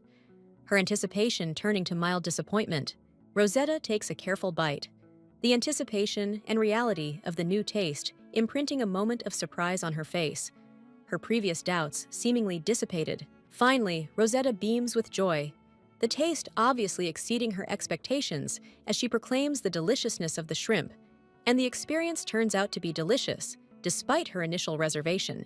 With her eyes shining and her hand covering her mouth in a graceful gesture of delight, Rosetta cries out how delicious the shrimp are, her initial fear giving way to pleasant surprise that it is nothing like the chicken she was expecting. Rosetta, with her golden hair, expresses her desire to taste the various dishes in front of her, especially pointing out the lobster and something creamy. Rosetta, savoring the spoon, seems amazed by the taste, suggesting that it is more deceptive than one might think, arousing curiosity. Nazar, a man with black hair and blue eyes, displays a stern and poised demeanor, his striking gaze indicating depth and intensity. The scene is a calm, backlit setting where Rosetta and Nazar are seated at a dining table, the warm, glowing atmosphere exuding elegance. Rosetta seems to recall the advice about the importance of trying seafood to engage in sales conversations, reflecting on past experiences. Rosetta seems to consider seafood an important part of the negotiations, noting that the people who trade in gems and desserts, especially from Capri, are quite special. While exquisitely anticipating her meal, Rosetta reflects on not refusing the food offered and the importance of emptying her plate, noting her manners. Nazar asks about the consequences of refusing to eat, hinting at the social consequences and grave consequences. Rosetta confidently advises against crossing paths with a person like her, hinting at a hidden threat along with her reserved behavior. In a moment of heightened tension, Rosetta accuses Nazar of hoarding all the desserts for himself for 3 years, adding a personal and possibly playful argument to their interaction. Rosetta, with her golden hair, seems uncomfortable with the form of a dress, asking Nazar not to use her anymore. There is an insistence in her eyes. Nazar, a man with long black hair and blue eyes, offers Rosetta more food with a calm demeanor, to which she refuses with a simple "I'm full." Focusing on his plate, Nazar elegantly cuts into the food, symbolizing a pause in their conversation and perhaps a moment of reflection or decision-making. Turning to face Rosetta, Nazar reflects on what he has left behind, while Rosetta, confused, is surprised by the apparent absence of something important. In a more serious tone, Nazar tells Rosetta about his travels under the guise of trade, reflecting on the reasons for such a journey. The conversation takes on a deeper tone as Nazar expresses his desire to ensure safe trade routes free from the fear of monsters, revealing the defensive side. Rosetta watches, stunned by Nazar's revelation that monsters were not always a part of their world, showing their innocence or protected lives. Her expression becomes suspicious as she tries to reconcile her knowledge with Nazar's hints about the existence of monsters. Nazar speaks of an era filled with peace before the appearance of monsters, indicating significant changes in the history of their world. Nazar links the appearance of the monsters to a specific time, around the time of the founding of the Forest Kingdom, leaving a trace of mystery in the air. Rosetta, a woman with golden hair, appears thoughtful, expressing doubt with her shimmering green eyes as she asks if something is related. Nazar, a man with long black hair and striking blue eyes, sits across from Rosetta, casually dismissing her concern as a mere coincidence. Rosetta's gaze turns downward, the bubble indicating his silent contemplation as the weight of conversation lingers in the air. Caged, Rosetta reflects regretfully on her behavior, questioning her previous self-importance and her role in her current predicament. Nazar, his face partially covered, questions Rosetta's presence in this lonely place, emphasizing her loneliness. Nazar seems to be withdrawn, he says, feeling melancholy or uncertainty, as if he senses something beyond the horizon. In a dimly lit space, Nazar draws an analogy between the lunar cycle and human behavior, hinting at a deeper, repeating pattern. Looking at Rosetta from close up, with her back turned, suggests a moment of revelation or new understanding as she slowly begins to recognize the true nature of her surroundings. The strong man is depicted with a stern expression on his face, suggesting a moment of intense thought or worry, with a tingling feeling whenever he settles on a certain opinion. The lonely chair that Rosetta occupies, when viewed from behind, signifies solitude, leaving an atmosphere of contemplation or expectation surrounding her motionless form. Rosetta sits at the table and looks at Nazar with concern. Nazar gently touches her forehead, offering to take medicine if the pain gets worse. Rosetta reassures him that this is not necessary. Among the flowers, Rosetta looks at Nazar with admiration, but he looks thoughtful and somewhat distant. Rosetta would like to tell him that her condition has worsened and has asked him for help. Rosetta, with a playful glint in her eyes, tries to lighten the mood by joking that it is her hands that are cold, not her feet. She tries to ease Nazar's anxiety. In a tender moment, Nazar kneels beside Rosetta, who is sitting on the ground surrounded by petals. They communicate closely, peacefully, detached from the world around them. A hand reaches for a medicine bottle on the mantelpiece. The action appears deliberate, suggesting that someone is about to take or administer medication. Rosetta looks at the medicine bottle hesitantly, noticing its bitterness and deciding to drink it quickly. Her expression combines determination with a hint of reluctance. Rosetta drinks the medicine from a small glass bottle, trying to consume it quickly because of the unpleasant taste. Kneeling on the floor, Rosetta clutches her chest in embarrassment, while Nazar stands over her with a worried expression on his face. The situation seems to have taken a disturbing turn. Rosetta looks exhausted, leaning heavily on the table, and Nazar suggests that she rest. It seems that she has reached the limit of her capabilities and needs support. Nazar reassures Rosetta that he will be in the next room and tells her to relax. His presence provides comfort, although he maintains a watchful distance. Rosetta, with her golden hair, is being held back by a man named Nazar, who has long black hair and blue eyes. She looks at him, her expression full of surprise, when he firmly says, "Wait!" When Rosetta looks at Nazar, she is taken aback, and her face softens. There is a hint of shock and recognition in her eyes as she quietly says, "Ah." Rosetta's face shows her emotions growing stronger. Her green eyes are wide with worry, and a single tear rolls down her cheek as she remains silent. In the final scene, Rosetta stands with pleading eyes, holding out her hand to Nazar. "Don't go, at least not like this." "Stay," she begs, her voice reflecting the bond they have shared over countless nights together. Nazar, preoccupied with his concerns, shares his anxiety, and Rosetta listens, her golden strands framing her face and creating comfort with her presence. Rosetta calmly reassures Nazar, telling him that she has become accustomed to his scent, hinting at their close connection. Nazar looks thoughtful and a little taken aback as he processes Rosetta's words, his dark blue eyes revealing his contemplation. In the close-up, their hands are intertwined, symbolizing Nazar's silent promise to stay until Rosetta falls asleep, showing his care. The couple rest side by side. Rosetta sleeps and Nazar wakes up, reflecting the quiet, intimate night. In a solemn tone, Rosetta expresses her faith in Nazar, prophesying his future as a wonderful husband and father, her face glowing with confidence. Alone with his thoughts, Nazar sits in a dark room, with his back to Rosetta, enveloped in the solitude of the night. Nazar leans tenderly over Rosetta, watching her sleep, a combination of affection and concern appearing on his face as he ensures her peace. Rosetta, lost in thought, reflects on the harsh life she could have had without Nazar, her face a mixture of relief and despondency. Rosetta tenderly holds a purple flower in her hand, a symbol of fortitude, an expression of peace and contemplation. Rosetta, not afraid of risk, puts her hands into the fire, aware of the possible punishment that awaits her. Caught in a moment of reflection, Nazar reflects on the wisdom of his past actions, regretting that he had not been more careful. Nazar stands over the unconscious Rosetta, his stance tense with concern for her well-being. Sitting by her bed, Nazar holds Rosetta's hand with sadness, hurt by the nightmares that disturb her peace. Nazar and Rosetta embrace tightly, offering a glimpse of comfort and care between them.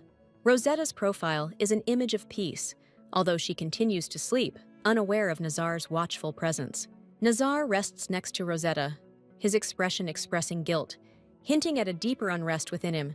Nazar defends Rosetta, his concern palpable as he whispers a sincere apology for his mistake. Rosetta is out of breath as she breaks out of sleep, her surprise evident when she wakes up. In a quiet understanding, Nazar's face is one of concern as he holds Rosetta, reflecting on the gravity of their circumstances. In the softly lit room, Rosetta lies on the floor, seemingly unconscious. Nazar, with his piercing blue eyes and long black hair, bends over her with a worried expression on his face.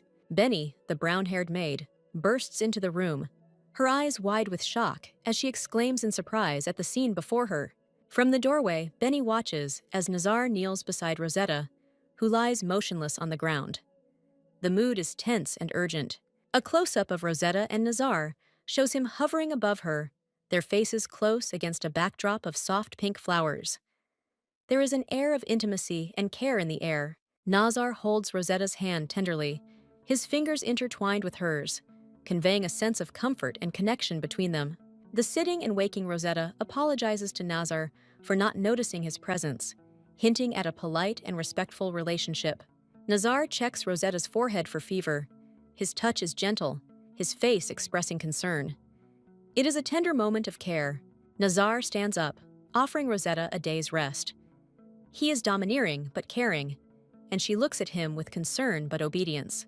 Rosetta, her eyes shining with a mixture of hope and mischief, asks if she can skip her duties. She is playful, seeking permission with an easy air. Nazar, who is now standing at the door, assures Rosetta that she can do whatever she wants, a statement full of love and trust. Rosetta, with her golden hair, conveys optimism, assuring that everything will be fine. Her green eyes radiate hope as she comforts. Nazar, a man with dark blue eyes, stands silently, his face a canvas of unresolved thoughts and emotions. When Nazar leaves decisively, saying that he only needs the night, Rosetta kneels, puzzled by his cryptic statement promising to carry out his plan. In a daze of confusion, Rosetta's questions hang in the air unanswered, reflecting her uncertainty about Nazar's mysterious intentions. Nazar, when viewed from the side, presents a contemplative profile, his gaze perhaps reflecting inner excitement or deep contemplation. Nazar is depicted as full-bodied, exuding a calm confidence, his long hair and unique outfits suggesting a combination of elegance and authority. The red-haired servant stands with Rosetta, who looks at him in shock. Their expressions convey a quiet alarm, perhaps hinting at the sudden turn of events. In the spacious corridor, Nazar instructs the servants, Rosetta and the red-haired woman, to prepare the ladies' breakfast, hinting at the hierarchy and routine in their daily lives. Nazar, depicted against a floral background, suggests that he has been lured into the world of trade, perhaps hinting at an unexpected venture or debt.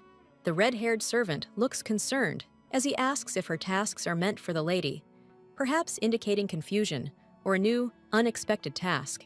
In the Great Hall, Rosetta, dressed in a yellow dress, stands next to a woman in green, addressing Nazar.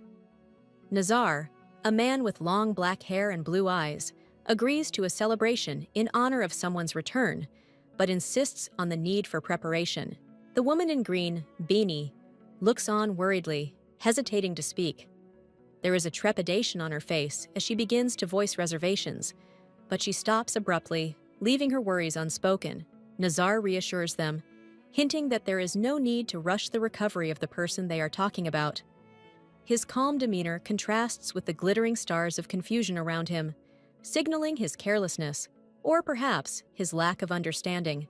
Rosetta watches silently as Nazar walks away, his back turned to her.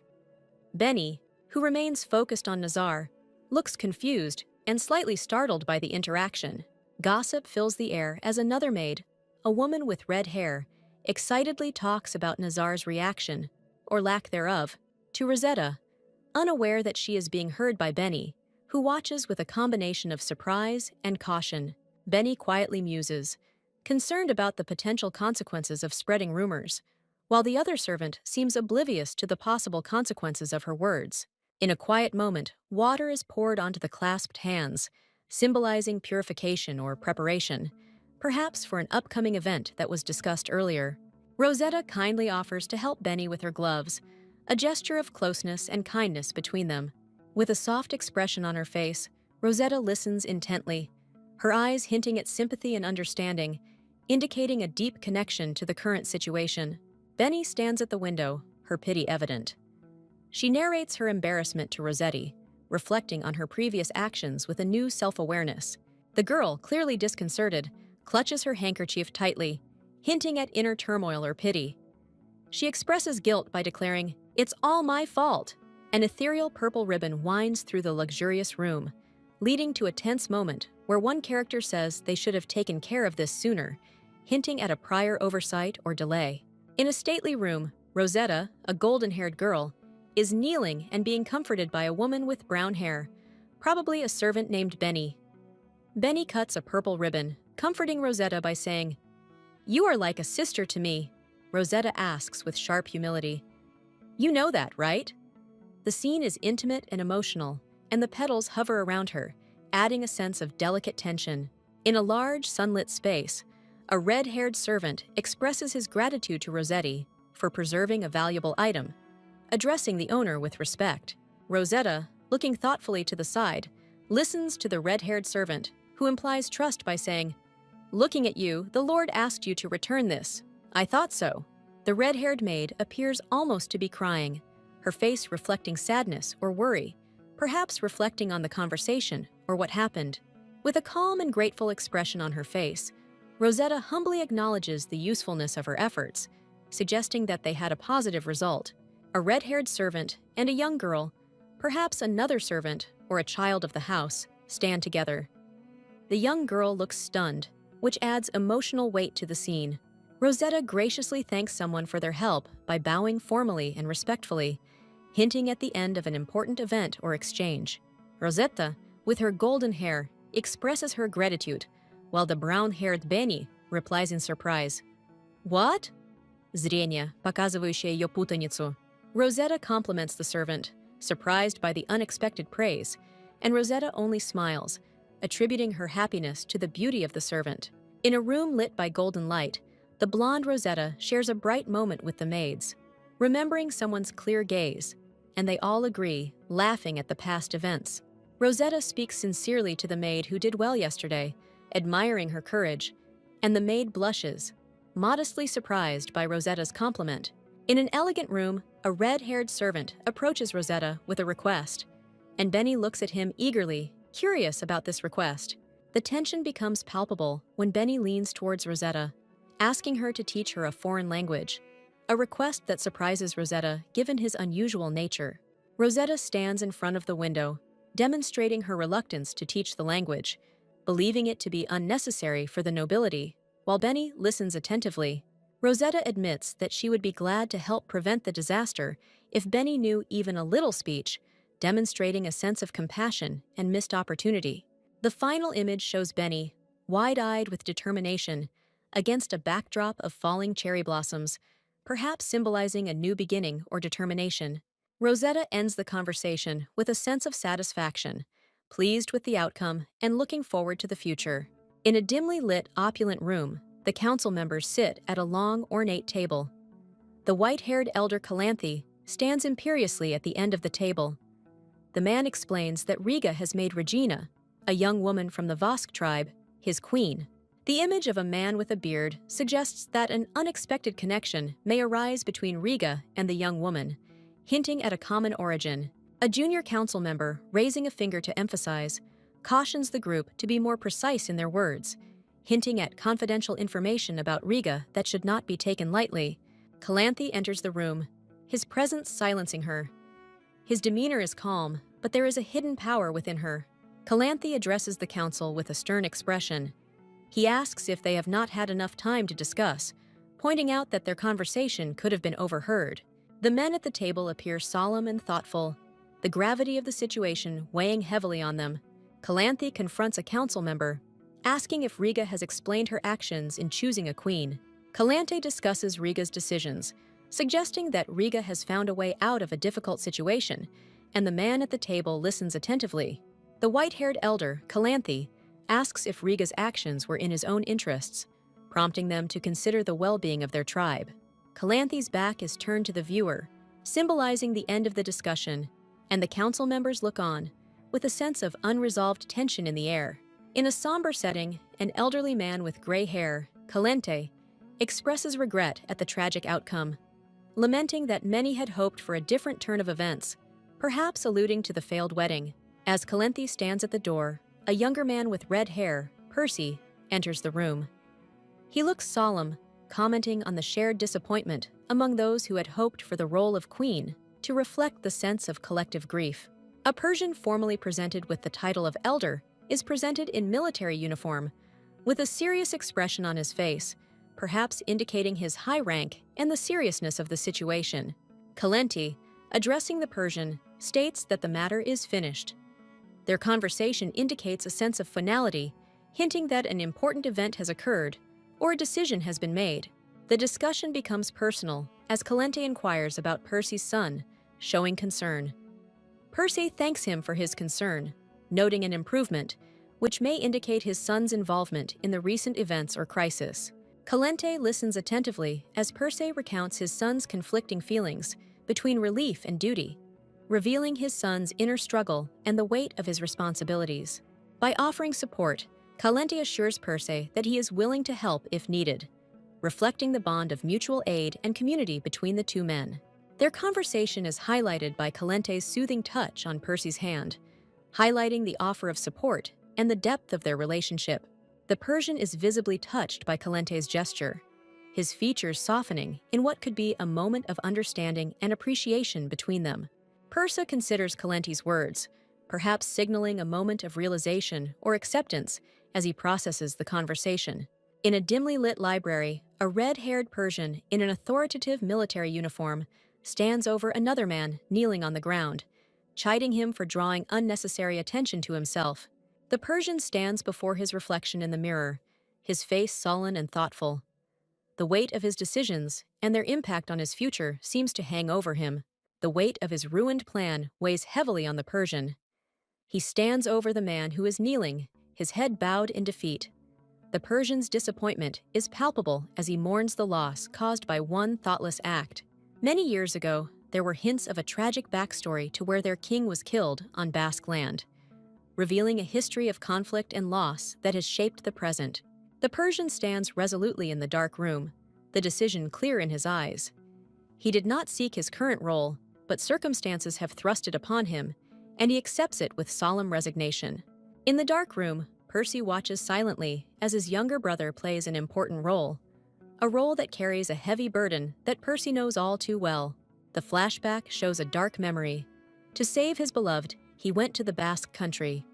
There, in the snow and silence, he faced his end, marked by a box and a single white flower. Holding a similar white flower, Percy stands in solemn remembrance. The elders have gathered to discuss the next ruler, a decision that weighs heavily on tradition and expectations. In a candlelit conference room, the elder Calente, with his white hair, proclaims the need for patience, hinting at the coming of the true heir, the moment that has been both awaited and feared. Calent, dignified and calm, stands before the council. His words are measured, but the gravity of the situation is obvious. They must wait to see what happens when the rightful heir appears. In a room lit by the blue hues of dusk, a red-haired man sits at a table. His gaze is intense, and his firm posture exudes authority. One might think of him as a king, silently holding court, a woman holding a baby boy swathed in white. The text speaks of a child born under a curse, with eyes as blue as the deep sea, indicating a mysterious or sinister beginning to this young life. The scene cuts to an old, discarded letter, the words faded and sad. It seems to carry a heavy secret about the queen, resonating with loss and whispers of past mistakes. In a dimly lit room, Perce, an elder with red hair, broods alone. Those around him speak of rejection as he and his community turn their backs on the queen and her cursed child. In the back, a man with red hair, presumably the king, is seen looking out of a window at the blinding light. There is a sense of a turning point, a change of worlds, and an alignment of destinies. In the darkness, Regina, the queen, kneels, broken with despair. Her white hair cascades down as she mourns the lifeless body, hinting at the unspeakable tragedy that has befallen her. The bubbles float in the darkness, symbolizing Regina's shattered innocence. Her vindication is bittersweet, as it comes at the cost of ruined plans and shattered dreams. Regina is seen with her back turned, her dark cloak and loose hair framing the red-haired king in the distance. The image conveys profound isolation, hinting at the high price of loyalty and the despondency of being forever misunderstood. The man stands with his back to the viewer, beginning a meeting under the night sky. His posture suggests authority as he speaks decisively. The woman rides a horse at night, surrounded by glowing flowers, creating a sense of mystery and urgency in her journey.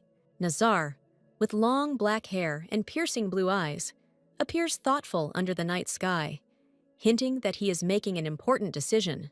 He moves through the elegant interior, purposefully, communicating to his companion who is arranging the departure, his tone authoritative but calm. A woman in a blue cloak comforts a black horse, while a man watches her, his expression suggesting a combination of curiosity and concern. The man in the hat reacts with surprise to the woman's appearance, asking about the queen's condition, his face marked with concern. He shares news of the healing and the disappearing scars, his relief obvious, hoping for the queen's speedy recovery, his tone full of gratitude.